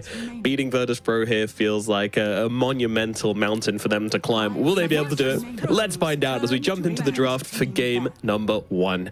Straight off the bat, there we go. All right, so Virtus.pro actually start off by banning the Natus Prophet themselves, and they get rid of the Dawnbreaker and the Shaker. Wow, okay, so they want to already push things deeper. That is interesting. Okay, here we go. So yeah, what else is available? So the Chen is still available. I mean, there's a lot of heroes. Why am I going to try and list them? Let's just wait and see what happens. But well, yeah, I think we're looking at the ones we talked about in the draft, right? So it's all about the Chen. Exactly. It does like OneMove already setting up for a troll pick for themselves. Are they willing to first phase it? Ooh, Why else do you ban Razor? I mean, troll is pretty much up there. I think that's the night and day you ban for my pick, right? Maybe they were using it as they ban it early on, because again, because it's on the first one of their bans, they're trying to scare VP into thinking it. Like, oh, maybe we ban troll because they've already done it. So just maybe potential mind games. Maybe it's just some respect because they saw how Navi was able to keep themselves in that previous game. And yeah, OneMove going for the Earth Spirit. Earth Spirit, of course, if you are able to put it into the mid lane, you don't care too much about Chen because you're always going to be able to roll out from the Chen creeps invading on you. And in the fights, you're so chaotic that it could be a deterrent for wanting a 5 position that doesn't have that clean lockdown. We'll see how it progresses for now. All right, is it going to be the Chen? It certainly is. Yeah, there it is. Yeah, just pretending to think about it, making me worried as well. If we spent the whole pre-game talking about how they've got this drafting pattern and then they just break it in a best of 5. That would also be interesting as well because obviously you've got one game kind of buffer to try and push something out there. But no, they're going to rely on the FNG Chen in game number 1. No surprises here at all. 5 seconds remaining. I mean, I guess the Earth Spirit from OneMove is a little surprising. Yeah, a little bit. I'm trying to see the last time that they played it, and it was on a mid lane. So they played it mid twice against HYDRA. And I'm not opposed to it. It does go back to my point about the whole Chen argument. Chen likes to move from crushing one lane to then farming jungle and then poking his head into like the mid very quickly. Like you want to play those two lanes. And if you can't play into mid, then you're just only in the jungle, maybe twin gating around. So it does potentially hurt the moves of a Chen. It just depends on also what the mid laner is to assist and maybe complement that. But fundamentally, the game plan is still going to be the same. It's going to be this aura bot pushing his team forward to look for the fight. And if Earthspirit doesn't get that kill inside his Magnetize, inside that kind of initial couple vessel charges, the fights could get awkward. Of course, Vessel and Earthspirit will be very good against Chen, taking down that healing. Yeah. So a lot of back and forth between these two picks for sure. Yeah, interesting observations. We'll see exactly how that plays out in the game. I imagine your Earthspirit needs to have a pretty good time at mid in order to hit that decent timing on the Vessel, which he can then utilize to kind of bully and find the kills he needs to be a hero. But Skywrath coming out from the side of Virtus.pro, that throwaway silence is going to be really, really painful for the Earthspirit to play into, honestly. Yeah, and kind of cool that we get to see us Shaker as a second phase ban, right? Like, was it a second phase ban or first phase ban? It was first phase, right? It was first phase, yeah, sorry. I looked at the little, kind of like, wait a second, I got bamboozled by the changes too. It's like counting 7 bans. I'm so used to like 5th pick, 8th pick, you know, the bans. Oh God, I just gotta take that muscle memory out of me. So it was a first phase ban, all right, good. Whew. It's like confusing because one team gets 3 and one team gets 4. So we'll really, yeah. I can't speak for them. I'm recalibrating. Don't worry, it's all good. 10 seconds. One move going with the green draft right now. Pugna. This is very interesting. Not a hero we've actually seen, but obviously maybe an answer to the Skywrath mage. Yeah, of course, putting down Nether Ward is always annoying to Sky.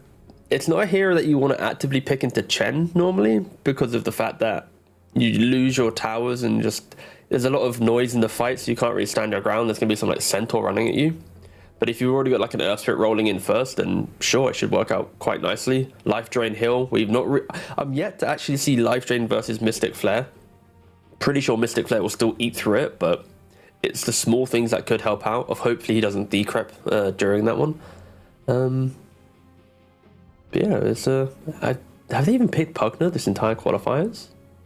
I don't think they have. Like, you're entering the grand finals, and it's like, yeah, that's why I'm kind of like, ooh, okay, sure. Taking a bit of a time to go for another pick, and sure, they go for a Doom. They do need some heroes that are kind of like solid foundations for this draft, because each hero kind of plays for themselves. Like Earthspirit rolling in, you've got your Pugna who's kind of playing to help out. Like if you don't have some big heroes that can just stand their ground, buy BKBs and just be a nuisance, you're going to have a very kind of fragmented lineup. So yeah, not opposed to a casual Doom of even against Chen, just eat the creep, take away some of that laning pressure that I've been mentioning. No, I actually love this pick. I think this is something which can possibly nullify the Chen even further. Let's not forget that Doom now stops healing of any kind, so that ultimate is going to be completely useless on a Doom target, so it gives you yet another way to just bring someone down. Like, someone is getting killed in this fight from one move. Like, you should come out I'd hope so. Single fight with at least 1 kill, even if everybody else dies. That's as bad as me saying the best of 5 grand finals would be 3-1, 3-2, or 3-0. Someone's going to die in a fight, Nomad, and that is going to be what I'm here for. Ooh, okay. Invoker and Sven. That's a lot of damage, right? Like, Sven, God Strength, Stormhammer into Mystic Flare from the Skywrath Mage, maybe a Cataclysm down the line. You got the early game anti-aggression with the Tornado, the EMPs from Invoker, plus the healing of Chen that we've already mentioned. Like, this is a very well-balanced lineup from Virtus.pro that can really punish poor positioning from one move. And that's something I was hinting at with one move, how you've picked Earth Spirits and Dooms, and if you don't fight correctly, there isn't that natural save to help each other out. And of course, we see the Troll. This is the hero for one move. We've seen it, what, 3-4 times now in this qualifier, paired with Earth Spirit at least twice. So yeah, a lot of comfort coming out from them, other than this weird little Pugna pick that's kind of slotted in, but everything else is pretty comfort for one move. Yeah, still unsure about the Pugna, but I guess it's also not bad against Invoker, so we'll see how it does. Very interesting. Yeah, so Troll, I mean, it's a lot of single target again, so they're really heavy on the single target in this draft, which is something which One Move have been more leaning towards. You know, Navi were the big team fighters, and they did fall to One Move, so their ideas did seem to be a little bit better. We'll see how it works out versus Virtus.pro. Final bans now for both these teams. Offlane are required for the side of VP. One Move, they need a support. You raised a good point as well. They did pick Invoker into the Pugner, and Pugner naturally very good against a spam-heavy spellcaster that is Invoker. So now 2 heroes in VP aren't going to have a great time into this ward. Maybe it's on Chen's creep to go find it or something, but I think VP is so explosive that maybe they don't even care about it, because they'll probably 100 to 0 a hero or 2 before like the bigger fight gets drawn out. We'll see where the bans lie. Yeah, any particularly strong supports that could be grabbed by One Move here? Strange question to ask. I think more saves probably works out pretty well for them. Like, I wouldn't be opposed to some Shadow Demon or Venge. Yeah, maybe Venge. But just something to either disjoint the Skyroth Mage, because you can't rely on like an Earth Spirit kick to be your save, and you can't rely on Life Drain, because I think there's too much damage. And if you decrypt, you die to Mystic Flare. If you don't decrypt, you die to Sven. So this Pugner isn't going to be the best at your save potential. And Virtus.pro right now, though, they're looking at the opposite. They're not going for defense bans, they're going for completely offensive. Go for some Grimstroke, which will ink swell up your Doom or your Earth Spirit, throw them into the fight, get a Solar Bind to hurt things out, Stroke of Fate to prevent Chen pushing. I like the Grimstroke ban for sure. Yeah, that's good. Just trying to think. It's like you ban that, and then is there anything else that fits that wave pushing nuisance, or do you need to go for the defensive bans that I've been mentioning? Isn't Phoenix just really good here as well for VP? For One Move, sorry. But then you have no team fight, actually. You can't contain the fight. But if they had like any other stunning hero, I'd think Phoenix would be pretty good. But because they don't actually have ways to contain the fight, it's a bit awkward. I still don't hate it, you know. I still kind of like that idea, because you can just kind of hang out with your Earth Spirit. Like when he rolls in, you swoop in as well. Like go for the really deep Supernova. Because, you know, usually you Supernova somewhere in the middle of the fight where your team can still defend it, but with an Earth Spirit, he can kind of single-handedly defend an egg. You don't want to fight an Earth Spirit and an egg together, so there's a chance, but they'll go for the Bat Rider. And this is a hero which I think is being underpicked still. I still think it's really good as a support, so I'm glad to see One Move giving it some play here. Yeah, super aggressive in lane. You're going to get some sticky, some flame break spam, and then eventually you just take over the game with your ability to BKB pierce stun. It helps as well that Chen doesn't annoy you too much. If he gets the correct creep, then 100% he can break this lane. And Virtus.pro go for that Lycan in the last pick. Lack of control was a key theme for One Move's lineup, and throw in some Lycan into the mix as well. That is going to be a lot of pressure coming your way.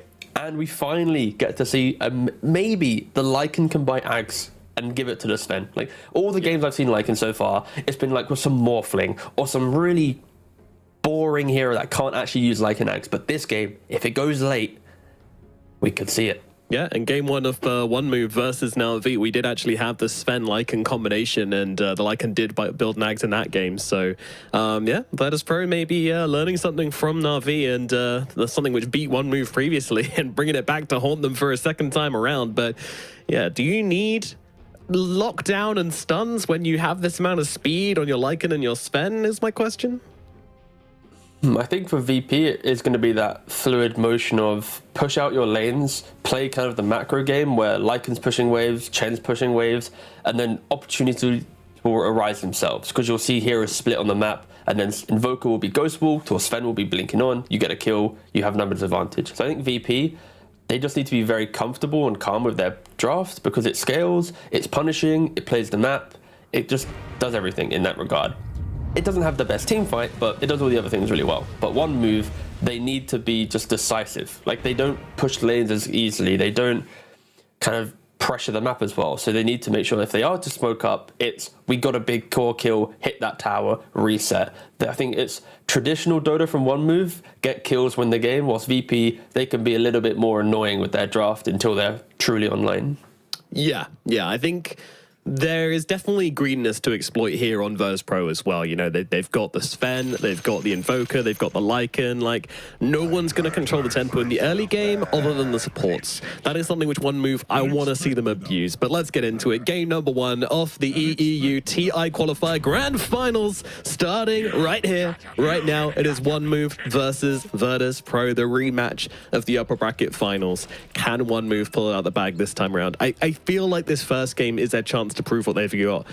I feel like this was almost, don't want to say disrespectful draft from Virtus.pro, but certainly, you know, this is a draft to me which suggests that Virtus.pro firmly believe they're the better team. They can get away with it, is what they're saying to me.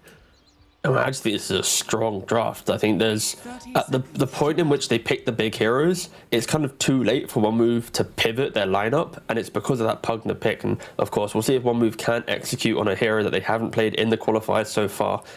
They are yet to beat Virtus.pro in 14 months of competitive play. Yeah. And this would be the series to win. This would be the one.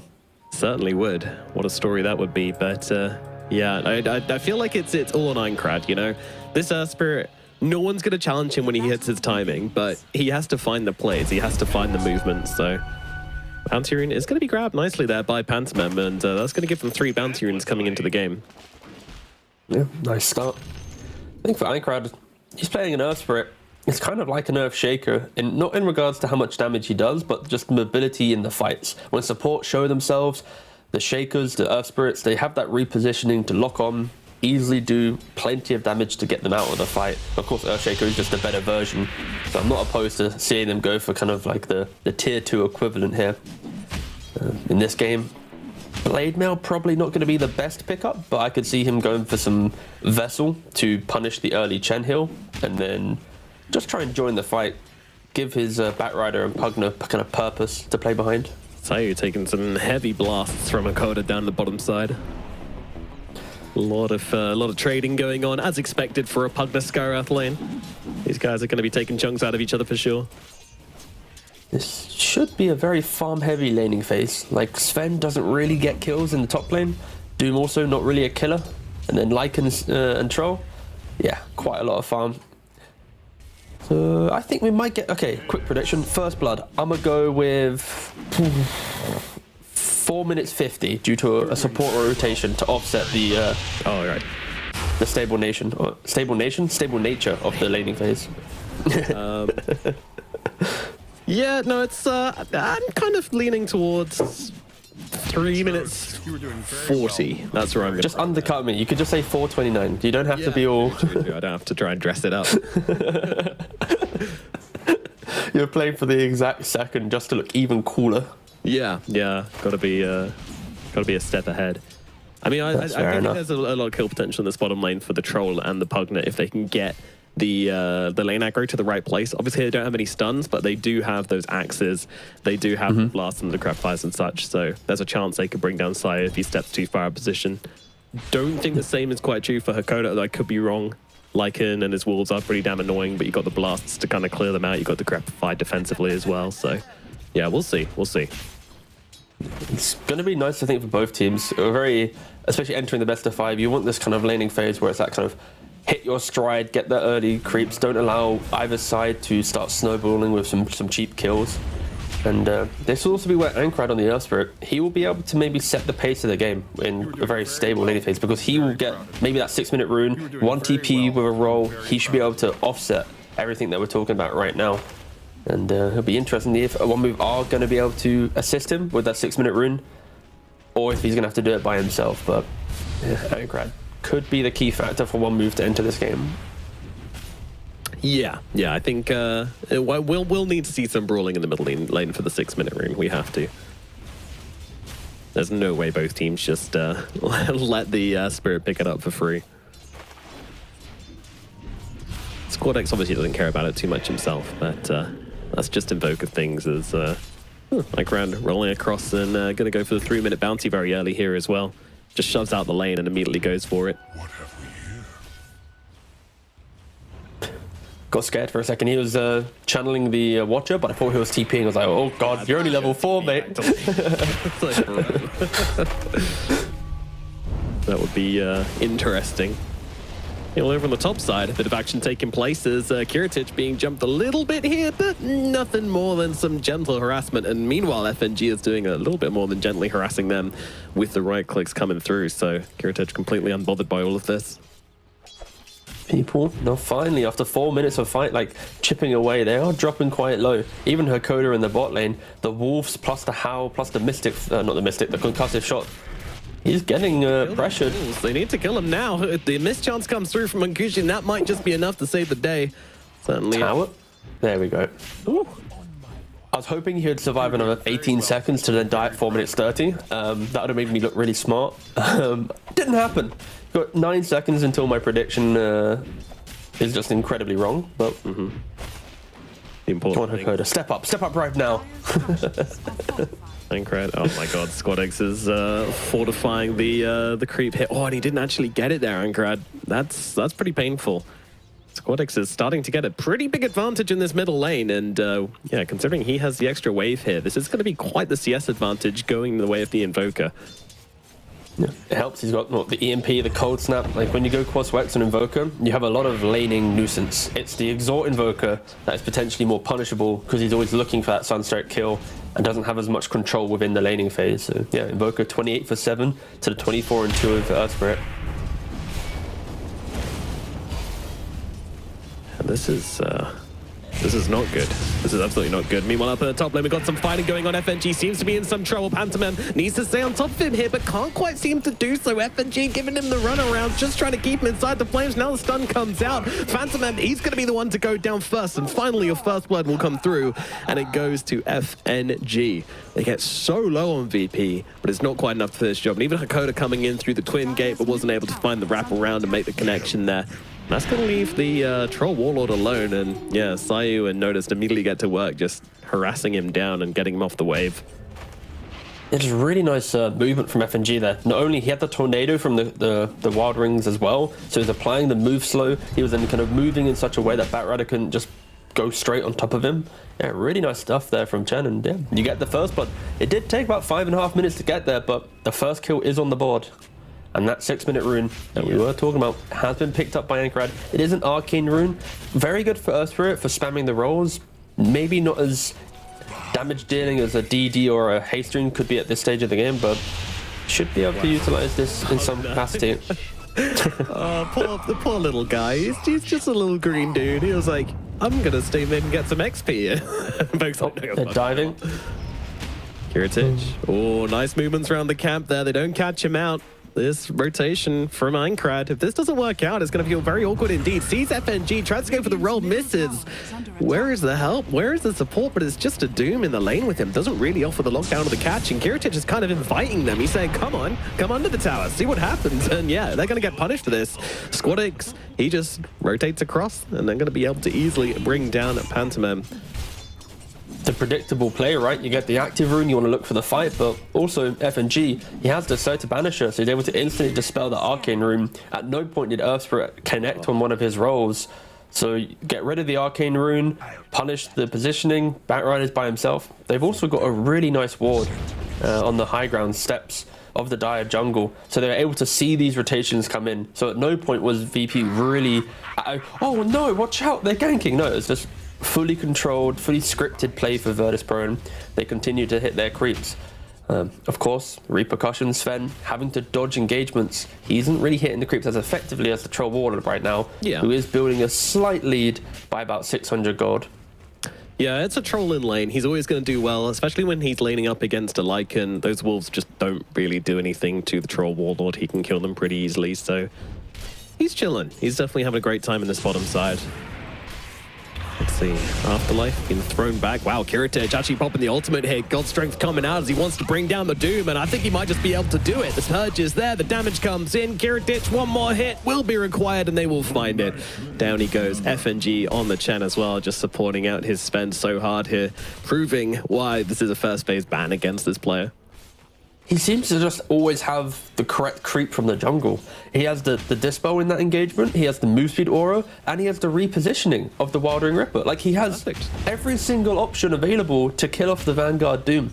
Like, these Chen players, maybe they just they buy that, you know, wait out the time needed. You know, they look at all the camps and then go for the gank. But other Chen players, they'd be just trying it with an Alpha Wolf and failing miserably. So yeah, FNG kind of showing that he knows what he needs from the jungle to pressure in the lane. He is a master on this hero. There's a few who are better playing actively at the moment, that's for sure. He's only gold tier on it though, so that's pretty underwhelming. That's surprising, yeah. Maybe he's just one of these other guards which doesn't bother with ranked. Yeah. I'm pretty sure he plays a lot of ranked. No, I think it's maybe like the whole Dota Plus argument. You know, some pros just don't get it, and then they play and it's like, oh, I could be Grandmaster if I got Dota Plus. Yeah, just get it, man. Get your voice lines. Minecraft trying to go for a very bold TP here, but yeah, they're going to connect with it regardless, and Sayu will be killed off. Yeah, this else where it needed a single kill. It's the 10-minute mark, and this hero, it needs just to get these cheap kills from the early game, and yeah, only to get one pre-10. Top lane again. Not going to be too good. This time we have the Spirit Vessel, the full Spirit Vessel complete on the Invoker here, and Afterlife is feeling the full brunt of it as SquadX gets yet another killing spree. Pre-10 minutes for the Invoker. This is getting out of hand. This dude's just kicking off on Invoker. Won the lane, yeah, now he's winning top lane as well. He's doing everything Earthquake wants to do. Meaningful rotations, early Vessel. I would not want to be anchored right now. Looking at his team like, sorry guys, it's on me.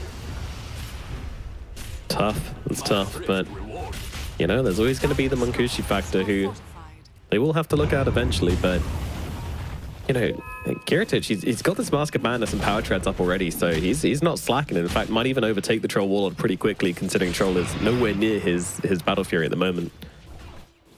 And trying to look at the stacks as well, there's not a lot of stacks being made by either team. I think Virtus.pro has a triple Ancient stack that has been blocked by one move. But it's not as if either team's really focusing on the jungle right now. It's a lot of play the map, go for the kills. With the Vessel on Invoker, they're going to try and kill off the Troll Warlord.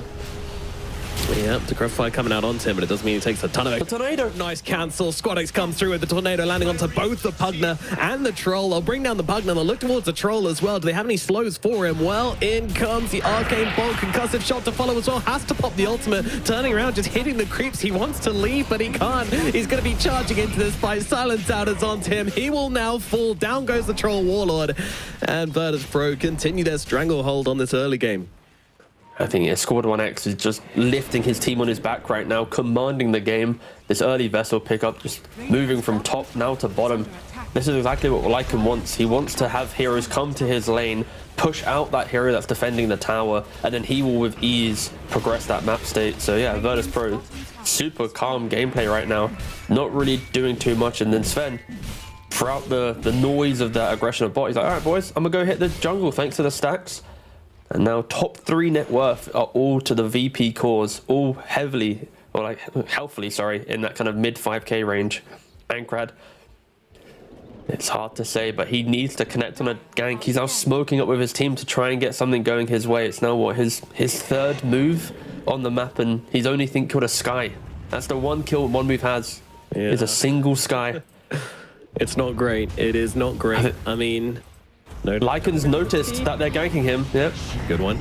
But he is. Thank you. They can't really follow him through that twin gate. It'd be too damn slow, and they don't know what's on the other side. So, meanwhile, their top tower is just being absolutely beaten down by FNG. If anyone wants to rotate onto him as well, SquadX just waiting under the Ghost Walk in the sidelines here as well. So, also a bit of a bait coming through. Afterlife with the Invis rune will not be tempted to go for any sort of doom here, especially since he doesn't have it leveled. So that'll be hard. What a play. He just walks up, devours, and then hurricanes himself away from the tower. That's not what you want to see from your doom at minute 13. Don't worry, guys. I'll defend the tower. All right, bye. My work here is yeah, no surprise the Z1 move will not be able to mirror this objective taking here. They don't have the power right now. They can get a bit of control of the area by taking some watches, but it's all just a little bit weak at the moment. And again, this Earthspirit's just been moving around the map. Like he's not really hitting creeps. He's not really hitting heroes. He's a lost puppy. I mean, there's no hero for Ankrad to play with. Where's the burst of a Bat or a Pugner? He's going to go into the Invoker, but yeah, he's immediately going to get jumped on by Sayu here. The Mystic Flare coming down upon him. Disruption is out. So the Decrepify comes out onto him, sorry. And that's going to allow him to get away. The Cold Snap connects will not be there. So he does survive, but Yeah, a bit of an awkward jump there. Squadix not even close to dying, just immediate tornado goes to walk back away. Yeah, Virtus.pro, they're feeling the strength that they have in their lineup. Like one move, they don't have a single move to make. They can't jump in, they have no damage, and if there's FNG and Squadix together, they're they're so unkillable. They moved from 3 tier 1 towers now. They're about to take down the middle one. Here we go, though, once again. I mean, he's jumping in on the Earth Spirit. The rest of the team not quite here yet, but he is tanky. He's got that going for him. FNG is going to be the target. Pops out the ultimate, but with that Vessel it's just not doing much, and he will be going down here. Icarite getting a kill. It's another support, but you know what? They'll take it at this point in the game. They're also going to deny the middle tower at the very least. And he's going for more. SIBE going to be the next target here. Another support kill. All right. Okay. All right. I'm down. It's a wave. I was skeptical. Yeah. Yeah. I feel like the walking in Doom to hit on the Invoker was probably the 1 in a million play to make there, and yeah, they connected on it, so it's a fair play, one move. Certain teams there would have probably backed away, fearing the aggression of Chen Lycan at that stage of the game, but no, they waddle on in, they hit a Doom and sure, run over your opponent. Yeah, it also helps that they bring in, what, 5 heroes to that engagement while Sven is farming, but... Hey man, you know what was the difference maker here? The Hurricane from earlier, Afterlife. Ah, it was, yeah. He was able to hurricane himself down and get the Doom out onto the opponent. Look at him, he's like, sliding all over the place. I think that's the first and last time we'll ever talk about Hurricane being an impactful spell for this. Like, we see Chens and stuff do it. To be fair, this spell is always like, it's like a sleeper spell. Like, you miss it, but in the fight, there's always going to be that one usage which is like, damn, okay. Yeah, I mean, especially when you're playing against Mystic Flare, right? Like, 400 distance push is the radius of that. That's plenty. More than enough. I mean, one move though, they need to stop this Sven though. Yeah. Yeah. So yeah, go on. He's going out of control. No, your point's. Oh, they're doing it. They might try. But I like it. Does he read it? VP. He's farming this in a very safe spot here. Pantomime spots it out. Lasso comes out. They have connection on this. Now they need the damage and they need it fast. Akoda's trying to go and win the life train. Tornado comes through though. They'll miss the roll. They need to finish the job here. Kiritich, he is low, but not low enough. Pantomime committing hard to the fight. And the Magnetize and the Spirit Vessel will be enough to bring him down, but it trades the kill. Virtus.pro, can they punish? That is a question. They're looking over towards Akoda here with the Mystic Flare. It's probably going to be enough to finish the job. The Wolves helping out as well, and they do get that kill. Aincrad, meanwhile, just sitting solid as a stone on the high ground here. Is he waiting for a kill, or is he waiting to... Oh, he doesn't have a TP. All right. He also doesn't have Magnetize, so... You're doing very well. Yeah. All right, let's just let's watch the life of Aincrad right now. How does he navigate this very awkward position? I think he can just escape now that everybody's walked past. He's gonna played the stealth well. Whee! Yeah. No, I think that you have to kill off the Sven at this stage of the game. Of course, in this type of lineup from one move, you have this Doom, so dooming him pre-God Strength will always feel great. You probably want to be dooming Invoker throughout the entire game, just because of his toolkit against Troll Warlord. You've got, you know, EMP, Tornadoes, Ice Walls, Deafening Blast, like plenty of ways to prevent Troll from feeling good. And yeah, this is crazy. They brought the entire jungle to do Roshan. Yeah, they really did. How did he get this? Oh, has he got a shovel as well? Okay, so he's got a shovel for a kobold. He's got the creep spawn from the set. They've got. Damn, good thing they banned out Earthshaker, I guess. Kind of wish they didn't. That would have been. Oh, look how meaty that slam is right now. Oh, all right. Like, God, every person watching right now had the same shaker feelings. Ooh. Yeah. Here's the entire zoo coming down the top lane. That's kind of intense. All right. Well, one move. Well, what's your move about this one? Yeah, put down a little fire. That'll stop him. Shoot. No, so they put the Aegis onto Sven, so now he can siege without God Strength. If he is to go down obviously with the Aegis, he can then just BKB God Strength after the fact and then take the main fight. So not too opposed to giving this Sven the Aegis this time around. I think in other scenarios, putting it on Voka would be better, but Hakoda, farewell. Yeah, just doing his budgie thing where he's like, okay, I'm just gonna sit in front of my carry, farm where he's a camp more dangerous than he's farming. Oh, they're jumping like him. He'll survive, but yeah. Well, this could be a big one. Let's see if they can finish the job here. I mean, Sven's coming in, popping the God Strength just to bring down the Batrider on the side, and notice he's able to get off his ultimate because of that. And he's not even looking to get away that quickly. Afterlife in the sidelines. He's got the Crimson Guard. It's not going to help him up against the tons of magic damage they have on the side of Virtus.pro, though. And they're going to be able to bring him down with ease. Not sure what that movement was in from the Doom, but he's going to go down. And now with the God Strength, they're able to just chop this tower apart. My God, Alacrity, God Strength, Sven coming for your towers. It just wasn't a clean initiation from them. They had the Blink Dagger and Batrider, but where's the damage to follow up? It's not as if they have a Sven themselves where you lasso a hero and boom, they're dead. You don't have the Sky. I don't think they're really respecting the heroes that they have right now, and in doing so, Virtus.pro is just punishing it. We are having a nice little update on Troll Warlord as well. There's items there. He has some farm. Is it going to be the game-winning, I can take a fight at 22 minutes and win my team the mid-game? Not really. He still needs probably, I think he's looking at Manta plus BKB, was that? Was he going Manta? Yep, he's finishing off the Manta. Yeah. Okay. Not too long until that's sorted, and then, yeah, hopefully he will hit his timings before Virtus.pro come up the high ground. I think that's kind of what we're looking at right now. It does help, though, for one move, that their high ground will be a pretty formidable thing to deal with, right? Because you've got the Earth Spirit kit back, you've got the Batrider with the lasso, you've got the Doom Hurricane as well. So you've got 3 forms of movement spells that can maybe drag VP into a really awkward fight. Phantom looking around here. I mean, he's being annoying, that's for sure. He's jumping up and down the cliff, and they back away from the Tormentor, go back in. That's going to give the Tormentor a chance to heal a bit, which does even more damage to the support. So they're fairly well buttered up on the side of Virtus.pro now. So they won't really know that on the side of one move, and jumping in this deep into all this vision would probably be a bad play. So likely not much going to come of it. Yeah, for one move, they are waiting pretty much for Troll to say, yo, we can fight. Until he makes that call, they're going to skip waves, try and just prolong, because for VP, Aegis stood up for 1:30. You'd expect them to at least look at the tier 3, force them back. You've got a Lycan, you've got a Chen. Plenty of ways to siege without really needing anyone to be in a difficult position. Yeah, popping that God Strength, no cares. It's like, come back to your base right now, or you will lose a Rax. Jesus. Usually I use the term knocking on the front door at this point, but this isn't a knock. They're kicking down the door. They're inside. They're smashing your vases. Guys, you need to do something about this. And there is no response from the side of one move. They're just letting their barracks fall to this God Strength Sven right now.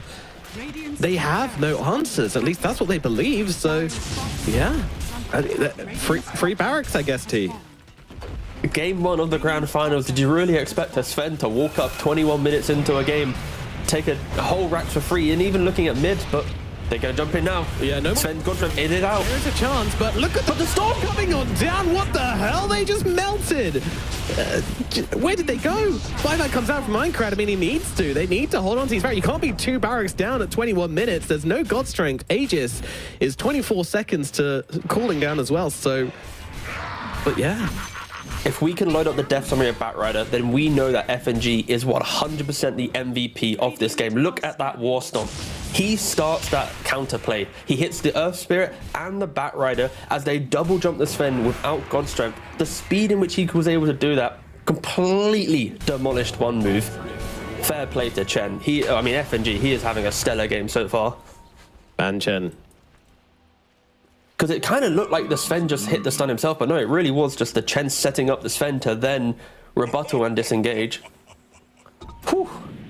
It's actually so much fun watching a good Chen player. It is, yeah. It really is. It feels like they're not microing. It feels like they're just playing the jungle. Like the Chen is actually just like something on the side. Like the creeps are the main story. I think a lot of Chen players, you don't really have that kind of feeling when you see them. But alas, VP. Reset, go again. They have BKB, they have God Strength. They don't have Shapeshift for 30 seconds, but that's not stopping them. They can walk to any objective on the map and not have a single care in the world. One move. I mean, you're going to need to dig deep here, guys. Troll, where's the damage? But he just doesn't have it right now, and yeah, he's sitting with a Battle Fury and a Manta, but it doesn't matter. Last fight, he just gets zoned out completely because he doesn't have a team to play with. It's like you kind of want a Butterfly on your Troll or some big, like a Skadi or a Basher, like the BKB, but the fact that he went for this Manta, and now he's going for the BKB. He just queued up the butterfly after that as well. It's like he's missing a whole item or two, and unfortunately, that will be the repercussion of his itemization. He's going to be chasing that active fight-winning item. I say fight-winning very loosely. They are down 10k gold, 10 kills. They've lost the lane of racks for 21 minutes, but this troll is 0, 1, and 3, and he could honestly finish this game with one more death to his name and no more kills or assists. Like, that is how awkward it is for him to feel relevant in any of these engagements. Yeah. Just compare the Sven to the troll right now. Sven, BKB, Shadowblade, Echo Saber, Crystallis, like every item feels like it packs a punch. Troll, I got myself a Battle Fury and Mimanta. Like, it's night and day difference. In one move, they're going to have to stall out the game as long as possible because their troll he is not the hero he wants to be right now. Yeah, and that's what we've seen time and time again from the Sven hero as well, is the fact that, like, sure, he's not as strong in some capacities in the later game, but at the same time, he hits these monstrous timings, and he doesn't need to buy the Battle Fury. He doesn't need to buy a Midas or a Maelstrom or anything like that. He can just go straight in for a Mask of Madness and then get into the active items as quickly as possible. And Virtus.pro have just utilized that timing, like, beyond beautifully. It's very, very good. BKB is complete on troll. Oh, Monkushi. Yeah, he's might have to pop it even here. He really doesn't want to use it. He really doesn't want to use it, but he might just be going down regardless. The tornado catches him out. BKB not going to be used. The patience. The discipline. Insane. And there's a billion silences on everyone for some reason. Now Monkushi, BKB comes out. Ulti gets used. They're trying to kite him out right now, and they might just be able to do so. Look at this sidestepping from the side of Virtus.pro. It's absolutely beautiful. They'll bring down the Pucker in the backlines. Now Afterlife getting chased down as well. Nullifiers out on Tim. No chance to escape as the stun comes through. Oh, reflected stun. It's cute, but it's not enough. They'll bring down another. They're doomed to fall. Only 2 heroes surviving on the side of one move, and Virtus.pro, guess what? They're coming onto your high ground again. Just the patience from Troll to not BKB any of those spells, but fundamentally, even when he does have it, he's got no damage. They can't lock down the fight. They can't keep the Troll on anyone. They got no fat. If that's a British meme, they won't understand it. Phantom though, he's going to be the next one brought down. Luckily, Akoda's there. He does come back to drop the Decrepify, but never mind. The Sunstrike Tornado is pretty damn tasty. He'll earn himself a tip from Kiritich from that one. Squadix. And there it is. The GG is called. That is going to be it for game number 1. 26-minute absolute smackdown for the side of Virtus.pro to start off this best of 5 series. Oh, my goodness. One move. Where was it? Where were you? Where was this team in game number 1? Just seeing the scoreline of this Monkushi Troll Warlord. At the 12-minute mark, it was 0-1-2. At the end of the game, 26 minutes, 0-1-4. Like, it was just farm, try and catch up into the game. But he had no place to farm. There was Lycan taking your towers, F&G just, what's it called? No, I couldn't think of the reference, but it doesn't matter. He was just orchestrating his entire team, that's clearly the thing, to just take every tower as well. Like, it was just OP from Virtus.pro. Like, the fact that they just moved so cleanly around the map. They knew exactly what they needed to do. Sven farm behind. Yeah, F&G just put on a Chen show. This was not a game. This was just Virtus.pro in a lobby, testing out their own strategy and just winning so cleanly. And that stomp, oh, the stomp. Juicy, absolutely juicy. I mean, I thought this Virtus.pro draft was abusable. I thought it was a little bit greedier, and I thought it wouldn't hit its timings, but just such good lane coming out from Squadix, which meant that Icarad couldn't really rotate, and if he's not rotating, you're Troll and your Doom. They're not going to make any plays happen. All you have to do is keep an eye on Icarad, and Panzerman to some extent as well didn't really have the impact I wanted to see from a Batrider. But these 2 heroes, they weren't finding the picks, they weren't finding the movements, and yeah, I mean, Virtus.pro were just able to get everything they wanted and more from the early game and pushed into that hard. And one thing to point out as well about Squadix, who I'm probably not going to be MVP, actually FNG MVP, but Squadix close second. There we go. As he was kind of rocking it. And he didn't go for the Midas, which I love. I think he just realized that their timing was going to be super strong if he just goes for some movement items. He goes for the Hurricane Pike and just, yeah, absolutely plays it super, super fast. He finished the game on Invoker with just Vessel and Hurricane Pike. That was it. Like, that's his 2 items for the 26-minute mark. Like, it was just a really impressive game from VP. They understood how they needed to win the game. And I think for one move, their draft, now that you kind of see it in its entirety, it's very weak. I think this is not like your grand finals draft. You're picking an Earth Spirit, but you have a Batrider and Pugna supports that can't enable him to look for those early kills. When he gets the Arcane Rune, there's nothing to connect once he hits the roll. You then have a Doom and Troll. Doom wants to buy Midas, an Octarine, a BKB. Troll wants to buy a Battle Fury, plus a BKB, then a damage item. So you have 2 farm heavy side lanes, 2 no damage supports, plus an Earth Spirit that always wants to kill and can't be greedy himself. So you either need to be greedy and farm everyone, or you need to have that kind of middle ground. And I think this draft is very disjointed. This isn't going to be good enough to beat Virtus.pro, and one move they're going to have to improve in this second game. But I think honestly from the draft, like their play, we saw how good they were against NAVI, but this is not a grand finals winning draft. And VP, they look at this, they pick aggression, and they beat it with ease. And yeah, FNG has to be the MVP in my eyes. Just the war stomps on mid, the way that he just broke the lane, set the tempo. Yeah, we spoke about it in the pregame. Like, what are we going to ban against VP? Like, what heroes should we not play? It's like, Chen is the one that you shouldn't give them. Like, this is the one here. Everything else, maybe there's a strat. But the FNG Chen, respect it. You want to punch your ticket into TI? Respect this hero. Ban Chen. That's what I'm saying to this MVP screen. Ban Chen. Fair enough. You're playing against Virtus.pro. You don't ban Chen because you can counter it. You know how the rest of the copy pasta goes. I want to see a bit of that. Because, This is how important it is. We're still here with it. There we go. It's haunting us. Oh, go away. Dreams. Yeah, indeed. Super sick game 1 from Virtus.pro. Honestly, like stomps, you know, they can be a bit tiresome, but when they're this good, it's just a bit too sick. It's just a bit too fun to watch. You know, like very, very clinical gameplay from the side of Virtus.pro, looking to make this one a quick best of 5. And one move, you know, going to come up with some better ideas. So we're going to throw it over to a break, after which we shall be back with game number 2. Hopefully one move can bring us some better ideas for the second game of this best of 5 grand finals here in the EEU TI qualifiers. We'll see you in a bit.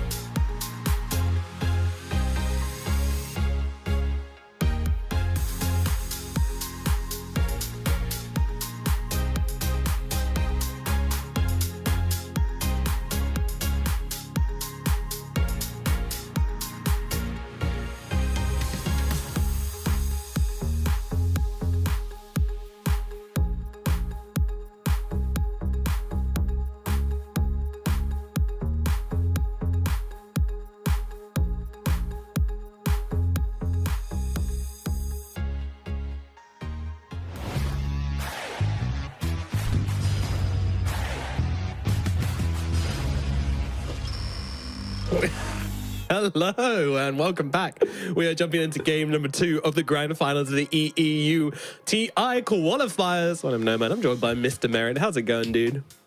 Oh, well, Mr. Merritt. Oh, we're getting all formal here. That is my surname. Guys, if you do want to try and find me IRL, don't know what I was going to go with that one. Stay tuned next time. That's about it. With your address, so we'll keep it going. But, social security number, thank you. We don't have those, but but they know. One Move versus Virtus.pro, of course, the grand finals we're in at the moment. And game number 1 was an absolute smackdown, but, you know, it was a fun smackdown. Virtus.pro played some absolutely sick Dota. Coming into this next draft, other than banning Chen, what are we hoping for from the side of One Move? You know, what kind of heroes do you want to see them pulling out now? I mean, they're probably not going to get Shaker, so we can already bin that. So Shaker's now gone. Chen's now gone. Dawnbreaker's probably going to be gone. This is kind of difficult territory for One Move. I think most of their success has come from Shaker, Dawnbreaker, or Earth Spirit. So now that all of these heroes, Earth Spirit just lost, Dawn is going to get banned, Shaker's going to get banned. This could be a very awkward scenario for One Move where they need to go deeper into their playbook where they haven't really been finding success. And of course, we'll look at One Move. First ban of the entire drop. Boom.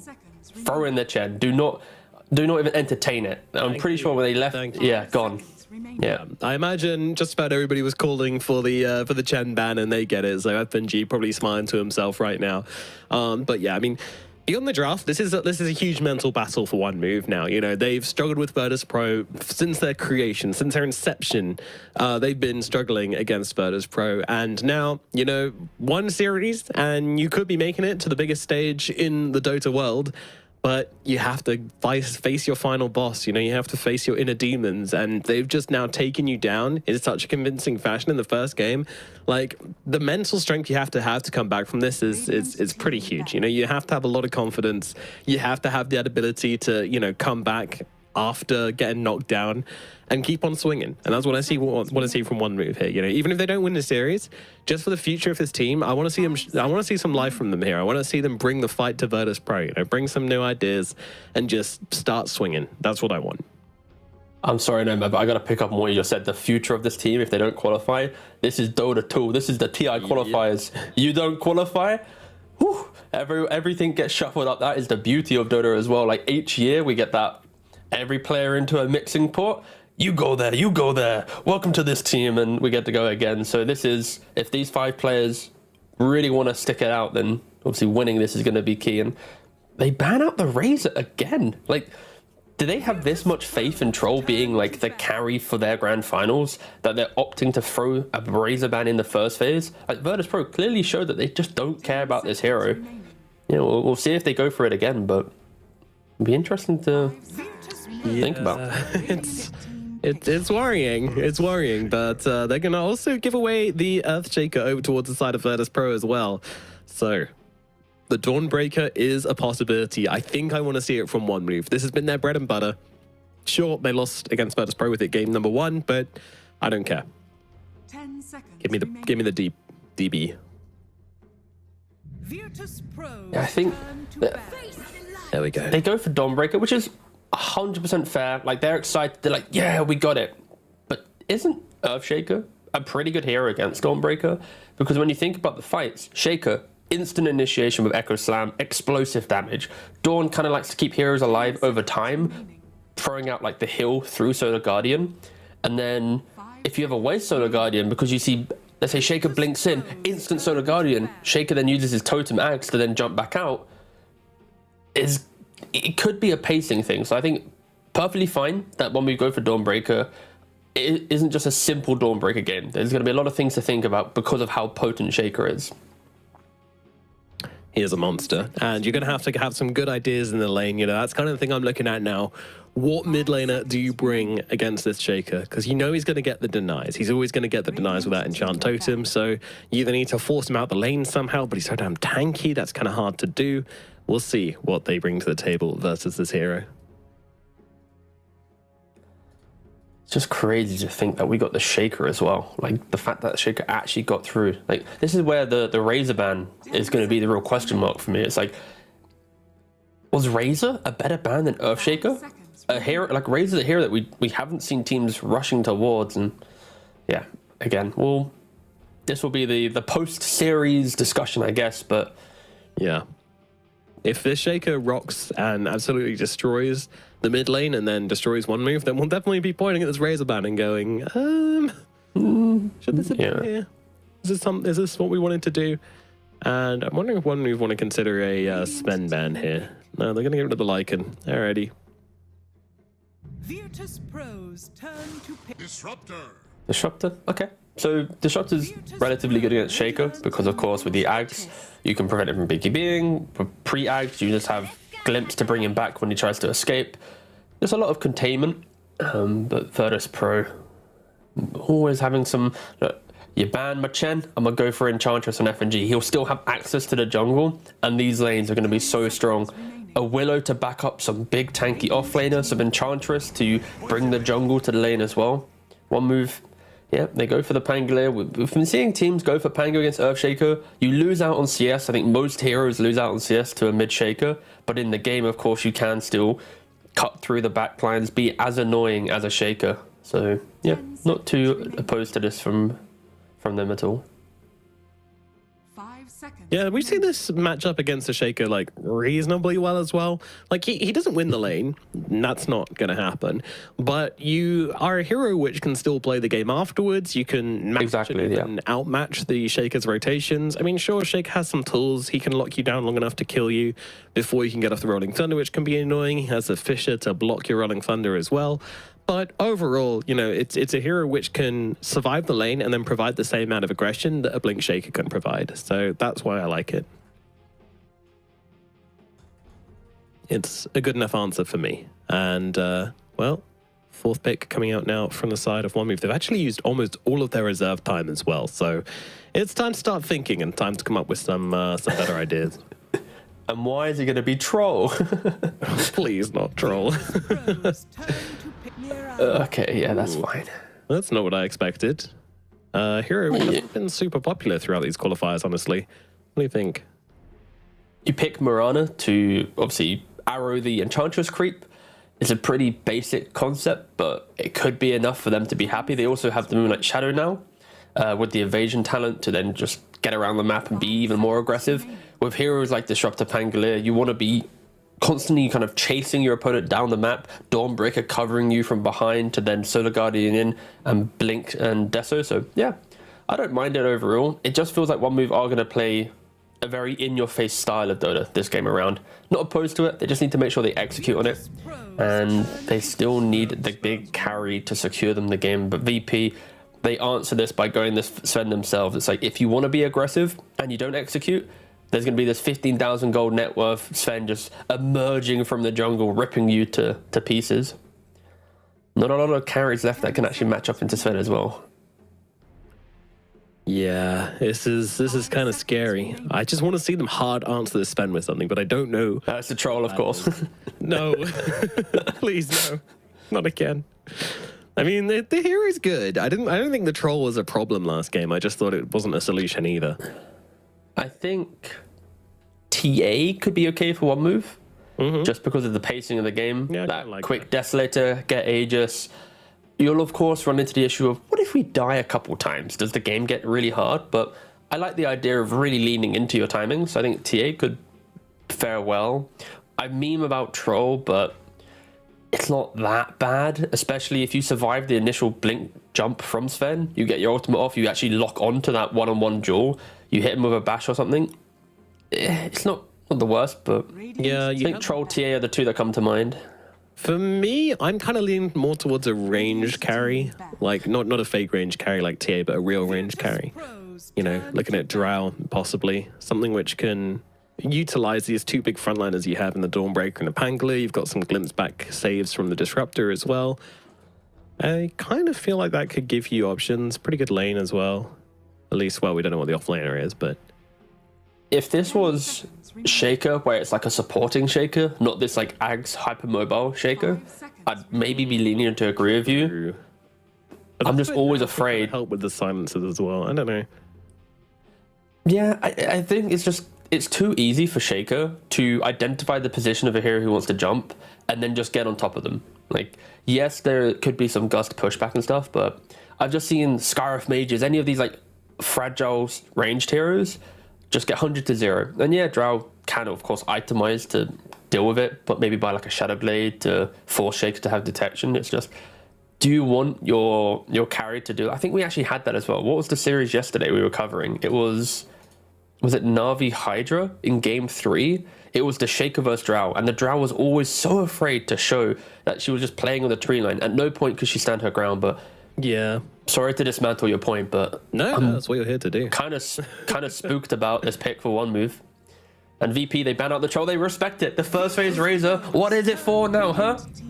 What's the ban for? What's the Razor? Underlord. Ooh.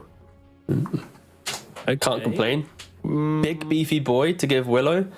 It's equally counter aggressive because if Solar Guardian appears on one side of the map for Dawnbreaker, you can then pit to get in as well. 10 seconds Yeah. remaining. Give me an Ursa. It's maybe.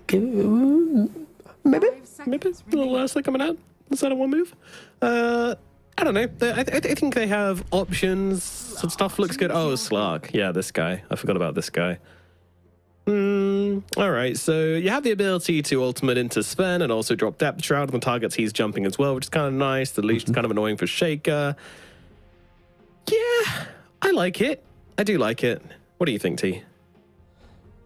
I don't mind it for the idea of go, go, go. And I think that's what Move is trying to achieve here. Like Afterlife, he'll probably buy his Blade Mail again on his offlane Dawnbreaker. Then he'll go for like some Desolator, Blink Shard kind of route. He'll look to blow up heroes before they can even play the game.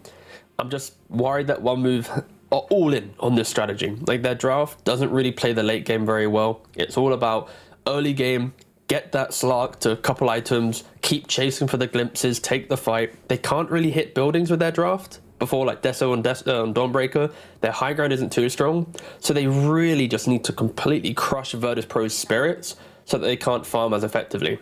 And then you look at VP, and they're picking heroes to kind of play into that, right? An Underlord naturally buys auras, can prolong the game. Sven, of course, can find behind those pockets. Ench to push out lanes. So I am favoring Virtus.pro's draft here, but One Move, they do have the heroes to set the pace of the game. It's just on them to execute. Yeah, okay. I mean, so I'm kind of conflicted about One Move's draft. There's aspect of it I really like. I love that they've kind of got this dual core setup where the Dawnbreaker, she's going to jump to the backlines, and neither of those backliners stand a chance against her. She can absolutely crush an Enchantress. Starbreaker just going straight through the defenses of the Ench is really, really nice. Also, the Dark Willow as well. Once you get the magic community on the Starbreaker, you can just slide through those rambles, no worries at all.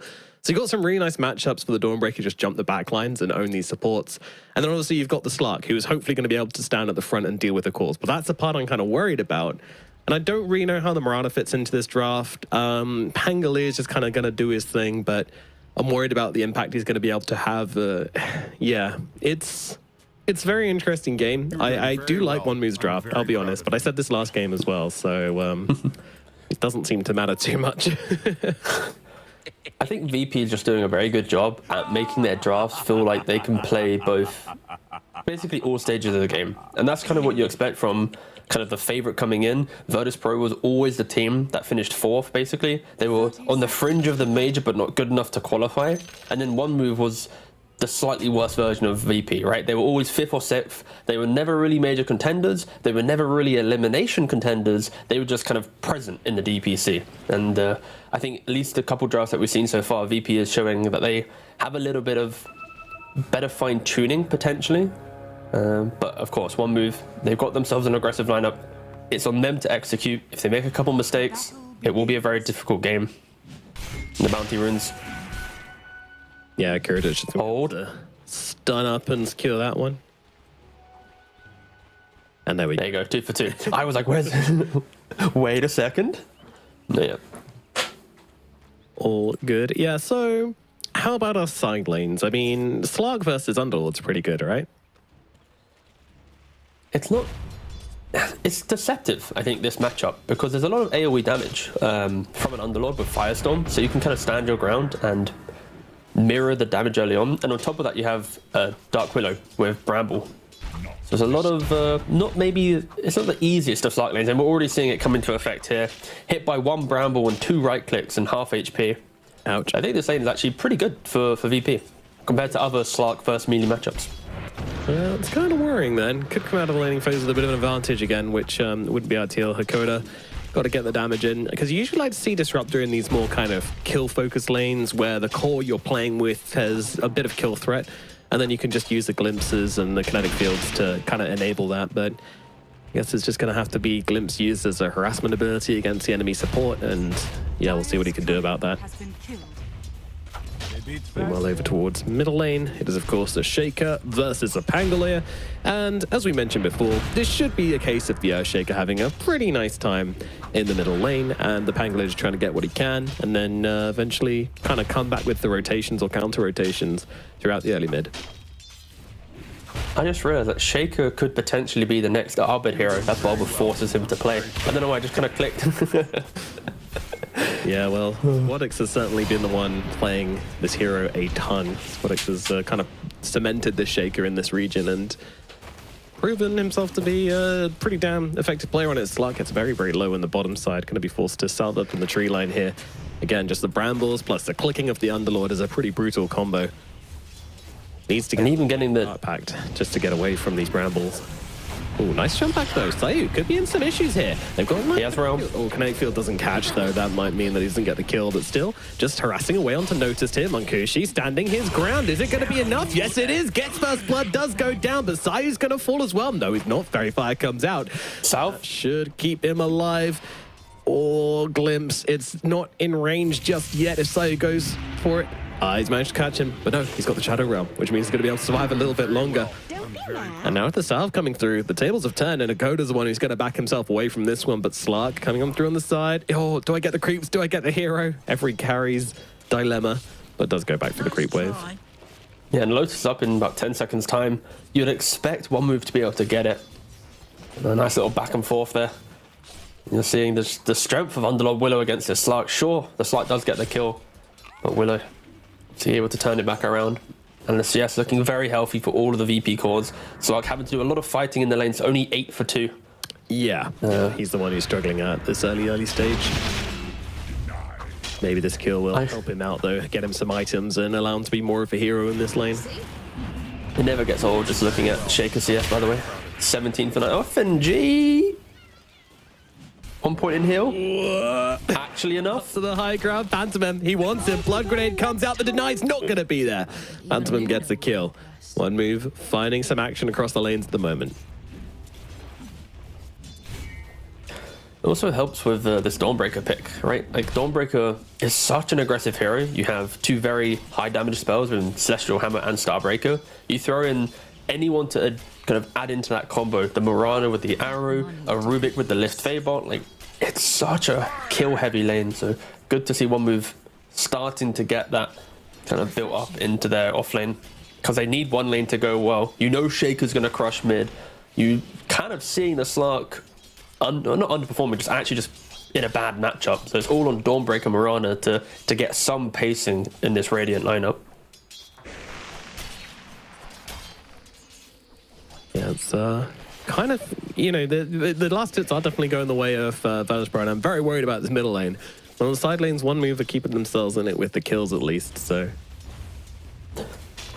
Oh, I ain't crad. Just a sliver of HP. Like, please, Shaker, just don't totem me. Leave me alone. Yeah. This cosmetic is very obnoxious as well from Squad X. There's like weird factory smoke thing kind of exuding from his body.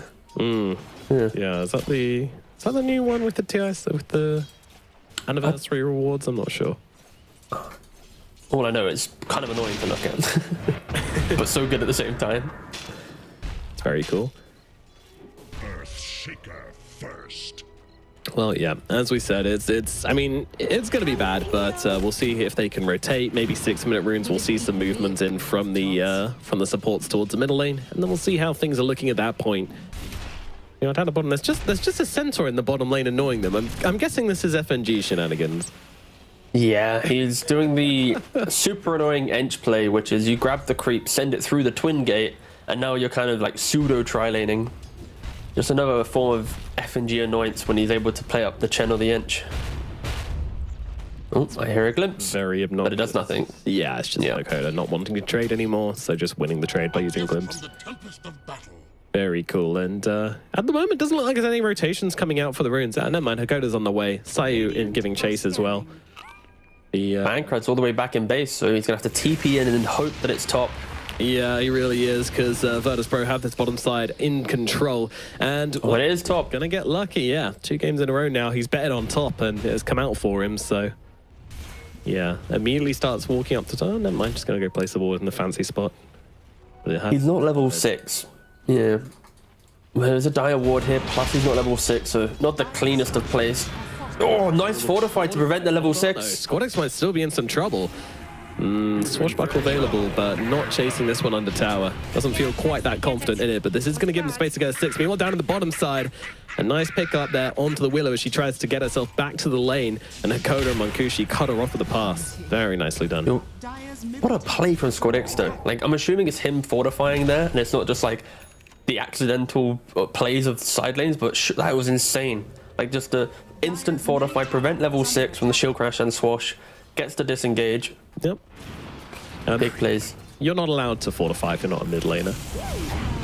Pretty much. They will cry you. Hakoda, though, is going to fall here for sure. Trapped inside, all of that damage. Not going to survive, but Ankrad coming in from behind here. They're looking to re-engage upon this one. Mankushi making the jump onto FNG. He's going to get melted on down here. The response is hard, and, well, one move definitely finding a bit of life. I mean, this is looking much, much better from the early stages already. Yeah, they have heroes that can find kills. It's refreshing to see. They need their slot to get as many cheap kills as possible. You see from his quick buy, he's looking to go for that Midas. He's going to be off map for, if not longer than the Sven potentially. They just need to make sure every kill is key. In the middle lane with the glimpse coming out as well. They're going for the big kills. Dawnbreaker even getting involved as well. They want to bring this guy down, and they absolutely will. Squadex to fall.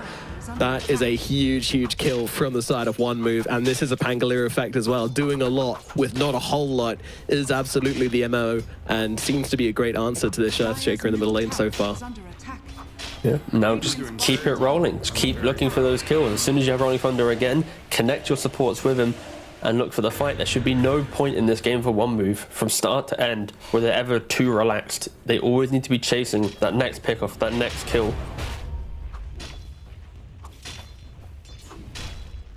How are the stats going for Virtus.pro? Actually, this time around, I don't think they've made any for the Sven. So this isn't going to be some retreat to the jungle and find some fresh economy. We're hitting the 9-minute mark, and FNG is kind of just farming the jungle instead of stacking it.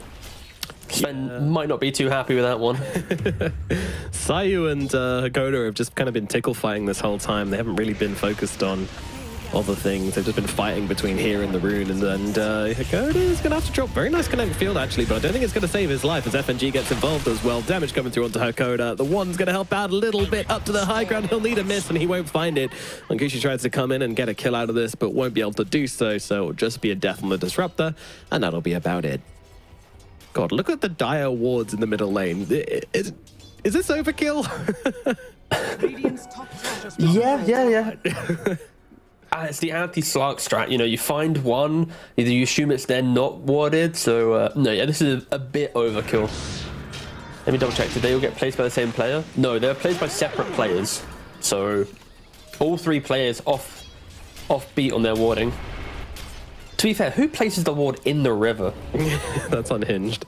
Sayu's just like unhinged warding, and then FNG places it on the high ground. He's like, wait, sorry, why are you placing it in the river? It's going to get swept away by the currents. About catch the rune, so I'll allow it. Maybe we should do that. Maybe we should have, you know how like you have weather reports in the news, you should have like ward judges, a panel of people. Hakoda. Yeah, caught out by that rune ward. Where are the haters now? Yeah. But one move, they're looking to respond to this nice arrow catching onto Sayu, and that'll allow them to get the return kill, but it does cost them a Dawn ulti, but yeah, this early... We now have 3 wards. We now have 3 wards in this area, but Hakoda placed it under the cover of 2 wards, so surely VP's aware that this ward is in play. It's in the Venn diagram. It should be seen. Oh, go on, FNG. Place another ward there for the boys. Yeah. I want to see every inch of this river, goddammit. Tower is under attack. I want to play poo sticks and watch that stick go down the entire damn way. Radiant structures are All right, so quick reflection on the state of the game. Kiritich once again having a phenomenal game on the Sven so far. He's hit this Mask of Madness timing at an insanely fast pace again. They're not able to control this guy. All the action has been happening bottom, and whilst it's given Slark a couple of kills, it has distracted him from getting a decent amount of farms. So he's going to be playing catch up with this Sven a little bit. And last game, that didn't really work out so well. So hopefully they have some ideas on stopping this Sven before he hits a ridiculous timing. But I mean, he's already going towards his Echo Saber at a terrifying rate. Yeah. If anything, I think VP are the team to make the next move, and they did D-ward it. Congratulations, Virtus.pro, on that D-ward. Nice. Yeah, All worth it. punching the Willow a little bit. Wow. But no, Shake was about to pick up the blink. They didn't. Oh, weak. Unfortunate. A lot of targets to hit, but didn't manage to catch any. Oh, here it is. Here it is. Is it going to get the double? There we go. Doesn't reach for the double, sadly, but Radiant's bottom tower is gets the important one. Now he's going to be like, wait a second. Why am I still seen? And at this point, you just give up. You're like, this is just some support shit. I can't deal with this. I need to hit some creeps. Slam. Oh, slam. Lane Hakoda just going to get bought down by a combo from Squadix, and even throwing the Bedlam onto Squadix as well. So you're really making sure that kill is going to be a happening. And, well, Iconrad looking for the response here. Nice arrow comes across from Pantomend as well. And, well, Terrorize comes in, buys Sayu a bit of space here. Is it enough to get him away with the Curse Crown? I think it is. Nice escape from the Willow. And now they're looking for a bit of revenge. In comes a Dawnbreaker, though. She's looking to help out, and the Fisher stops the sped. He's able to get a couple of clicks off. Afterlife finds himself on the wrong side of this wall. Needs to get himself up the high ground and going to try and use the hammer to do so. And, well, that works out pretty well. Notice trying to get away, but he's going to get stunned up by the Starbreaker at the wrong point. Leech doesn't quite connect. Ulti from Hakoda also a little bit off the mark here, but it separates the fight. But now the Slark just gets caught out by the Sven. The stun is there. The damage is in. And Munkushi is just gone. Pantomim dead on the backlines as well as a Shaker finds him trying to snipe off a kill in the back. One move, they get outmaneuvered a little bit in this fight. The Slark just walked into the middle of the fight and decided to die. I think one move, that fight, it looked relatively promising. The way that the Underlord had kind of TP'd in quite aggressively, disrupted, glimpsed at the Sven, but there was no way for them to really collapse onto the Sven because Underlord was always present. He had the aura running, he had a mech still available the entire time. Maybe it's a little bit too early to try and get the Slark kind of integrated into these fights. He's only got a Midas to his name. If he had like an Echo Saber or one other item, sure, I could see these scuffles working for them, but VP are going to take all the opportunities possible. They are incredibly tanky.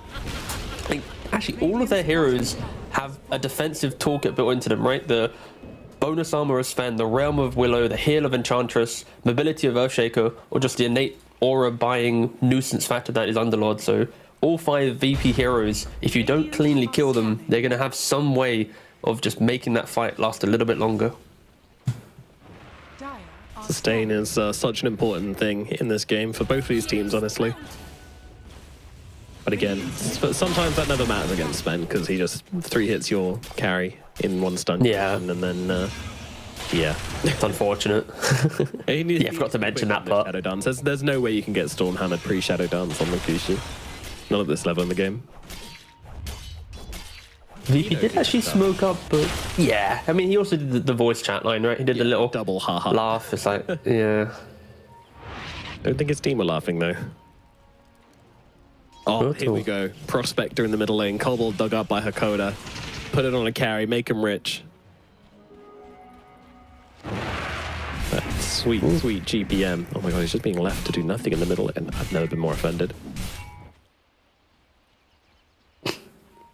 Disgusting. Smoke up though from the side of one move. They've got more important things to worry about, and that thing is killing off the Sven. Sven though, he smells something is rotten here, but they've already lost the Dawnbreaker up on the top side. A slam comes down, and the Dawnbreaker is dropped.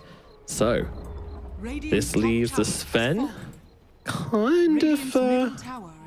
Oh, such awkward timing. I mean, there's only one hero running at him, really. Everybody else is so far behind. I just don't know if they're going to make this happen.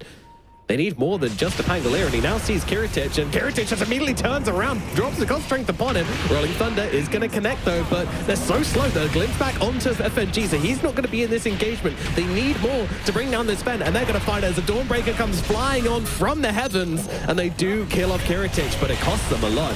But, well, does it actually? As the Underlord's kind of alone. He's trying to get himself out, but he's not able to get through the portal. Glimpse back as well, and he's going to go down as well. Squad X comes in from the side, trying to finish off Ikrad here. Ikrad being kept alive, though. The Urn's out onto him as well. Squad X, he's going to fall as well. 3 heroes dead on the side of Virtus.pro. All 3 cores taken out here.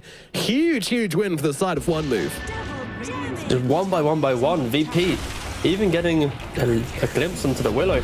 Add another one onto that, T-Gov. As Sayu, next By 1.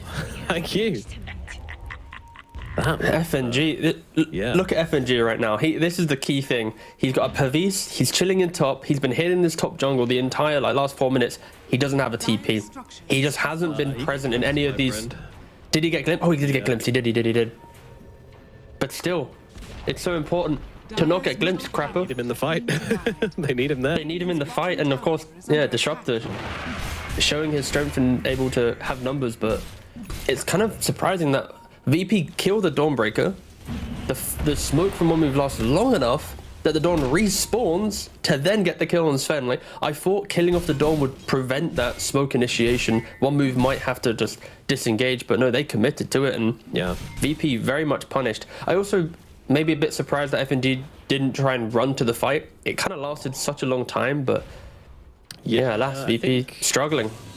It's interesting, isn't it? Because you would assume FNG is just like, when he gets glimpsed, he's just like, all right, well, I guess that's not happening then. But he's usually the early game leader. In fact, he's always the early game leader. So I don't know if the call was made or not listened to, or don't know. But either way, he might be dying here, although that heal is doing a hell of a lot of work, but still gets cut down. Nightcrad's there with the burst from the Swashbuckle. And they will kill off the Enchantress. Yeah, another interesting thing about the last fight I just wanted to touch on as well is that it felt so awkward because it took such a long time, but actually that was a blessing in disguise, because the fact that it took such a long time to finally find the Sven, get him locked down, it gave the Dawnbreaker a chance to respawn. Yeah, exactly. Fight, so. Yeah. It's delightful on that front. Yeah, but she gets slammed once again up on the top side. So. Afterlife. I think Dawn doesn't want to go top anymore. Oh no, sight, going back. Slam me again, cowards, I tell you. Slam me once, fool on you, shame on you. Slam me twice, or whatever the thing is. Kiritich does have BKB available if he does want to disassemble the Echo Saber. And One Move, yeah, they smoked underneath a ward. So I'd be surprised if this connects. So he just comes flying in on it. Hey, what's going on? really overvaluing the history there. Classic support, boys. I tanked it. Yeah, we know you did. We saw them. We didn't have to go into them. Tanked it.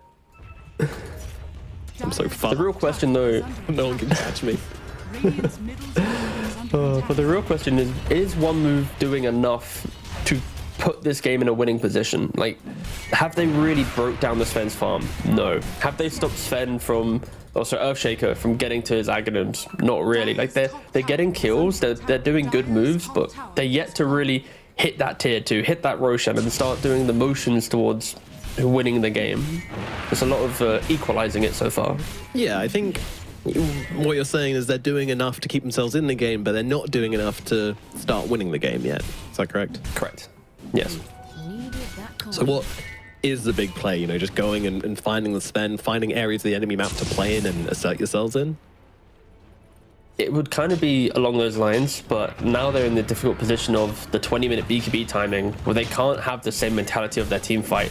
They need to kind of poke the BKB, disengage, then take the fight. And once they do all of that, hope they still have the resources to go to Roshan and make those moves. So this is now the difficult part of the game for this draft. Was probably some of our concerns that we had whilst they were picking the heroes.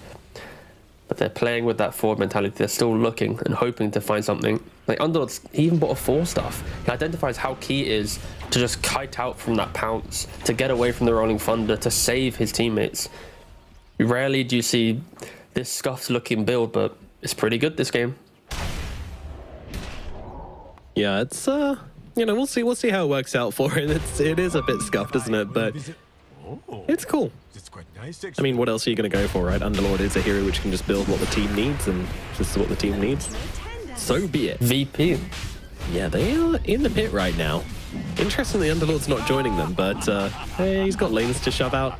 Also kind of makes it less obvious if he's out showing on a wave, but now the scan will show it, and they need to get here now. One move, moving into the area. Einkrad, he's already here, swashbuckling over. He's going for the early Rolling Thunder, and he kind of needs to, as he's going to be able to just... Oh, no. Plan, but they scatter from the pit. Rolling Thunder's going to be a bit awkward, going for the TP out here, and is going to be able to do so, but now the boys just get straight back in and start hitting away at Roche, and I think that's their chance of being able to disrupt this. Gone.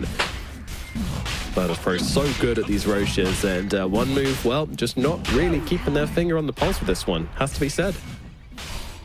Fair play to Einkrad. I think that's the type of play you make on Pango. That if he's like 8 seconds later, he gets the Aegis snipe, he keeps the team in the game. It's like, oh damn, that's awesome. He goes early, he misses it. Fair play for trying. You can clearly see from the mini-map that no one else on one move was actually trying to contest this Roshan. So it might look a little bit funny in that action, but yeah, why not give it a go? But VP, they do get the Aegis first, 21 minutes into the game. It's such a spooky timing. You only really need 2 more heroes in the area, and the Dawnbreaker can come in, and they're actually going to be able to find a little jump here onto the Dark Willow, but of course Squadix waiting just behind. He's got the Blink, he's got the Slam, he's got the Axe, so not really someone you want to fight into right now. Of course, pre-BKB will always be vulnerable to her Coda, and that's why he's respecting them still. Mankushi also completed the Aghanims, about to get the shard. So a very tanky style of Slug. We've seen, I think it was Kami from HYDRA that did the SMY Satanic style of build, but this is like the other version of tankiness, right? Aghanims for the stats, double pounce, Mage Slayer for the damage reduction, then a shard on top. I don't know how good the shards, the Mage Slayer is really going to be in this game. I think I would have preferred the SMY. But they have itemized to be tanky for the mid game. They just need to find that window of opportunity to jump Virtus.pro, and most likely it will be post Aegis. I'd be surprised if they threw their bodies into an Aegis Sven, who also have BKB. I like how you're saying that as Einkrad's like faking the Rolling Thunder. Yeah, I know. Like, yeah. Please. They should run in and get annihilated straight off the bat. That would have been quite something, but Hunterman may be caught out here. The root is going to allow the Stormhammer to connect, and God's Strength will be used. He gets the leap away, though. This is kind of why they went for the Marauder, I believe. Just a support that can escape allows you to play in the slightly more dangerous parts of the map. Well, that's exactly what happens here. But now there's still the Tormentor. Who's going to be lucky enough to get it? You're a lucky chappy. It will Willow. You. Yep. Not too shabby. Yeah, it's very quite a nice shard. Littering roots everywhere, isn't it? I don't think I'd ever want to see FNG with it. Sproink. Woo. Jump backwards. Crazy. To be fair, it's pretty extra mobility. Yeah, against mobility against Pango Slug could be pretty handy, but I think having the additional roots from Willow, they did win the 50-50. Yeah, actually, I changed my mind. This game, it's not great. You don't really have any disjoint, so... He's also got 1 point in Impedus. Yeah, it's awful. Yeah, there we go, yeah. Yeah. Would have been absolutely terrible, so... And then a second 4-star picked up, so now you have 1 on Underlord plus 1 on Willow. Plenty of ways to basically remove Slark from the game, right? Like he invested 4,200 gold into a leash mechanic of his pounce to then to have 2 of them to now get removed by 2 very cheap items. You're going to need to maybe kinetic field on top or find another way to contain the fight, because I'm really not seeing the way Slark's able to punch. And Afterlife, he's actually going for the Axe build. This is the build you go to mitigate physical damage. When Sven blinks in with that God Strength, you buy the Aghanims to gain evasion, to keep that hero alive, and then you look to kind of take the longer fight. And hopefully at that point for one move, God Strength would be expiring, BKB would already be used. One move, they understand the issues that are being faced against them. It's just time is what they need to get to that point where they have the resources to withstand this aggression from VP, because the net worth, it's nothing crazy, but you can kind of feel the momentum is very much VP favored. Yeah, I'm kind of worried about this Ags, you know, like it's conceptually it's cool, right? But I feel like Spen just does so much damage that, sure, like essentially evasion is reducing it by 1%. If you're lucky, that percent's higher. If you're unlucky, that percent's lower. Yeah. And Spen's damage is so high, he doesn't need 100%. Usually, he only needs like 75 to 50% of his hits to actually land in order to kill a core. So I feel like the only way is to stop him hitting you, you know, with things like, oh, hold on, we've got him locked down here. He's going to lose about half his health inside the God Strength. Of course, he has this Aegis, but this is going to chase him off the tower. And this is the high ground you were mentioning, you know, it's very scary to play into all of this. Don't forget the Dornax. It is 60% evasion. So based on your maths, it is relative. It's pretty good. 60. I think very high. I'll accept that. The main argument is, where's the damage? Because if normally Afterlife on his build would go for the Blade Mail, the Deso, the Blink, and he would execute heroes. But now, because he's going for this build, he's leaning on someone else to step up. And I think for all of this, Ankred is that hero. He's got the Diffusal Blade, the Aghanims, he does plenty of damage, but he needs like some basher, some extra something to throw into his swashes. And one move with no God Strength available. Aegis is expiring in 5 seconds. This is a relatively good window to look for a pick, but under the cover of night, Slark wasn't just up front enough to see him. And out they go. Observer placed, but seems like Squadix is just reading this way too well. Middle tower is under attack. Insane reads. I feel like every time we see some big kind of macro choice happening from a team, FNG is just by himself with a creep, serenading the jungle, pushing in a side lane. It happened when he got glimpsed back and they killed the Sven. It's happening here when one move's smoking. Like, he's not tanking smokes on his hero. He's just always pushing out a lane. Yeah, he's happy to just kind of play some solo Dota today, and it's super annoying. And he's getting some money to go along with it as well. I would have looked to Mirana, though, who's, of course, always just running around the map with her team and occasionally throwing an arrow out at a creep. It helps. Ooh, VP about to hit a big timing right now. Solar Crest about to be completed on Enchantress. 4 staff on the Willow. BKB on the Earthshaker. Thank God we're looking at all the items together, but this is every single hero, even the Silver Edge on Sven, like every hero on VP just picked up an active item for the team fight. Yep. I would be surprised if they didn't want to take a fight here. And also we just saw Slark had the Bloodthorn as well, so he's turned that Mage Slayer into an aggressive item now. But his inventory does look kind of underwhelming. He's running Thunder here. He wants to try and get the kill onto the Willow. Willow just healing up completely and able to back herself away. So it's Pangaloo who's going to be able to leave instead. And, well, that'll be that. Strange little catch attempt there from Icaret, but just trying to get the solo kills on supports.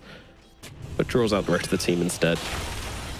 Rolling Thunder's now on cooldown for a minute. It's so pushed in. Pantomime just gets seen on the front lines and can't do a thing as he's just brought down, just stands completely still and waits for the sweet release of death. And now, Kiritich, he's got that God Strength, he's got that BKB, he's ready to hit some towers. And we go, just walk right at the moment. After he gets glimpsed. The damage comes in, the tower goes down under the damage of this Sven. What can you do? They need to do something about this. I'm getting repeats from game number 1, T. They hit this timing and one move are just stunned. They just don't know what to do. The Aghanims is up on the Dawnbreaker. I feel like they could try something here, but at the moment they're just waiting and now they're going to jump in. They've got the jump. Not going for the slam just yet, actually. It's just a Disruptor ult to use, very defensive. And Slark's not here. The barracks are already... Now he is. Slark jumping in, going for the backlines. In they go with the Dawnbreaker as well, giving him the protection he needs, but it's so much commitment to this. They've used Shadow Dance, they've used the Dawnbreaker ulti, and they've gotten absolutely nothing from it. And Virtus.pro, they've already taken what they came for, and now they're off. Just a whole lot of nothing coming out of one move. Sure, they're throwing out some spells to put a little bit of fear into VP, but none of it's connecting in a manner that's actually threatening them. You got this Slark with Bloodthorn, he jumps in, half HP. Dawn instantly used that Solar Guardian, but VP just disengages. Like, okay, cool, you got the evasion, but we don't need to fight you. We can just play on our spells, play on our move speed. And now one move, you can feel the desperation. It's, guys, if they get to our base again, we'll lose another lane of racks. We need to get kills out on the map. We need to do something. Down as well, but it's not down for long. It's such a crazy ability at the moment. Minus 15-second God Strength cooldown, level 50. Whoa, Munkushi just up onto the high ground. I mean, he's got the axe, so he can jump out if he needs to, but throwing in that aggression. Yeah, And there's triple 4 stuff on VP. Like this Slark, there's no way for him to contain the fight. It's so difficult. It really is, but I have to say, I don't understand at all, like, the Slark jumping in, immediately using ulti, and then the follow-up from the Solar Guardian on top of the Slark who's already ultied. Like, it's evasion on a Slark who can't be hit. But it's also the Static Storm used prior onto an Earthshaker while Slark was farming the Dire jungle, right? Like, the entire fight wasn't clean for one move. It was very disjointed. And maybe the nerves are hitting them. Maybe they're feeling that kind of slow build-up of VP where they become this unmovable mountain of a lineup. What's one move? They needed to be the aggressors. They've only got 12 kills to their name in 30 minutes. Just smoking again. Just so heavily onto the high ground there that they just feel like they can't take the fight. And pretty crazy. Hakoda immediately revealed, immediately glimmering himself back. Does find 2 of them here. Could go for an ulti, but gets stunned up, gets brought down, doesn't get a chance, and now they have to try and leave. And so then gets caught. They're going in the backlines here. Both Fark and the Pangolin committing to the backlines of the fights, trying to find some supports, but they don't. And now Kiritic just popping the BKB into the Slark, and Slark, well, he's got to try and stand his ground here. Will be able to do so with the Dawnbreaker coming down as well, helping out the Slark, helping to survive the ulti, but now that ultimate is over from the Dawn, but they have managed to catch the spell in the back. He's inside the Static Storm, he's inside the kinetic field, the Slark coming in, but just gets punched in the face by Kiritic and brought down. It doesn't matter if he's low health, he's still got a big fucking sword, and he's going to tear through your team like butter. Double kill for Kiritic. Once again, one move completely taken out of the engagement. And Pantomim as well. +1. What can they do? They're trying to play on the fringe of the fights with Glimmer Capes and Invis as well, but there's just a gem on the Underlord who's walking straight through the middle of the engagement, and poor old Disruptor, he dies instantly, buys back TPs. Guess what, mate? You're still gonna die again. Bam! Like, there just is no damage coming out from the side of them. Like 3,000 damage from Slark compared to nearly the 5,500 of Earthshaker. Like, this is the worst start to a fight possible. You're hugged inside the tree line, no real vision. The brawly boys are already on top of you. Sure, Slark might be on the Willow, but the 4 stuff that we've been talking about, that kind of duking potential, this is not a team fight that I even want to try and analyze. It's just not a place for one move to fight. VP absolutely obliterating one move in this series so far.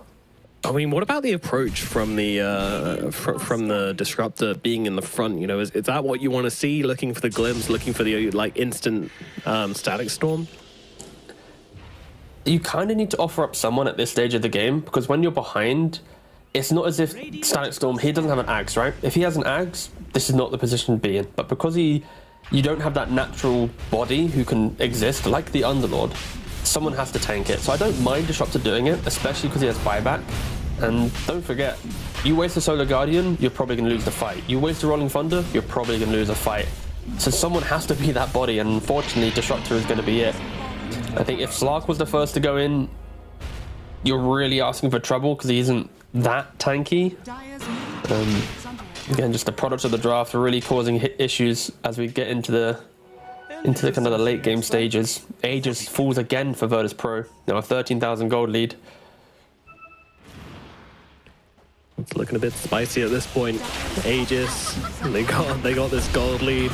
They got so much. I still find it crazy that they love giving this Aegis to the Sven and not to the Shaker. But then again, the Sven still hits hard. He's, you know, even outside of his ulti, he's hitting for like 300 damage. So it doesn't really matter whether he's ultied or not. He can still hit buildings. Yeah, I think Dawn Axe is kind of a weird concept against Sven specifically, because Sven's a high physical damage hero who also has move speed built into his Warcry. So it's not as if he's locked into the Solar Guardian area of the fight, but they're smoked up, they're jumping, they've killed Disruptor. Oh my god, one hero dead, straight off the bat, Dakota gone. Icarad, he's going to be able to survive through it. The slam comes through, and it's a decisive start to the fight, as once again the Disruptor can't use his Static Storm. He's never in the position to start the engagement. SquadX just not giving him a chance to play the game. Now Icarad trying to start this one off, trying to just delay things more than anything. Wait out this God Strength timer. It is now down to just about 20 seconds. But down goes one tower. Slark jumping on in, using that ultimate. Actually, no, it's just the depth shroud at the moment. Now he's revealed. Doesn't really care, though. He's still going to chase back Virtus.pro, and it looks like this defense should be successful from the side of one move. Mancusi looking to chase a little bit further forward, but I have no doubts that they will turn on him in a snap. if he's not too careful. But God Strength is down, and Virtus.pro are happy just with the tower. They'll reset and wait the 30 seconds for the next gods. Mankushi is looking to go for the moonshot as well, but Kiritic super close to his butterfly. And They catch him out, they've got the lockdown, but the Dawnbreaker, she The evasion. work to keep him alive. This is huge, actually, keeping the Slark alive and now catching out the Sven with no ultimate. They need to kill him off, though, at least get that Aegis upon him, because he's still hitting pretty damn hard, but luckily the Slark, I say he's getting stacked. They gotta kill him. Losing the fight, he's trying to get away, double jump, but the impetus is just gonna blow him up. It's not enough to finish the job. Cheeky Midas and back into the fight. Meanwhile, on the back lines, the Dawnbreaker just being hammered on down, and the rest of the team trying to escape. Squadosh has caught them, though, on the retreat. Buyback from Pantomime, but they Slark back on the Dawnbreaker. Slark once again trying to engage in the backlines, but disarmed immediately. Iconrad rolling through it. Maybe Kiritic can go down once here, but when he's back, he's going to be back with a BKB. He's going to be back with an Aegis. He's saying, kill me, guys. See what happens. And, well... Oh, no. But to oblige, and I think that might be their mistake. They're trying to clean up everybody else whilst the Sven is out of the engagement, but now he's jumping back in. In comes the God Strength, in comes the damage. They barely even need it, but they'll cut down the Slark regardless. 3 down on the side of one move. Only 1 or 2 fatalities saw on the side of Virtus.pro as the Underlord just comes flying straight back in, and now they'll look for those barracks. The Sven with a sliver of HP, he wanted to die. He had everything available. Kill. And it's like, oh, fine, I'll kill you now. Yeah, But that's kind of the undoing, right?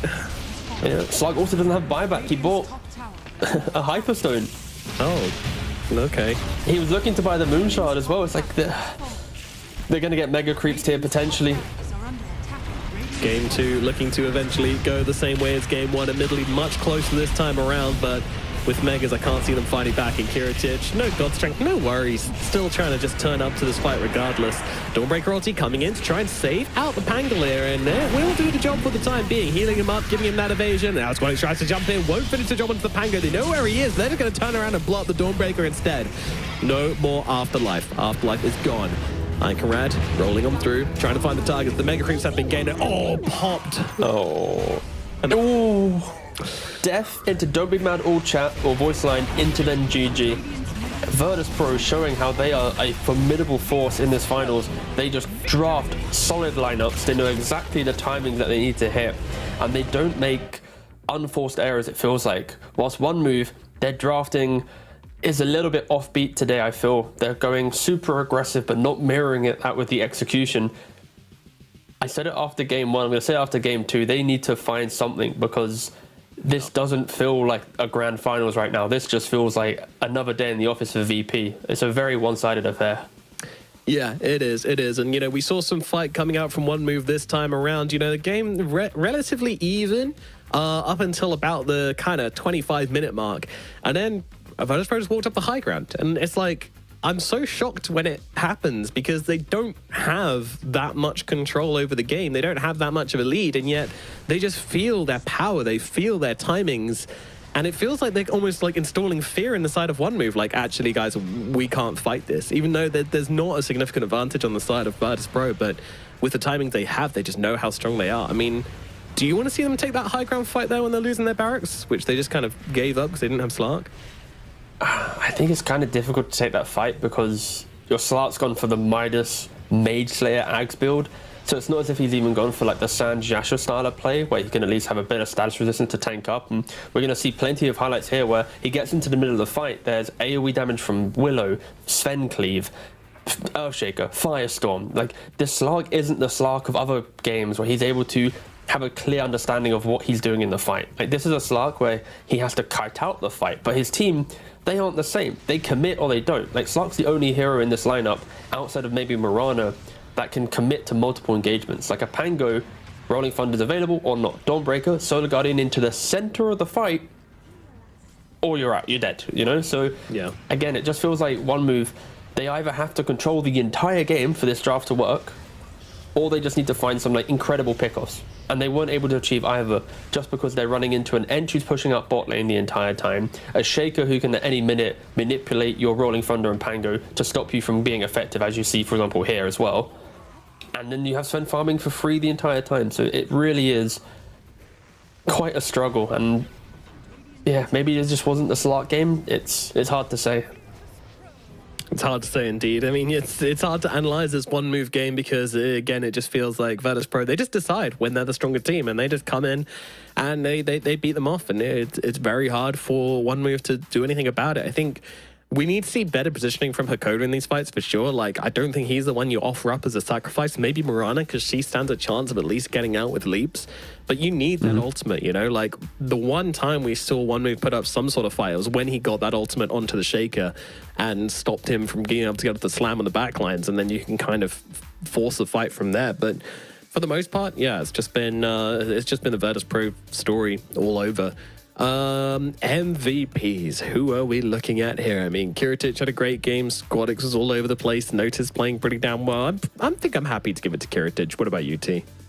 I'm down to go whatever you believe in, because I said FNG last game, so I'll let you choose MVP in this game. And then in the third game, we can decide together. We'll do it together in the third game, and I'm not sure we'll have much more beyond that, but Kiritich will be our MVP for game number 2 on the Sven, just dealing heaps of damage, being an absolute unit on the front lines, and again, just recognizing his own timing so damn well and telling his team, look, I'm strong, we are strong, we can do whatever we want. And the commitment which VP have to these fighters is just completely unmatched. So, yeah, great performance, great game from Virtus.pro. Another really convincing game here in game number 2. And one move, you know, we'll see if they can bring some fresh ideas. But now they've lost on their Dawnbreaker, and not just lost on their Dawnbreaker, but 0-5-8 on the Dawnbreaker. So a pretty crushing defeat for Afterlife on possibly his most comfortable hero. I'm not sure what you do from here on out, T. Yeah, you lost to the VP Chen. You lost with your Earth Spirit mid. You lost with your offlane Dawnbreaker. These are some of the key heroes for one move, so I'm hoping they get maybe an extra 5 minutes in this break. I don't know, probably not. Don't know what the rules are, but they're going to need to really do something because their specialties are losing right now and they need a plan C. They do need a better plan. Let's see if they can bring it to the third and final game. One move, the comeback of dreams either starts now or the end of your dreams starts now. We're going to throw it to a break. Then we'll be back with game number 3.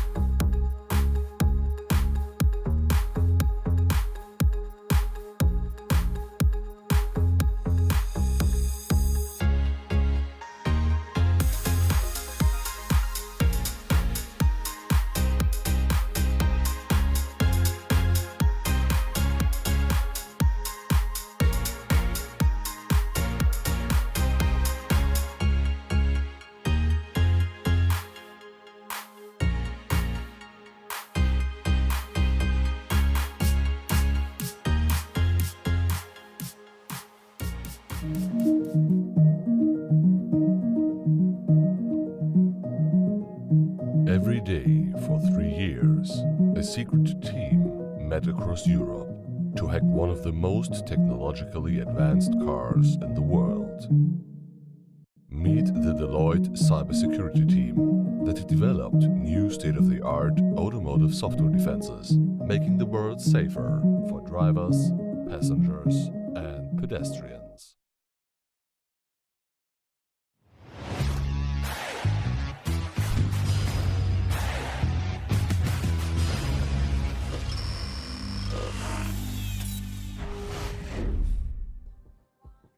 Here we go into the third and possibly the final game of this best of 5 grand finals, because Virtus.pro are currently looking unstoppable and they want to mark their road to TI with blood, specifically the blood of one move, as they are not looking to take any prisoners in this series.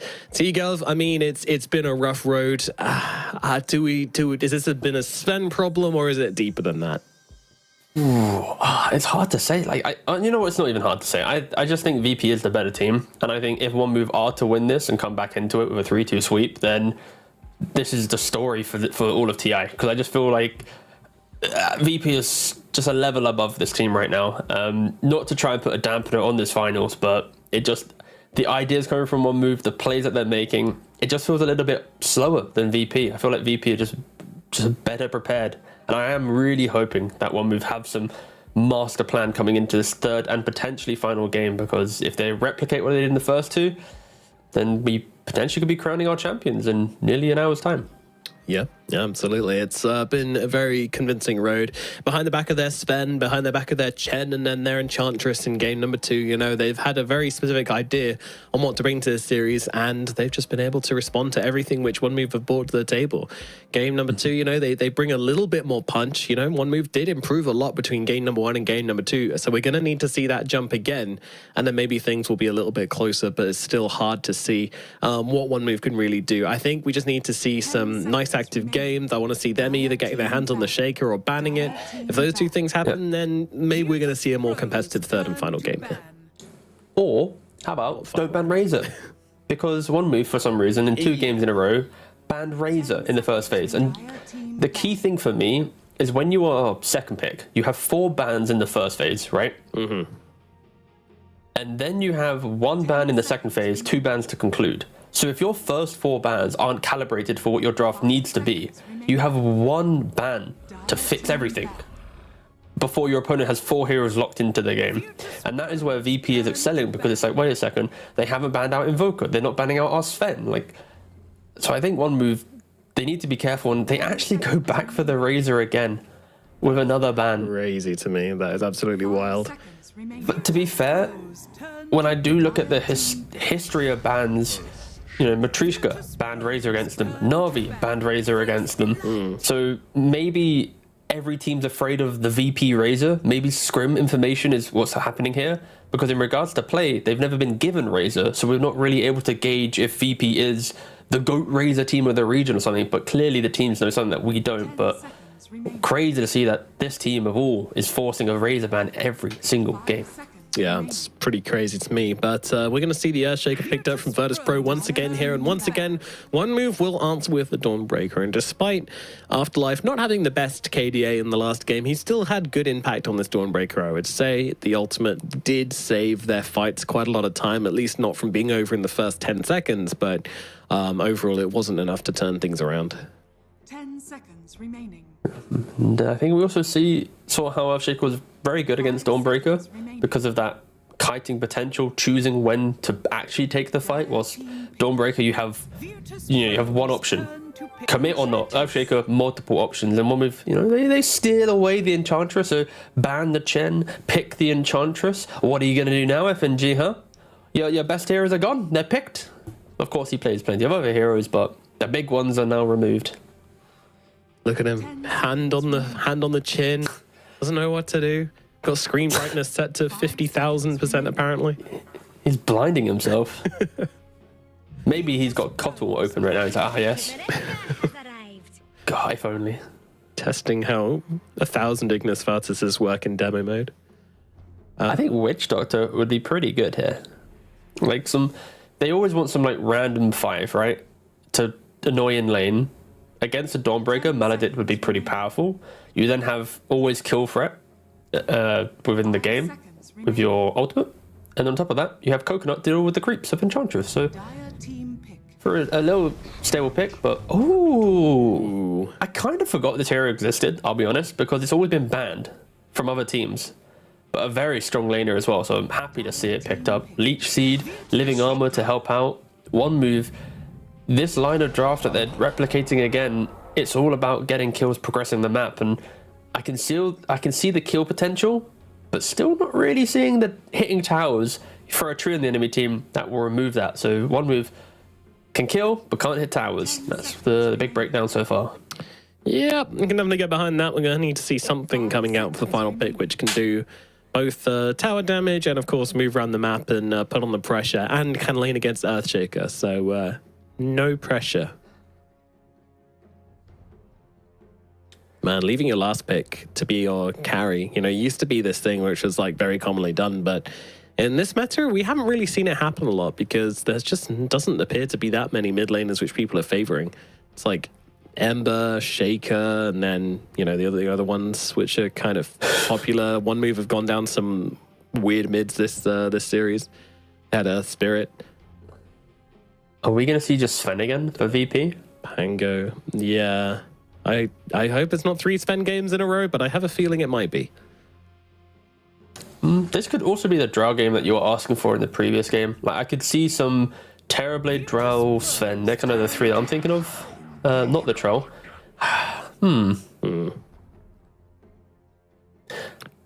reason why I have a little bit of concern for Troll is it does play into Dawnbreaker a little bit, where we saw how Sven was able to kite out the Solar Guardian, but Troll is not that type of carry. You want to get on top of a hero and never leave. So now you're getting into the middle of a Wukong with a Solar Guardian potentially covering that hero. Yes, you might not die, but eventually if Monkey and Dawn can sustain through it, can turn it around. On the flip side, Troll can, with ease, breeze through a Monkey King if you're one-on-one with item advantage. You can buy MKB and stuff to get through the evasion, so it's not like the worst pick. It's just something you have to be mindful of, where it's like, okay, if we ultimate on Troll, they have turnaround plays to make, just respect it. And I guess Shaker, of course, the broken hero of the region, should be able to cushion that, because he will be taking some key spells up to give Troll better access. So not the worst Troll pick. It's just kind of like just a stable pick for VP. Yeah, it's something which they can just kind of leave to go and farm up. Obviously, it won't be as ridiculous on the timings as a Sven, I wouldn't imagine. But, you know, this hero can still farm up a Storm. But it definitely feels like there's not going to be this crazy unbalanced matchup between the carries this game like we've seen in the previous games, because the Sven was just left to farm a ridiculous amount and was just able to just hit these ridiculous timings super fast. Neither of these two heroes really do that, so potentially. I think Monkey might have issues actually in this game. I'm thinking about it now. It's like early Living Armor helps prevent Monkey from getting kills. You've then got Bramble and the defensive tools of Earthshaker and Willow. I feel like this Monkey King won't really want to buy Battle Fury. So then he has to go for this like Echo Saber Desu style of play, getting the kills. If he doesn't get them, meanwhile Troll's got Battle Fury.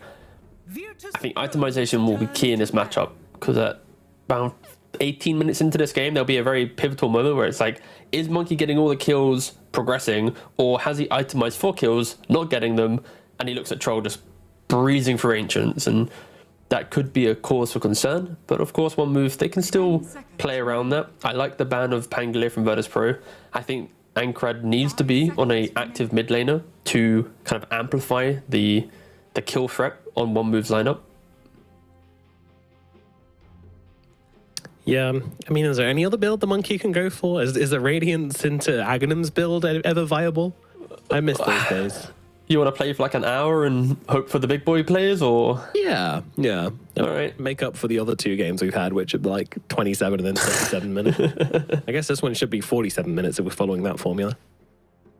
I just think Monkey King needs to decide the correct farming to fight balance at this point.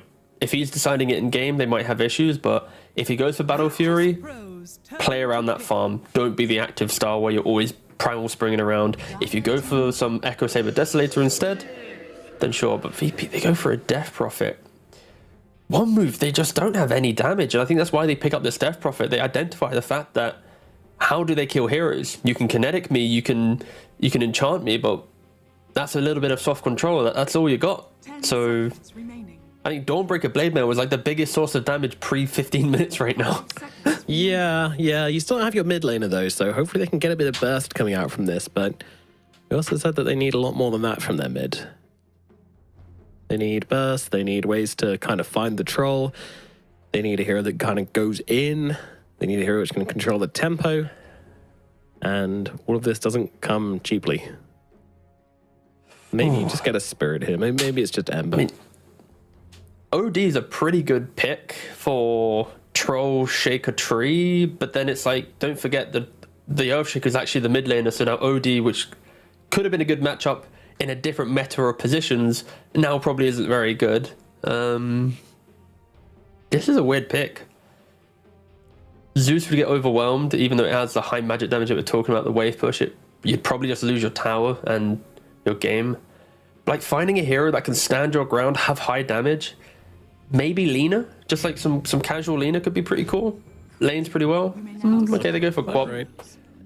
Blink out of the... It's all right. It's okay damage. I think it ticks most of our boxes, you know. I think it's okay. Okay. There was no hero which could have made me go, yeah, one move, I've got this. But then again, I don't think there's a draft that could make me go, yeah, one move, I've got this. I think we're in a pretty good state here, but this hero will do. I've been looking forward to seeing Queen of Pain versus Shaker. It's one of the potential mid lanes which I feel like could lean towards the Queen of Pain, depending on if she can kind of harass down this Shaker enough. We shall see. But yeah, it definitely gives you the mobility, gives you that bursting power, gives you the wave cutting power. So yeah, I'm all for this pick, but at the same time, I'm kind of worried for one move here. I would be worried regardless of what heroes we're seeing on our screens. But yeah, they just need to kind of like push that mental reset button, come into this and try and just forget all the background and everything else behind it, and just go. That's all I want to see. Just divide. You were doing very well. Yeah, I think as well, it's this quad. We saw it banned out in the series where Navi picked up Earthshaker to protect their Shaker. I'm yet to see the matchup. Is the dagger spam annoying enough that he can't walk in and out of the creep wave playing on Enchant Totem? It could be enough. So yeah, maybe this quad pick has high value. But once again, it's like if they don't hit their stride, look at the scaling of VP. Some troll getting into Monkey King, some Death Prophet with like one aura. Is there too much to ask for Ankrad? Like this quad pick, she needs to be the damage dealer, the damage soak for the early game. She'll enable Dawn, protect the monkey. We'll see if they can execute on it. But yeah, uphill battle. The underdogs, one move. They never beat VP in 5 series over the last 14 months. They have 1 game away from losing the grand finals as well. Yep, hopes and dreams of one move on the line here. And of course, Virtus.pro, their dreams getting to TI are almost achieved. Let's get into this final, possibly the final game. I need to stop saying that, but God, it feels so hard for one move to come back into this. I hope they can do it. I hope they can show us a series and show us that they deserve to be here. But at the moment, it's looking very, very tough. But of course, they deserve to be here. They beat NAVI in a very entertaining series this morning. But now it does seem like they're running out of steam. What can they bring to the table here?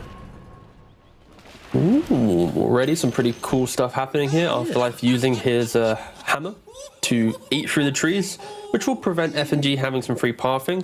Don't forget though, the grasp now gives Tree the same move speed, so killing off the trees, it's helpful, but there's still ways for him to play around it. It was one of the changes to his Nature's Guise. Of Nature's Guise, and you can see that. There you go. There you go, yeah. Now he uses his grass. I did the same. Of course, I looked at the grass. I was like, I didn't say anything there. I guess a hidden change. No, it's the guys. Yeah. All right. But yeah, how's our mid lane gonna go? I mean, I'm guessing Quap just like levels Shadow Strike like the old days and throws it into the Shaker, right? Pretty much. Through his harass and try and just kind of survive through the lane. Bantrian's going 1-for-1, but a lot of hits being traded. Tree just smacking away at the Enchantress, and also the Brambles being used onto Afterlife, so non-connecting though. It's mainly the move slow though. When you think about the Quap v Shaker matchup, a level 1 Shadow Strike is 20% move slow. If you get maybe 2-3 points in it, how can Earthshaker use Totem, get up to that range creep without taking 2 or 3 hits, plus the Shadow Strike? Again, yet to see the matchup already. Squad X is getting the deny advantage, and he also went for Scream, so we're not even going to see what I would have expected to be the potential matchup counter. Yeah. You're just getting out denied. Oh no.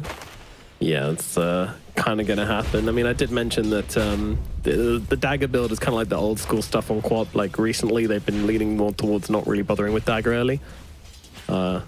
I don't know why. I don't understand that much about it. I just watch a lot of pro pubs, so that's what I've been seeing. Meanwhile, it's all about farm efficiency, right? Are you fighting with a core? And they are going to be able to bring it down SIBE, getting a little bit too hungry for that kill and paying the price for it. Hakoda lives and noticed, well, he barely even noticed. He's just focusing on his creeps. Sure, you're feeding. It's all good, boss. Don't worry. It's always that part where the support says, no, I'm fine, I'm just trading. No, I'm fine, I'm just trading. No, you don't need to help me. Focus on the creeps, I'm trading. And they're just dead. And they're like, all right. This is a weird lane as well. Like, Death Prophet into Monkey King. If Willow does die again, then there's opportunity to kill off this Death Prophet. But as soon as she hits level 3, should be good. And now we finally, Ankrad leveled the dagger. And I think this is going to be the trajectory for the lane. The idea of Shaker's kind of having to position a little bit further back, respect the dagger spam, but still 9 CS to 4 to the 5 and 1. Shaker is still happily farming up. No major concerns. Just a little bit of a different way to play out the lane. Yeah, Squad X just seems so comfortable on this Shaker. Like, he looks like he's been playing this hero forever, which is weird considering he's bronze on it on Dota Plus, but who knows if he's purchased it or not. Maybe he's hiding his skill level on the hero, or maybe he's just been spamming it in pubs recently. Who knows? But has only got 5 competitive games on Earthshaker, of which 5 of them occurred in the last 2 days. down the bottom lane, he is going to be dying. They do get the combo out on Tim pretty nicely, and yeah, Virtus.pro able to just kill off the support with relative ease. This is the power of the Troll Warlord in the laning phase. Such a beastly hero. But up at top side, Hakoda is going to be able to kill off Noticed. So one move are making plays up here in the top side. They keep trying to get the kill onto the Disruptor, and it keeps not quite working out for them. Yeah, the Death Prophet, she needed level 3. As soon as you get to that second point in Spirit Siphoning lane, it really just gives you and again, down much more presence. Dying. Oh no. Antimam immediately comes back, immediately goes down, and this time he will not have a TP, so he's going to walk back to lane, which leaves up a walk of shame. Is lonesome. Yeah. Are we going to double click that Ench as she walks back down the lane, or what's the vibe? Do we do this? I feel like of course we do. Entron. And this is what you get. You're in the 3rd game. Okay, no, okay, we don't get it. I was going to monologue for a bit. Middle, in a bit of trouble here. The dagger's out upon him. The Scream as well. 2 points in each. It's not enough to finish the job, but yeah, Ankarite, he's relishing in giving this Shaker a bit of punishing now. Finally a hero which seems to be able to at least somewhat deal with this goddamn Shaker. It's still out denied and out CS, but just enough to...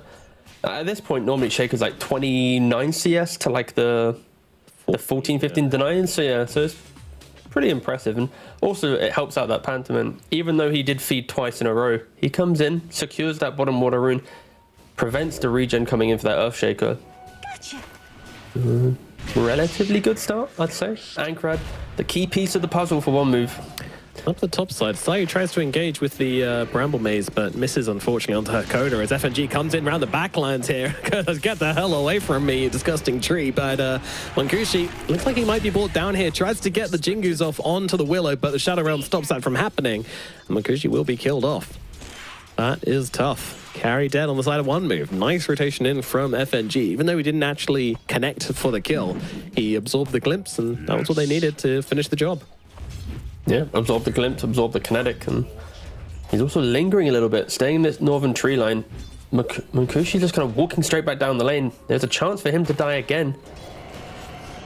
You gotta be careful. You die twice and Death Prophet will take over. This would be absolutely awful. Yeah, they try and glimpse back Notice. Notice gets out of range to heal. It's not enough to really keep him alive here. He is gonna go down a second time, and that's just back-to-back deaths for the one move carry.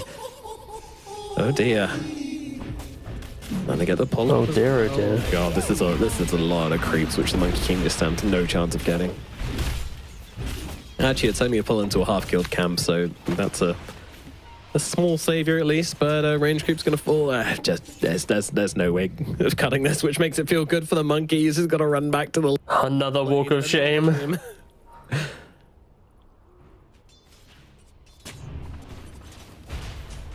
Of course, we saw bot lane as well, a little scuffle breaking out, and the key thing here is this troll.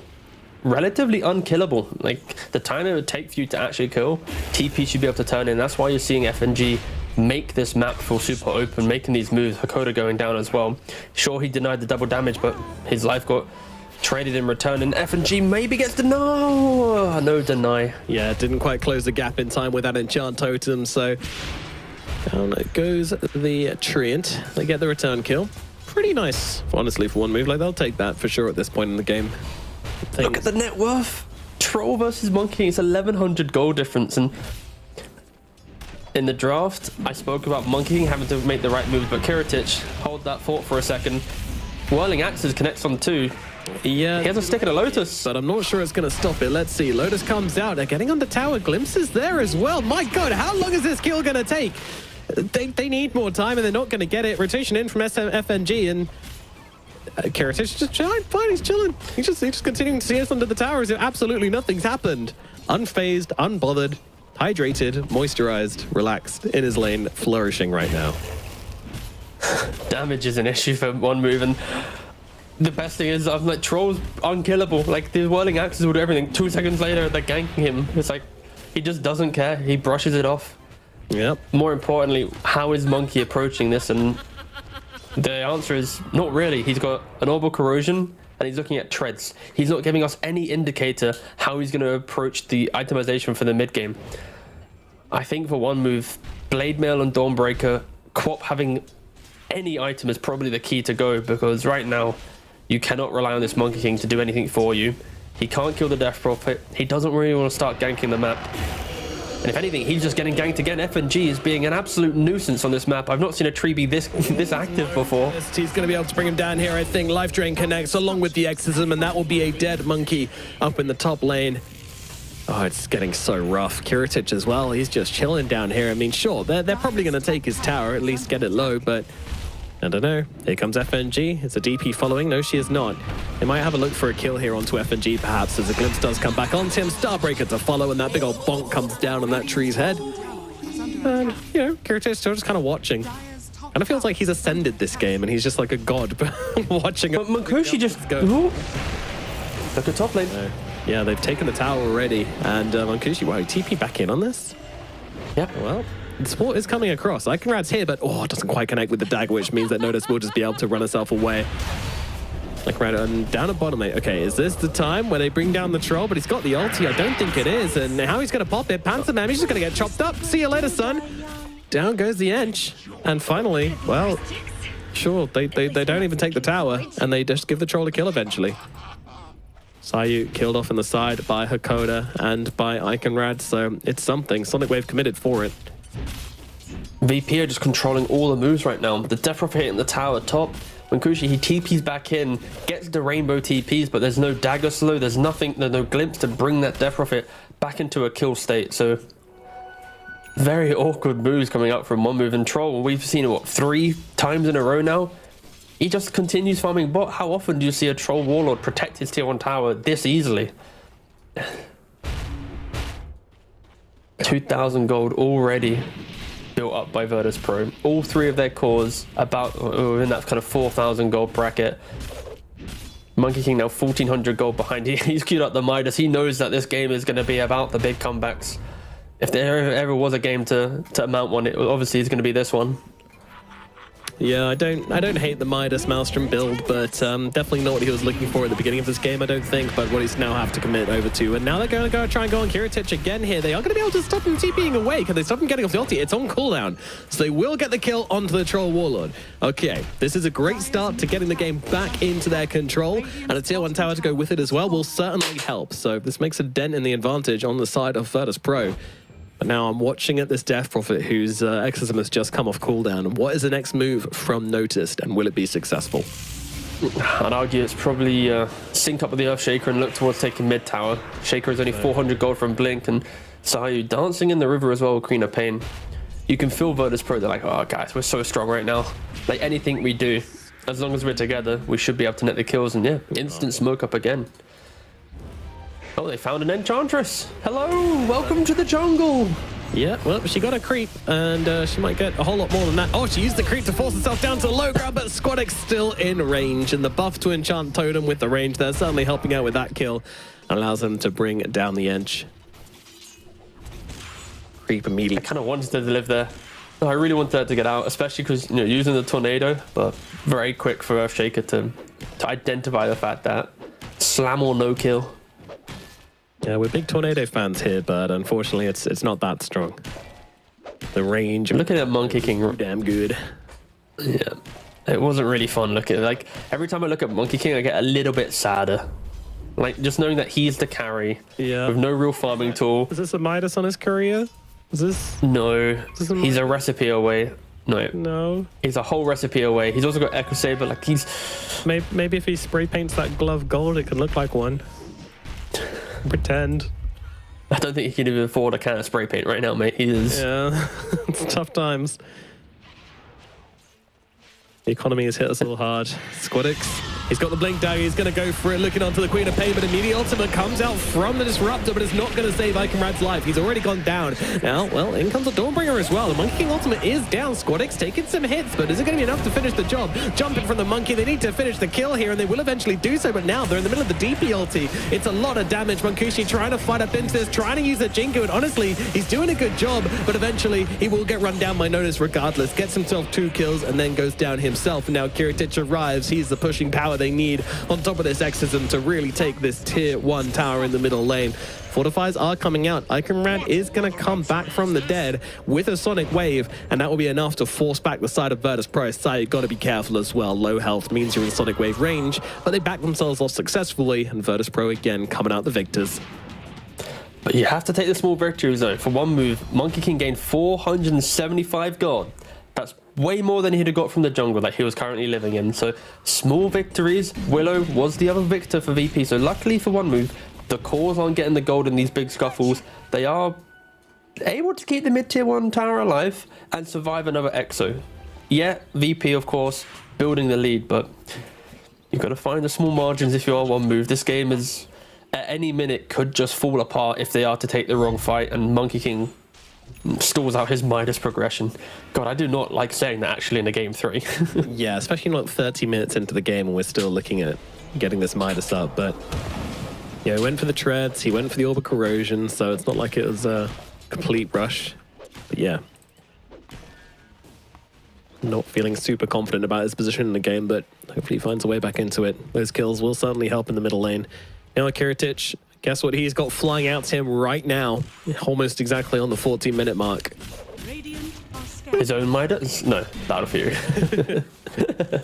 Oh, that would have been wild. But yeah, Battle Fury comes out for the troll. And now, jump forward onto the Death Prophet. She's in a whole world of hurt right now as they've got also the Static Storm coming down onto him as well.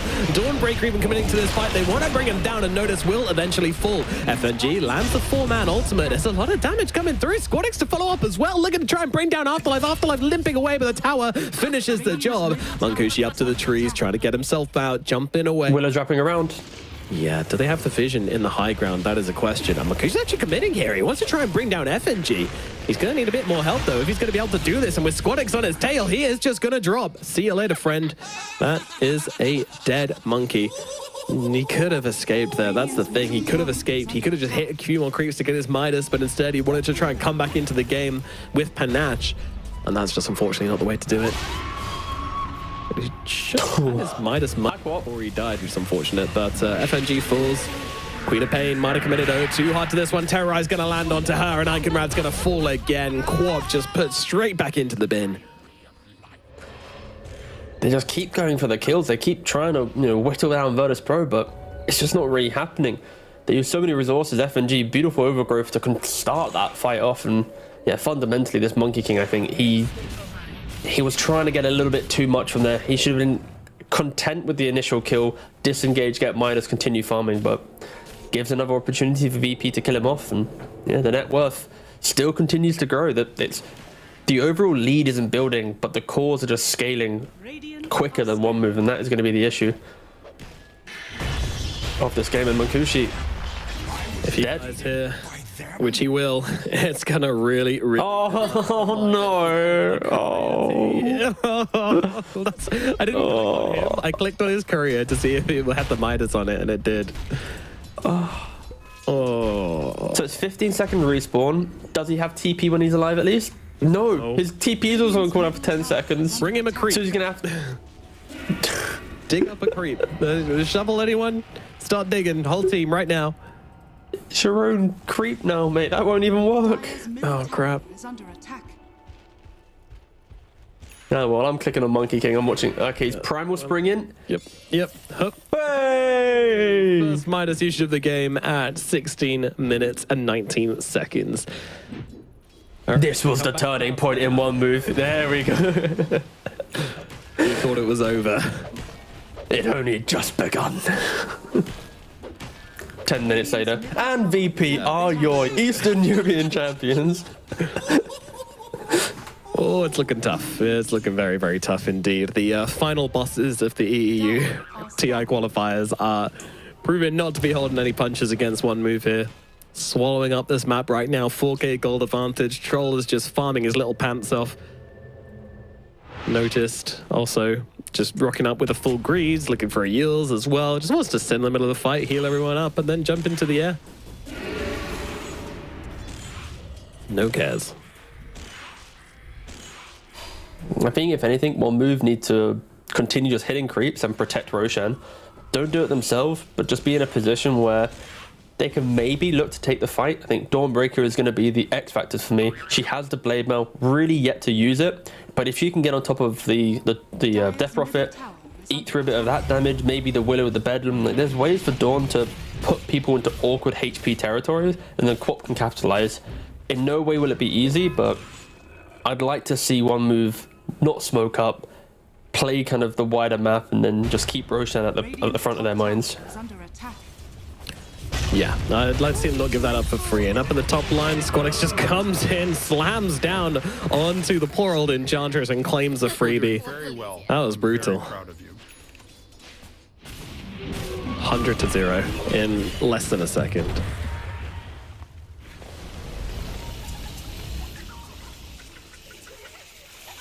I don't know what you do. I don't know what you do at this point. It's very, very tricky.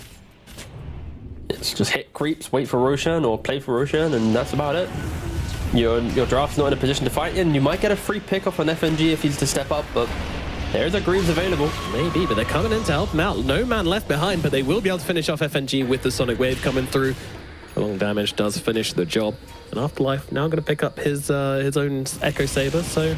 I mean, they have timings on the side of one move as, yeah, glimpse out. Kiritich on the high ground here. Is he in trouble? I'm not sure. In comes a Dawnbreaker as well. They're looking to try and finish the job, but he gets off the ultimate just in time, and now they need to scout it out, but Munkushi's the one who's going to fall. Kiritich should die here. Surely he goes down. Yep, he certainly will. The Dire kills off Kiritich there as the Troll finally falls, but yeah, it is a carry trade in the end. I think that's kind of good for one move, right? Like your 11,000 gold Troll who didn't have BKB is kind of running in. If he had BKB, you'd argue that fight probably is very different, and you kind of take whatever you can. Fundamentally for Virtus.pro, that's not going to change their playstyle. They're still going to group up again, look for another kill, keep go. Yeah, full staff definitely saving Pantomime there, that's for sure. Hold up, sorry Nomad, please. What has Monkey King queued up? If he buys this, then... the Monkey King. Huh. Please click on the Monkey King. You're teasing me, there we go. if he actually goes Midas into no... I'm sure this is an accident. Refresher, yeah, that is. I am not going to entertain any analysis on this, but if it does occur... Bit of monkey business in the bottom lane, no worries. Yeah, okay. Echo Saber completed. We'll come back to this later. I'm certain he'll change that. Radiant's top tower is under Double Wukongs to contain the fight. Wowee. Do you even have mana to use it? Jump in, slam, another support dead to Squadix. Just claiming He the does. freebies. He loves it. He loves a slam on a support. Won't hesitate to use his ability off cooldown every single time it's available. This is crazy. I don't feel like I could be on one move right now and clicking on my Monkey King. Just the nerves I'd have. Just, why has he got Refresher queued in? Radiant's middle tower. Yeah, surely this is just going to be the disassemble into BKB, stand your ground and take the fight. And for Virtus.pro, they are now moving towards Roshan. One move, they do have all their ultimates available, so this could be the fight they want to take, but they are going to be going into the troll BKB. It's not as simple as get in and use all your spells. Yeah, that window might have gone. They might just choose to farm the map in this time, and I think that's exactly what they're going to do. Yeah, the Refresher Monkey King is a massive timing that we must be farming for. You got to wait for it. That's the game changer. If he buys a single cornucopia, I'm going to flip. I'm going to be just... Whew. The 2 and 3 comeback starts here, T. The 3-7 Monkey King. We got this. I'm actually so invested in this now. There's like nothing else that could happen in this game. I just want to know if this quick buy is real or not. Is under attack. He just double Wukong's commands on the spot. Let's see. I mean, they're looking at Kiritich here, but I don't know if they can do much more than look at him. I mean, guy's strong. He's got an Aegis. I don't think you want to mess with him. Yeah, they're going to go around the backlines. This is a nice jump if they can finish the job in time, but the Yules is there from the death, and then she's got the Guardian Screams as well. Might be enough to keep her alive. No, it will not. She doesn't get a chance to get to the Guardian Screams, but now can they get themselves out cleanly, or do they want to keep the fight going, perhaps? One move.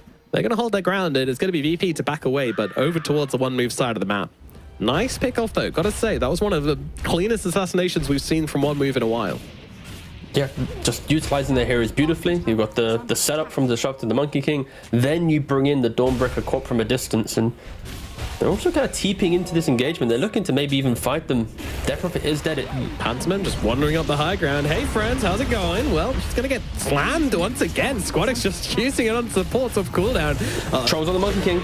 Yeah, he's really getting up the stacks. They're going to have to use a Sonic Wave to force him back here. I mean, this is a BKB charge. They want to buy back and actually try and take this fight. This could be bad for them. FNG, he's going to fall. Kiritich looking pretty low, but of course has the Aegis and has the ultimate as well. Going to use it, just cut down this Dawnbreaker right now. She's tanky, but she ain't tanky enough. Down she goes, and now, well, Scream out from the Queen of Pain, going to buy her a little bit more time as in the backline. Squadix just eating up supports once again, grabs down Hakoda as Hantamam on the run here, full stuff away, keeps him out of range of this Shaker, but not for long. Shaker will close the gap, big old bonk. Kiritich as well there. Fisher finishes the job, and VP still managed to piece the fight together regardless of how scrappy it was. Dire's bottom tower is under This Troll Water with the Aegis. Like, even if you get the kill, I think there was some nice, Sonic Wave usage for the pushback to delay it, but they are so powerful. The ability to continue fighting, and quick update on the Monkey King. He did go for the Mithril Hammer. He isn't buying a cornucopia. He isn't griefing his team in the game 3 of the grand finals. Scaling is on the menu still. tower has fallen. Squad X, like, he's 7-1-7 on this Earthshaker. Just free casting in all the fights, just jumping around. Yes, he might have been slightly annoyed in laning phase to the dagger spam, but the wider game, he just doesn't care. He's also got BKB, 24 minutes, Blink, Treads, Ags, BKB. He is a force to be reckoned with. And one move, just got to continue farming. Just, whittle down some resources on VP, but continue hitting the creeps, because you are not in a fighting position right now. Man, yeah. it's we're waiting for some timings which are taking a while to arrive, but BKB on the Monkey King. Oh, it's actually Maelstrom. Okay. Yeah, he was going. Oh yeah, you expected him to go hammer to BKB. Yeah. No, he went for the slightly more damage build. Yeah, I can get behind that, to be fair. BKB is not super important in this game, I don't think. Not important enough to go through it that quickly anyway.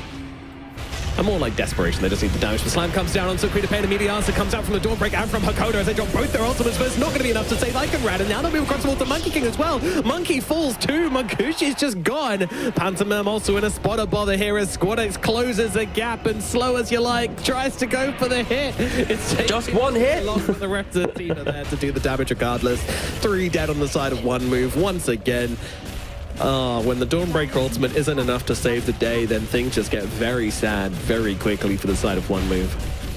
That was an incredibly ambitious blink in from the Quap. She just jumps in under the cover of night, Shaker with no like second guessing, just boom, instant Echo Slam follow up BKB. There is no saves to keep her alive long enough, and I'm very surprised one move even entertained that engagement. They're basically trying to fight into the full 5-man force of Virtus.pro, down by about 10k at that point. Yeah, they really need to split the map, maybe look for some assassinations, shove lanes in, you know, try and catch VP at a disadvantage. There is no way you're winning an equal fight at the moment. So they have about 3 minutes of which to play that before Roche respawns again, and then VP will be coming for their next objective. Maybe they make some pickoffs, or maybe they just play the map like I kind of want them to. I mean, I like what Half-Blind is doing at the very least. He is deep in enemy quarters. Yeah, this is kind of what... Oh, Monkey King again. Yeah. This combination is so filthy. Yeah. The Bedlam on top of an Earthshaker. Oh. He could just stick on heroes so much as well, and that's exactly what you want from a Bedlam partner. And now notice he's committing to this fight, just trying to stay on top of the edge.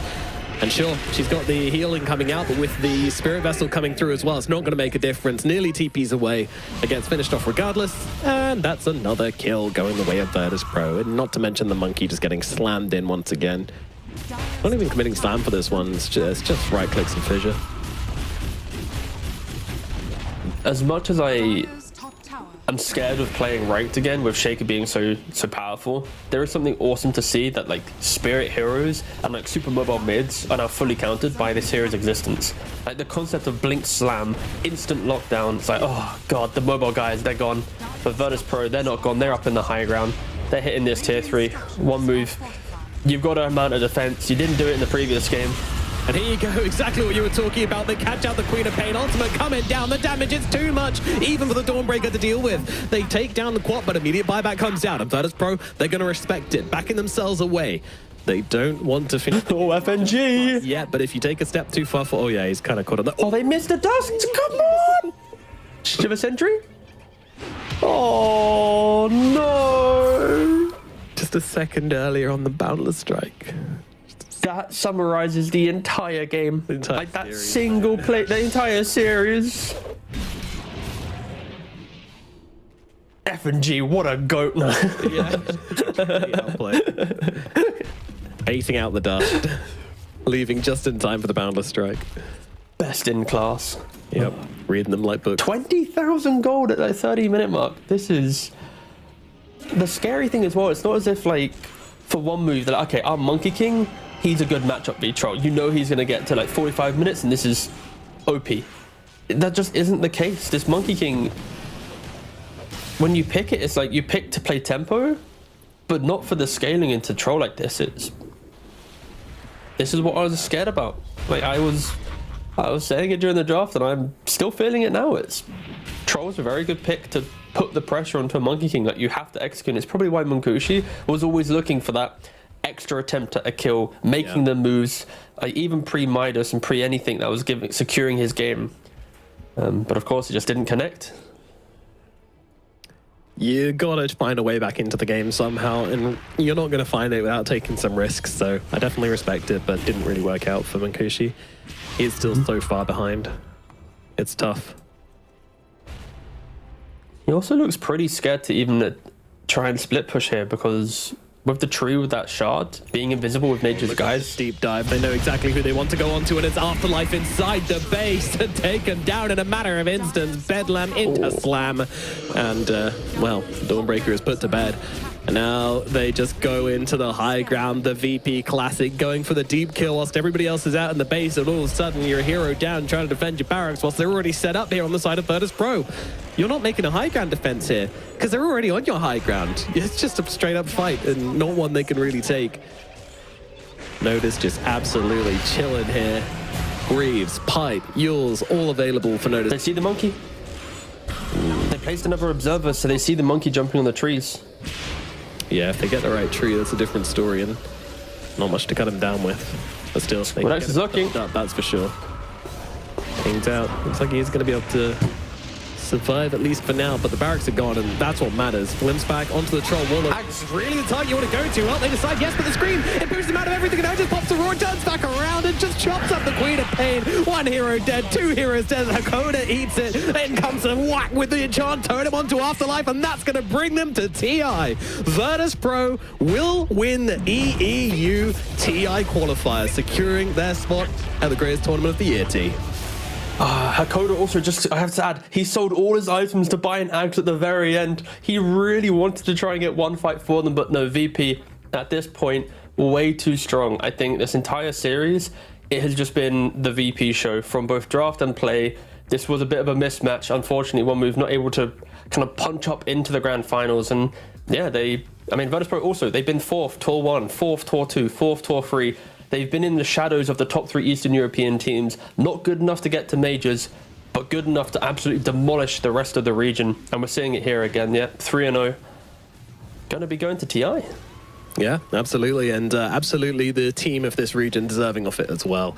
Absolutely, such a clean qualifiers. You know, they dropped one game throughout the entire qualifiers. That is a great, great record to be coming into TI with, and absolutely deserved. And yeah, we will go back to kind of reflect on this game a bit, but to be honest, it's not much to reflect on. I mean, Virtus.pro just had the stranglehold on them from the very early point, but I mean, what were the key movements which sort of got them into this position in the first place, T?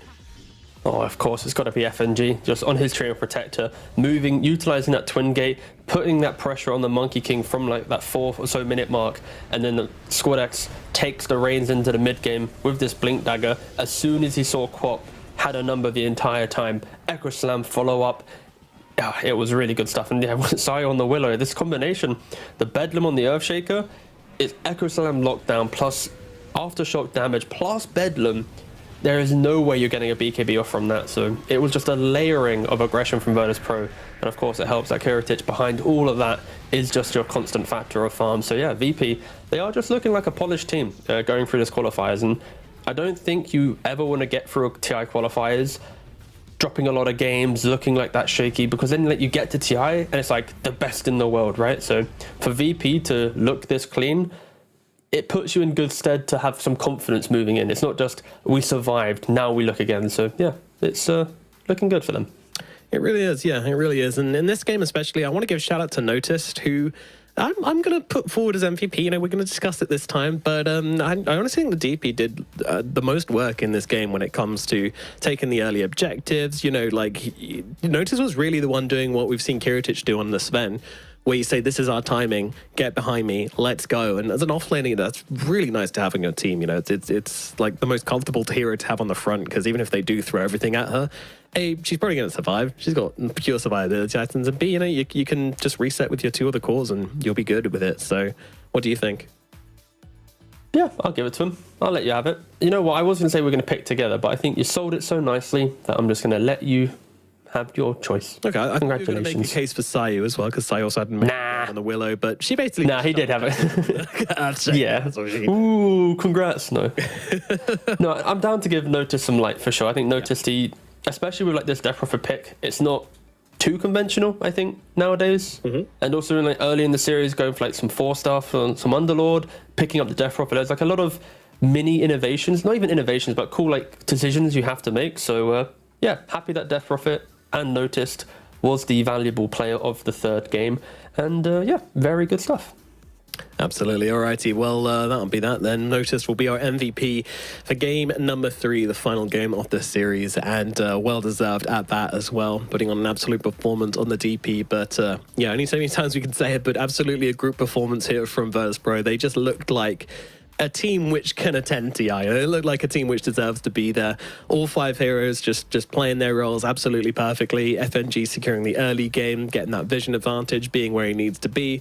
Willow supporting the Earthshaker every time the Shaker wanted to go in. Like, they had just such a clean idea on how to make things happen on the map, which I just don't think any other team in this tournament has been able to replicate.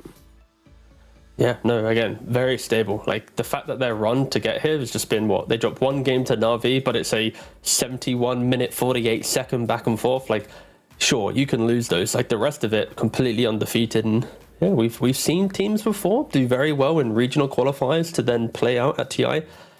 And we'll see if they can replicate the previous success of other teams in this type of format.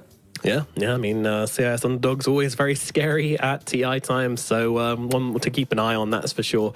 And over, of course, to the side of One Move, you know, a very unfortunate result for them. This has been a challenge which has been coming back to haunt them again and again and again, and this one appears to be no different.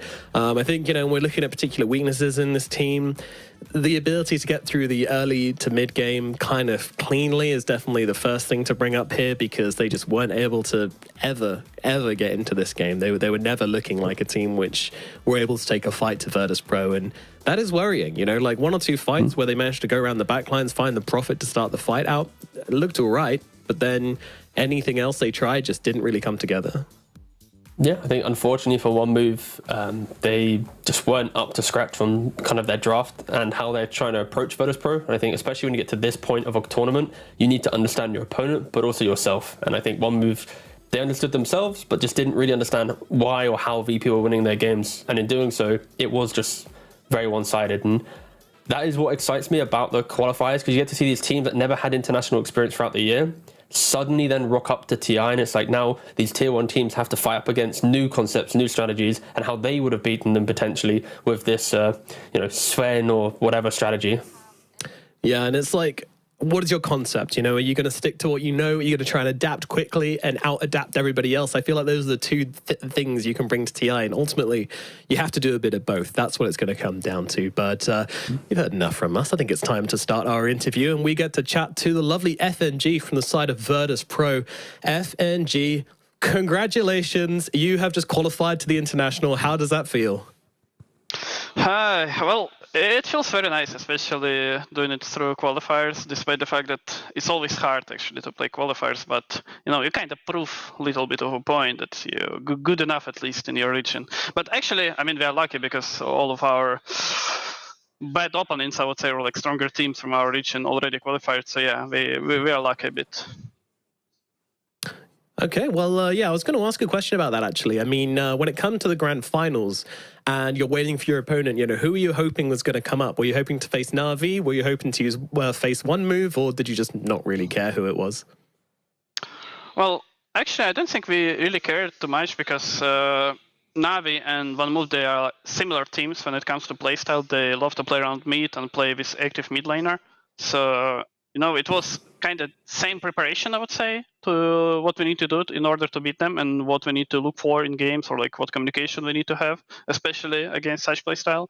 So yeah, I would say like it didn't really matter, but I would say Navi is slightly worse for us because I don't know why, but it just feels that way, that it's slightly worse. Interesting. All right, well, certainly didn't struggle against One Move, that's for sure. Very convincing series. T? All right, FNG, we've got to answer the real question. Oh, go on, sorry. No, please answer. No, you go ahead. You go ahead. No, okay. Well, I got the important question. Virtus.pro, you're the 4th place Eastern European team every single tour. You could never get 3rd, and you never came 5th or worse. Why was it? Like, what was the reason for the entire year having to amount to this qualifier? Was there something that you're always trying to battle? Do you think you've overcome that now that you've won this qualifier? Like, can you beat Eastern Europe, at TI? Like, or are they your nemesis? Well, the answer is simple, because we are noobs and we can't beat other teams. You know, there is no secret. We're just not good enough.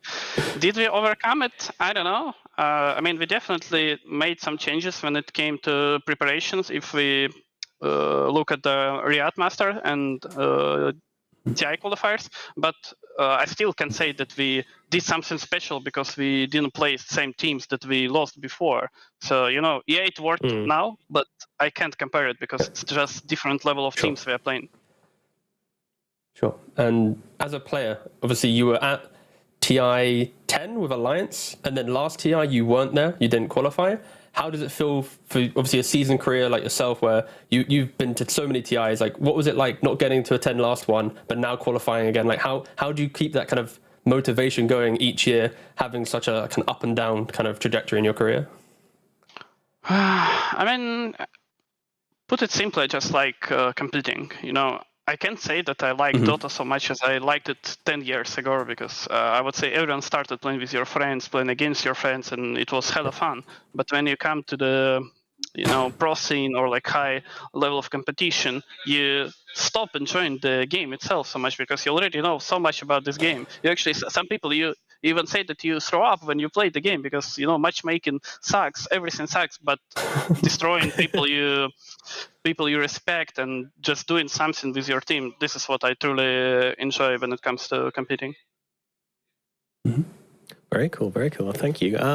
So I want to ask a little bit about heroes in particular. I mean, I feel like you guys were bringing the Shaker to this qualifiers, which everybody else then kind of replicated, but you guys just seem to have a better read on how to play this hero. I mean, is this something which SquadX was practicing before? Is he calling for the Shaker, or has he kind of just adapted to it in the last few days? No, we were definitely practicing right when patch hit. It's not like Shaker became OP because of a small change on Enchant Totem. However, I would say the biggest change is draft order. It's just, I don't know, 7 bans, and then you get peak, few bans, and then you get peaks. It basically means that despite the fact there are a lot of bans, you will eventually get one of your best heroes. And pretty much every single player needs to practice at least like 4 their best heroes, and it will be good enough already to build a strategy. And it was it wasn't the goal that we actually set for ourselves, but when we started to discuss heroes that we like in this patch or heroes we see in matchmaking, it basically became clear that Shaker is good for us. Also, it's good against meta that we have in CS qualifier or Eastern Europe qualifier. And we basically just decided to play with that. And it's not that easy to counter Shaker on mid lane. You can try a lot, and some heroes is actually, for example, Cloak, Wop, and DP, they actually pressure a lot Shaker. However, they're not that well when it comes to playing against Shaker, because you're Wop, you're getting destroyed in 1 second with good support on Shaker side, right? Yeah, definitely saw that coming into effect, T. All right, I have one last question. Valve, of course, they said they're going to do like mini patches. Do you think before TI, after the qualifiers, do you think Twin Gates need to get a nerf? Because your Chen game, you're sending Centaur creeps to annoy bot lane. In game 3, you're a Treant Protector, like minute 3 or 4, ganking this Monkey King. Like, you're breaking the map and the game before it even starts because you're using Twin Gates so much by yourself. Like, do you think that this concept needs to get nerfed, or would you like to keep it so that you can maybe do really well at TI? Okay, thank you. Bye. I enjoyed the question. No, I mean, I would say you can definitely put Twin Gates slightly further away from the lanes so people don't abuse it so much. So what I like about Twin Gates is just basically a mobility area, right? You can go from top to other side, and it's cool. But yeah, you can abuse lanes a lot, and we actually got abused and Riyadh and DPC a few times as well. When, for example, Solo, he lost to use Twin Gates, and he destroyed our bot lane that we usually, for minutes we are slightly starting getting ahead, and then Solo comes, bam, there is no advantage. You guys are dead, and. You can say it's imbalance or something, but I don't care. If it's imbalance, you abuse it. If it's not, you don't care. Yeah. Absolutely. Fair enough. Keep it going. I mean, it won us these qualifiers and then some. So great to watch, and great to watch you guys play. And now, I mean, it's time to look forward. It's time to look towards TI. I mean, what does that roadmap look for you guys? What are your plans approaching the grand TI tournament? The grand finals. Grand finals. Tell us. Well.